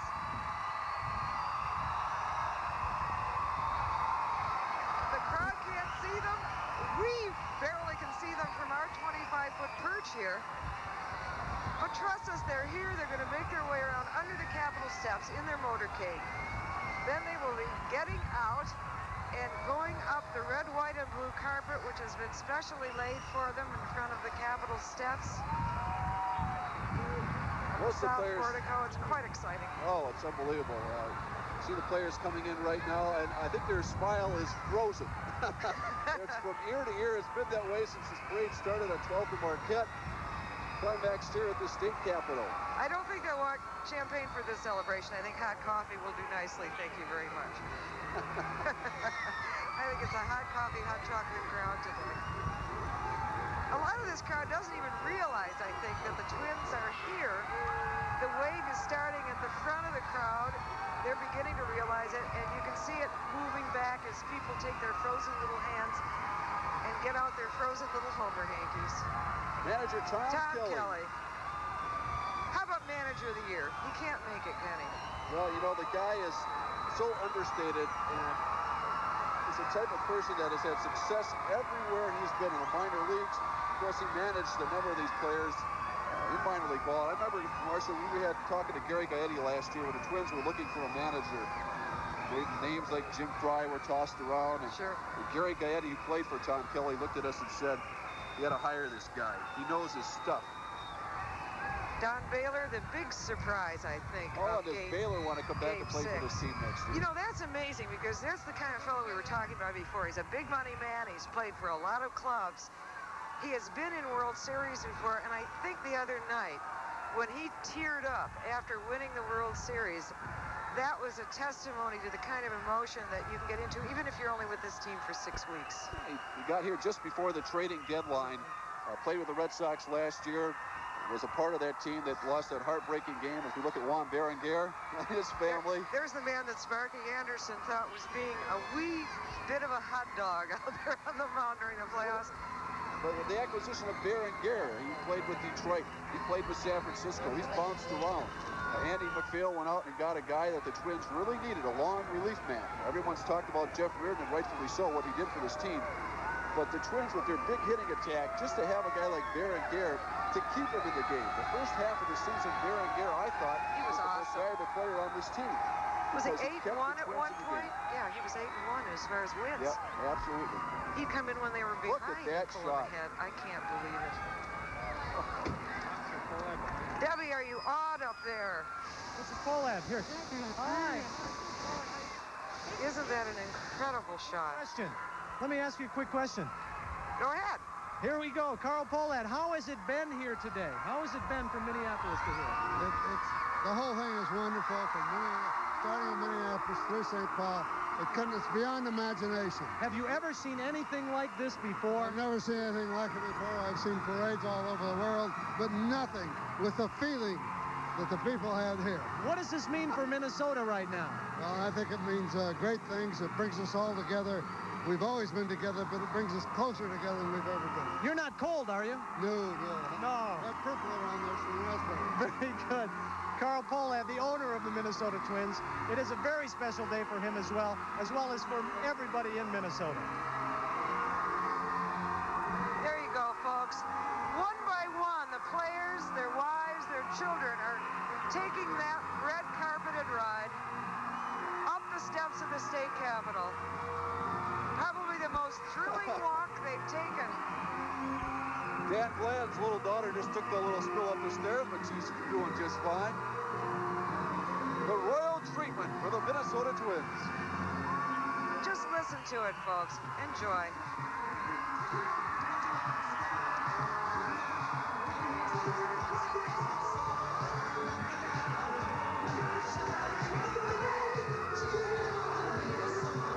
That's Paul Ridgway, the man who staged this. He told us the other day this was going to be awesome. Paul, when have you ever lied to me? Is there another word besides awesome that could describe this? I think we'll run out of superlatives. At the head of that group right now, Juan Berenger, his wife and child. Right behind him, Tom Bernansky. Tom Bernansky, the California-born outfielder who has become a Minnesota. Gary Gaetti. Don Baylor. And the fans. The 25th man on the field.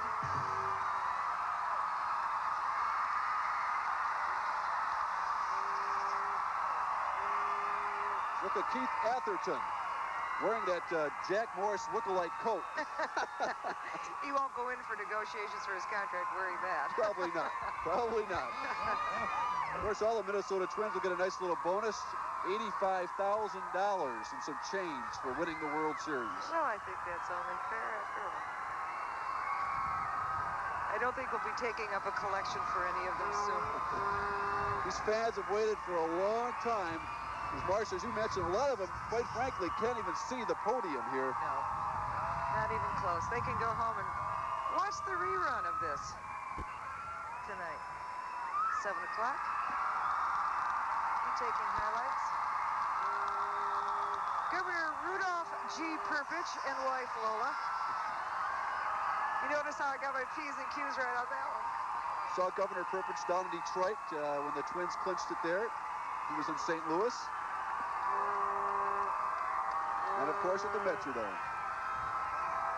He's never had these many people cheering for him before, right? No, this is a boost. Hasn't been easy lately.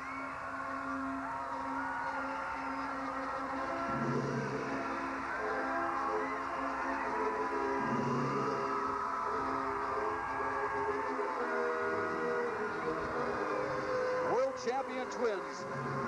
Baseball in the middle of downtown St. Paul.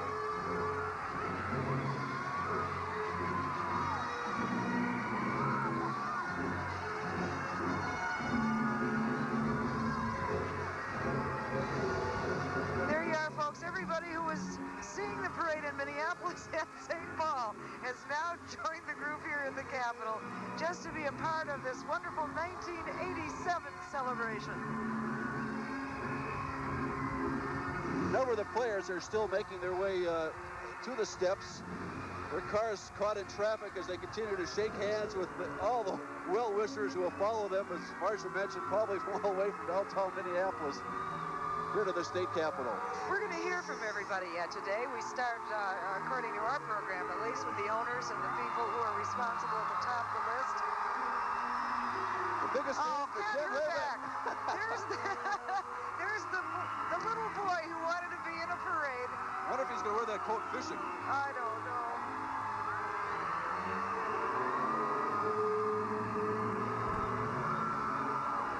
The man behind Ken Herbeck is Jimmy Wiesner, who's been the equipment manager of the Minnesota Twins, and I'll tell you, every player loved it.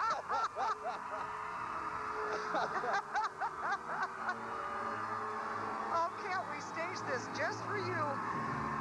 Oh, Herbie, you've got such a great sense of humor. Tim Laudner, another young man who grew up part of his life, at least here in the Twin Cities.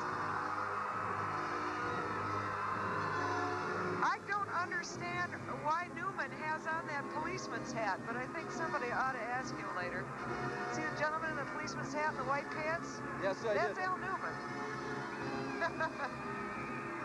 Behind Al Newman is Tom Nieto, who, of course, was the Twins starting catcher for much of the early season and suffered that injury. And Tommy's certainly a very big part of this club, even though he didn't make the final roster because of his injury late in the season. Of course, the team voted all of the fellas who contributed during the season, even though they didn't make the roster, they voted them a share.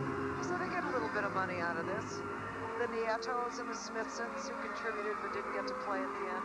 All of them got to suit up for the World Series, and they did. And quite frankly, should be feeling like Kirby. Look at Kirby pucking as he's getting close. Kirby will be making his way up with his aviator cap that Gary Gaetti gave him. Tom Bernansky, here we go. Here's Kirby wearing his. Tell me about that hat again. Gary Gaetti gave it to him. Let's see if we can pick up Kirby. He's down at the bottom of the steps. Two flaps down, they say, with Kirby pucking. There's Kirby in his aviator hat. Gaetti gave that to him. Why doesn't he like him anymore?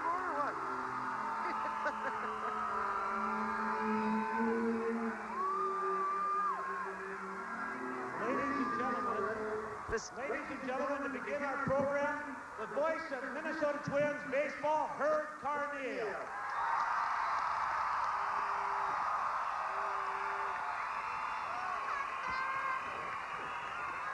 Thank you very much, ladies and gentlemen. We want to welcome everybody. You've been a great crowd all season long, and especially today, where I know some of you have probably been here for 4 or 5 hours.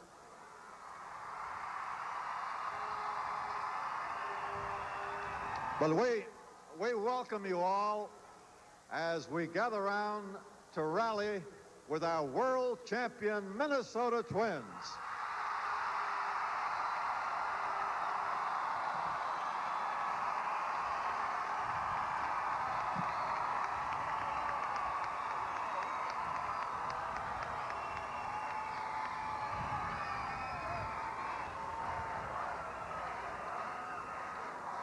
Okay, we know that you want to meet every member of the ball club, and we're going to see that you do that.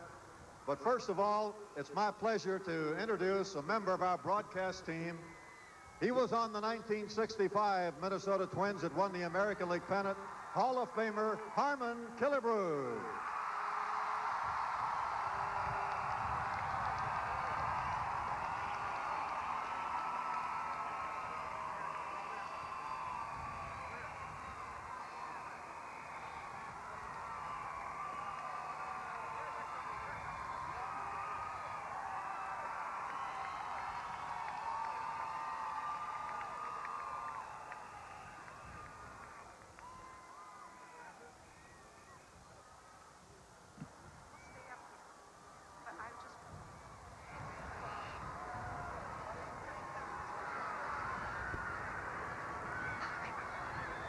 We have a minor delay right now in the ceremony.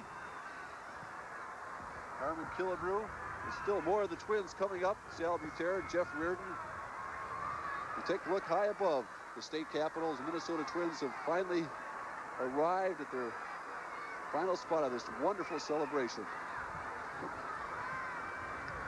Evidently, we have received word that Don Baylor's car is on fire. Oh, and it's underneath. I can smell something. It must be the confetti. It's on fire underneath the Capitol steps. There's a tunnel. Well, we can sure smell it here. That runs underneath the Capitol, and they pulled the cars under there, and it's very possible that there's a minor problem. Apparently, Lombardozzi's car also had some problems earlier, and they managed to get over here without too much problem. It's my distinct pleasure at this time to introduce the governor of the great state of Minnesota, Governor Rudy Perpich. Governor.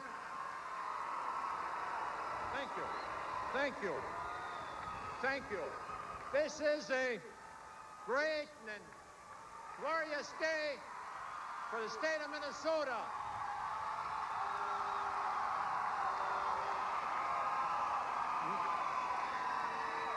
Leo DeRocher once said that good guys finish last. But the Twins' victory has proven that good guys do finish first.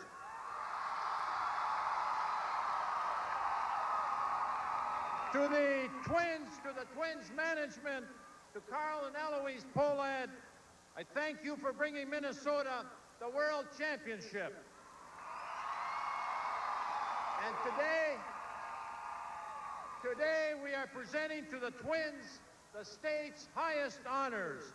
We will be giving a state flag to the individual Twin players. And I have proclaimed Twins Year for the remainder of 1987.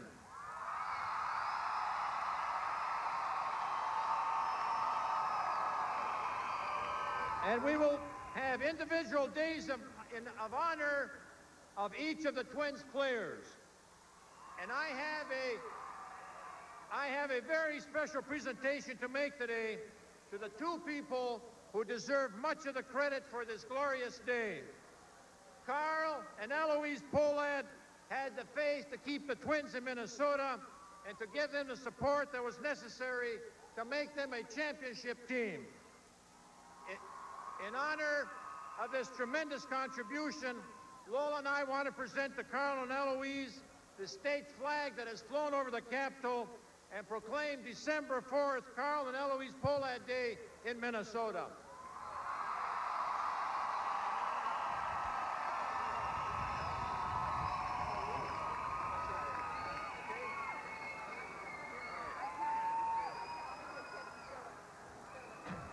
on December 5th, a special day of recognition and appreciation for you, the greatest fans in the world, you, the Minnesota Twin fans.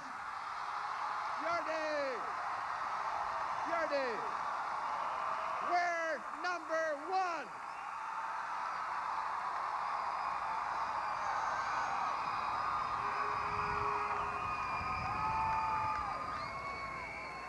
Now we wanted to introduce the mayors of Minneapolis and St. Paul, Donald Frazier and George Latimer. They haven't arrived yet. So to introduce more dignitaries, here's Herb Carneal.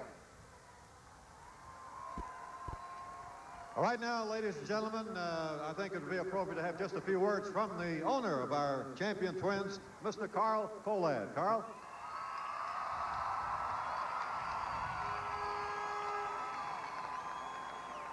I don't know what you do when the governor steals your line. It was my line to say, you are the greatest fans in all the world.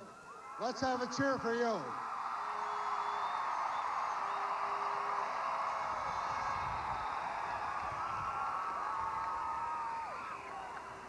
I hope you all notice that I have a Twins cap and I have a jacket on.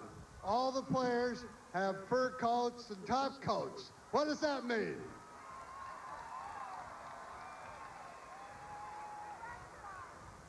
I just want to thank you very much.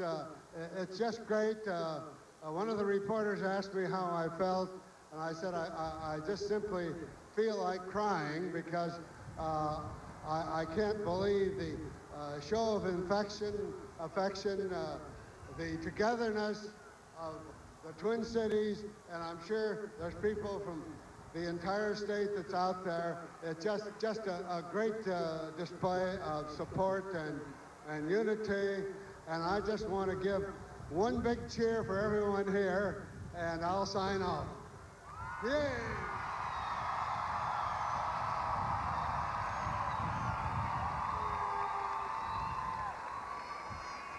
Ladies and gentlemen, we just want you to meet the president of the Twins, a St. Paul native, Jerry Bell. Has Jerry made it up here yet? Okay, right here. Thank you very much, Herb.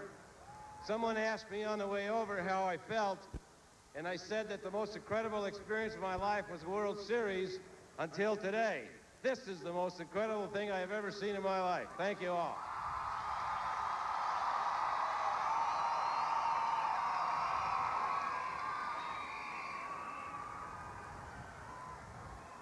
I'd like to introduce the greatest forecaster in the sporting world, Eloise Pohlad, who predicted the score for 3 of the games practically right on the nose. You probably read that in the paper. It's true. She wrote it down on a slip of paper before each game, and I have that notarized and documented. So I'd like to have you meet Eloise Pohlad, in my opinion, one of the #1 fans in this entire area. Eloise?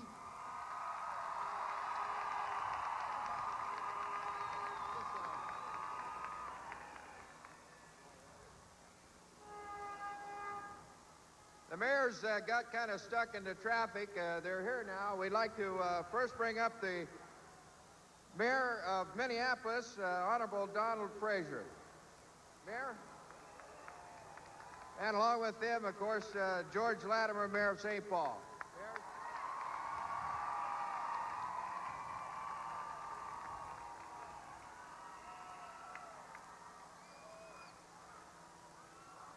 This is surely the best thing that's ever happened to the Twin Cities. And I think we're going to come out of this feeling better about ourselves, and we owe it all to the Twins who really did it. They took us right to the top. And this is the kind of cooperation that we like to pursue, and it's the kind of cooperation we have between the two cities. But today, it's the Twins' day. We're #1, and we're going to stay #1.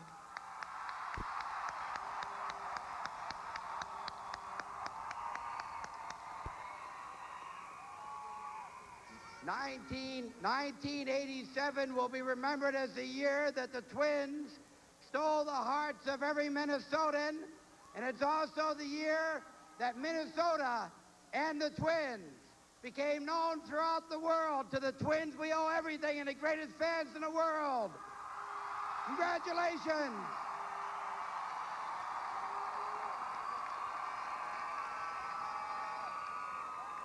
Next, ladies and gentlemen, a man who came here with the ball club from Washington in 1961. He's now a member of the Twins Executive Committee, Mr. Howard Fox.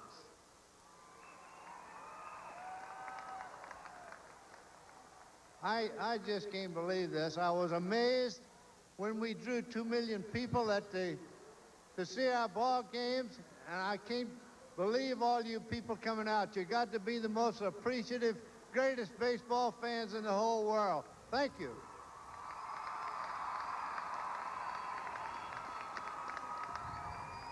And next, a gentleman who certainly should be the executive of the year in Major League Baseball, the executive vice president for baseball for our Minnesota Twins, Andy McPhail. Andy?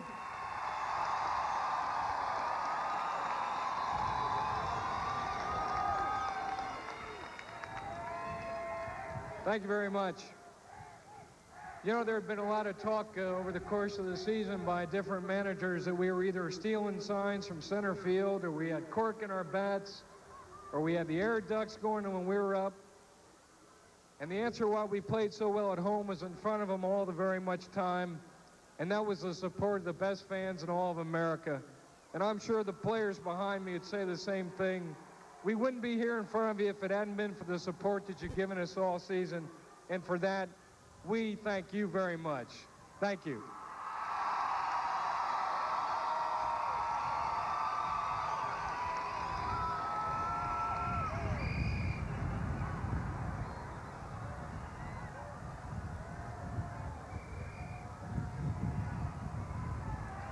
And now, the manager of the year, Tommy Kelly.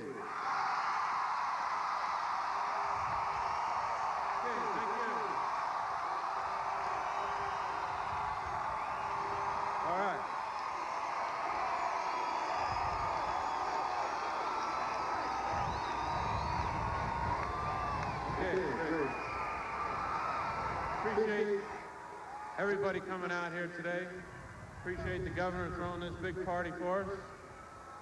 We're enjoying the heck out of it. It's been an experience that I know I'll never forget, and I hope the people in the upper Midwest will never forget. It's been fun. We appreciate all the help you've given us all year, and hopefully we'll come back again and do it again next year. Thank you.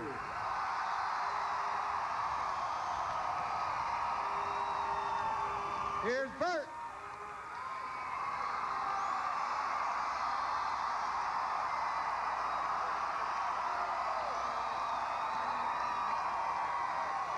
He's got away with words, hasn't he? Being player rep for the Minnesota Twins, they asked me to introduce the clubhouse personnel. That without them, we couldn't go out there and be all clean, and we couldn't do the things we have to do to bring this town a World Series winner. I'd like to introduce the Bat Boys. Dan McGeehan.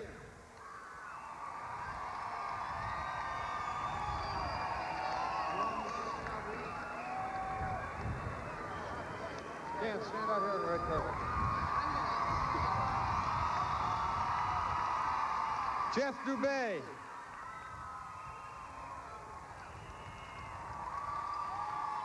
Clayton Wilson.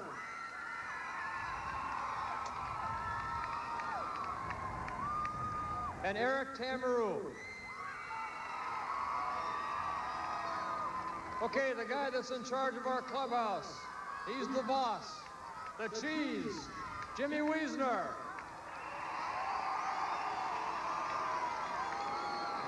And Styler. Bobby Dory. He feeds us. Where's Big Bobby?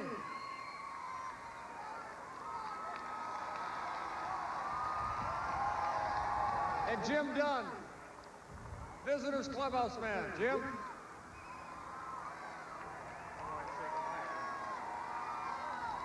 Our trainer, the reason that we won this year is he kept everybody healthy. Dick Martin.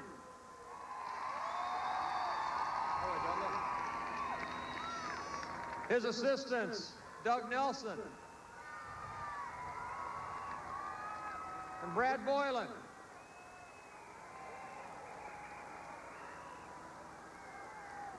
And I'm done. Bye.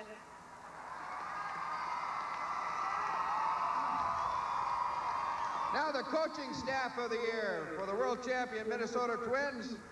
First, the batting coach, Tony Oliva.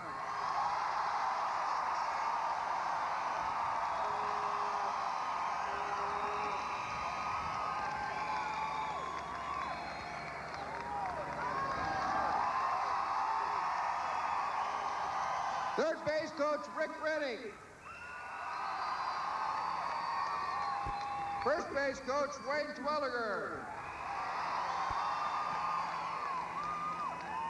Rich Delmazic, bullpen coach. And pitching coach, Dick Such.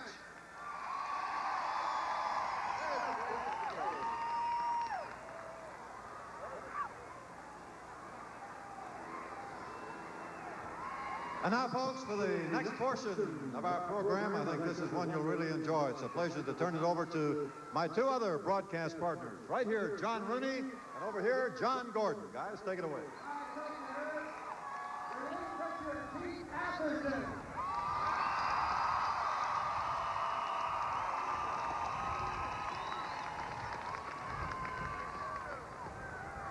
And now, Don Baylor.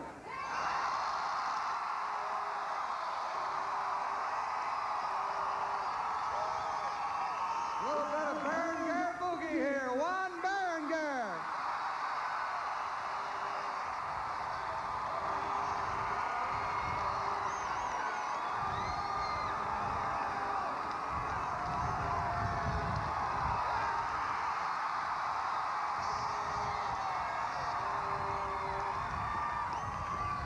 A guy who promised a world championship, a World Series to Minnesota last year. Here's your proper introduction, Bert Blyleven.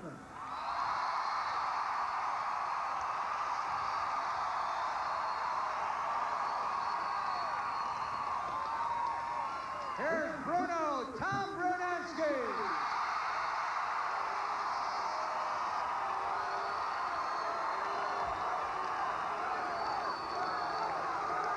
The top pinch hitter in the American League last year, this year an outfielder pinch hitter for the Twins, number 25, Randy Bush.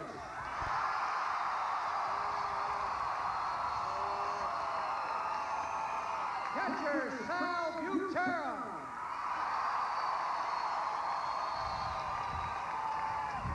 Outfielder, Mark Davidson.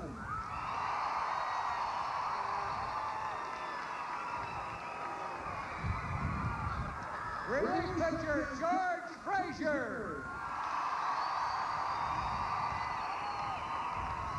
The most valuable player of the American League Championship Series, number 8, Gary Gaetti.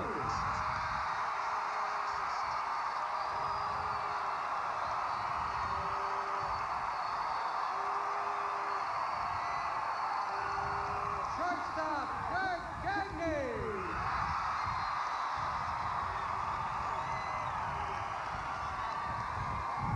A fellow have one of the 2 Grand Slams in the World Series, Dan Gladden.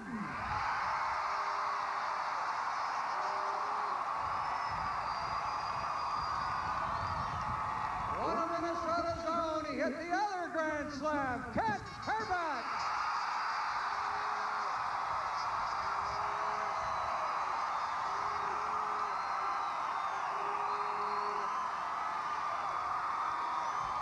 A rookie, outfielder, infielder, designated hitter. He does it all. Here's Gene Larkin.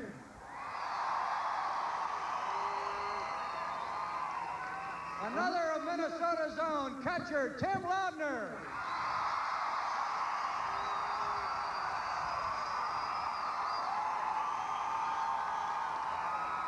What a great defense for the Twins this year. And this fellow played second base, Steve Lombardozzi.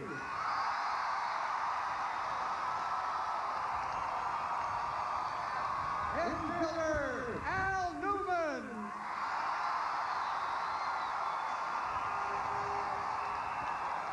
With over 20 years in the big leagues, Joe Niekro made it to the World Series. Welcome, Nuxie, Joe Niekro.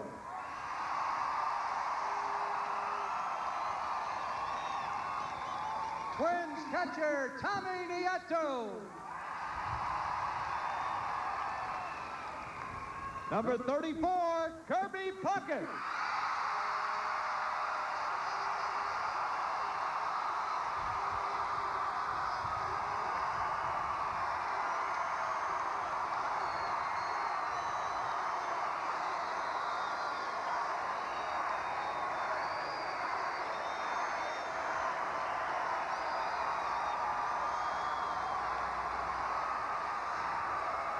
Relief pitcher extraordinaire, Jeff Reardon.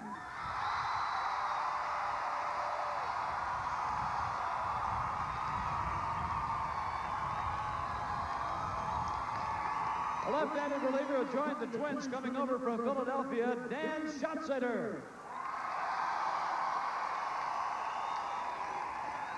Always a Minnesota favorite, Roy Smalley.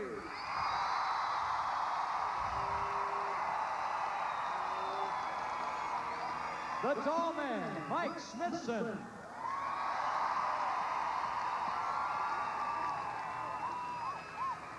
Twins starting pitcher, Lester Paul Straker.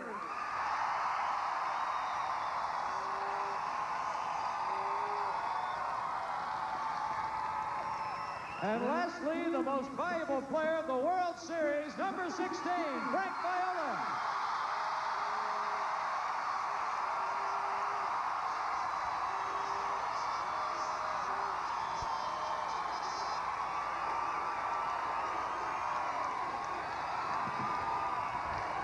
Well, there you have it, folks. The world champion, Minnesota Twins.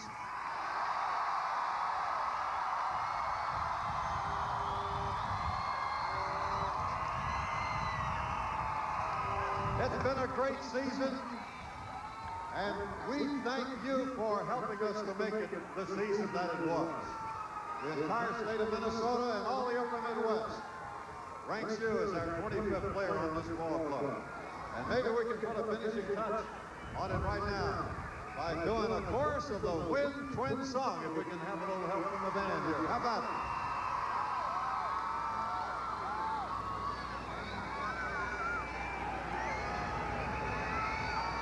We're going to win, Twins. Here goes the song, folks.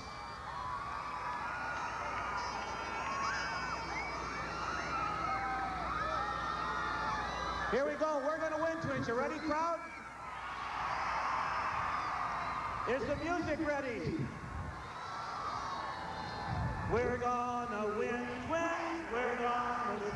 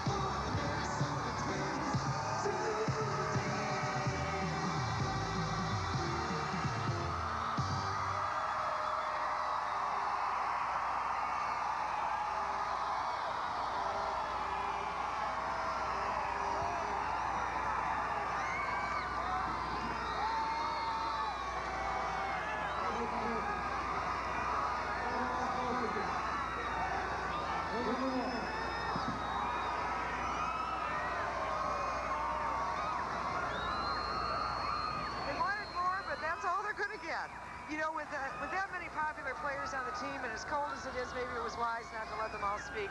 But I think everybody came here for the spectacle and the show and what they got to see. was their players making a very special thank you to them. Not to mention all the wonderful balloons that are now drifting off into the sky toward Wisconsin. We'll share our joy. Marcia, as you mentioned, there have been so many people who weren't able to even get a glimpse of the Minnesota Twins as they now leave the area. But they didn't really seem to care. I mean, there are people 6, 7 football fields away who can barely see the steps of the Capitol, say nothing of seeing the Minnesota Twins, but they just want to be a part of this. Generationally, you see people, little babies 6 months old, 80-year-old men and women who have enjoyed this day today. That's right. I think the nice thing about it, the crowd is going to try to disperse now. They have to do it like you do at a wedding, you know, where you go down aisle by aisle. It's the only way they're going to get out of here safely is to do it in an orderly fashion. You know, the players seem to enjoy it, too. They looked a little shocked, I think, when they went up the steps. The eyes of the players, when they walked up the steps and turned around and saw that there were blocks and blocks and blocks of solid people. I don't think that's a sight they're going to forget. It's going to be like the doors opening at the Metrodome after Detroit. And they're playing the light, happy music here on the steps of the Capitol. And why not? Thank you, Tom Bernard. This may keep us warm all winter. You know, winter's not easy here in Minnesota, especially when your football team doesn't do so hot and the baseball team finishes 20 games behind 500. This is a year that we can bask in the glow. There are palm trees springing up along the Mississippi River in St. Paul at this very moment as we speak. It all started on April the 7th. The Twins opened the season against the Oakland A's, a very dramatic game. The Twins won in extra innings. In fact, they swept that series in Oakland. And I remember talking to the ball players, Marcia, after that series, and they said, well, you know, it's only 3 games. But, you know, I always sensed that there was something sort of special that happened in that series, unlike any other year. They stayed in first place at that time. They fell out of first place for a short time. But with a rush in September, as the guys have said all along, they won the games they needed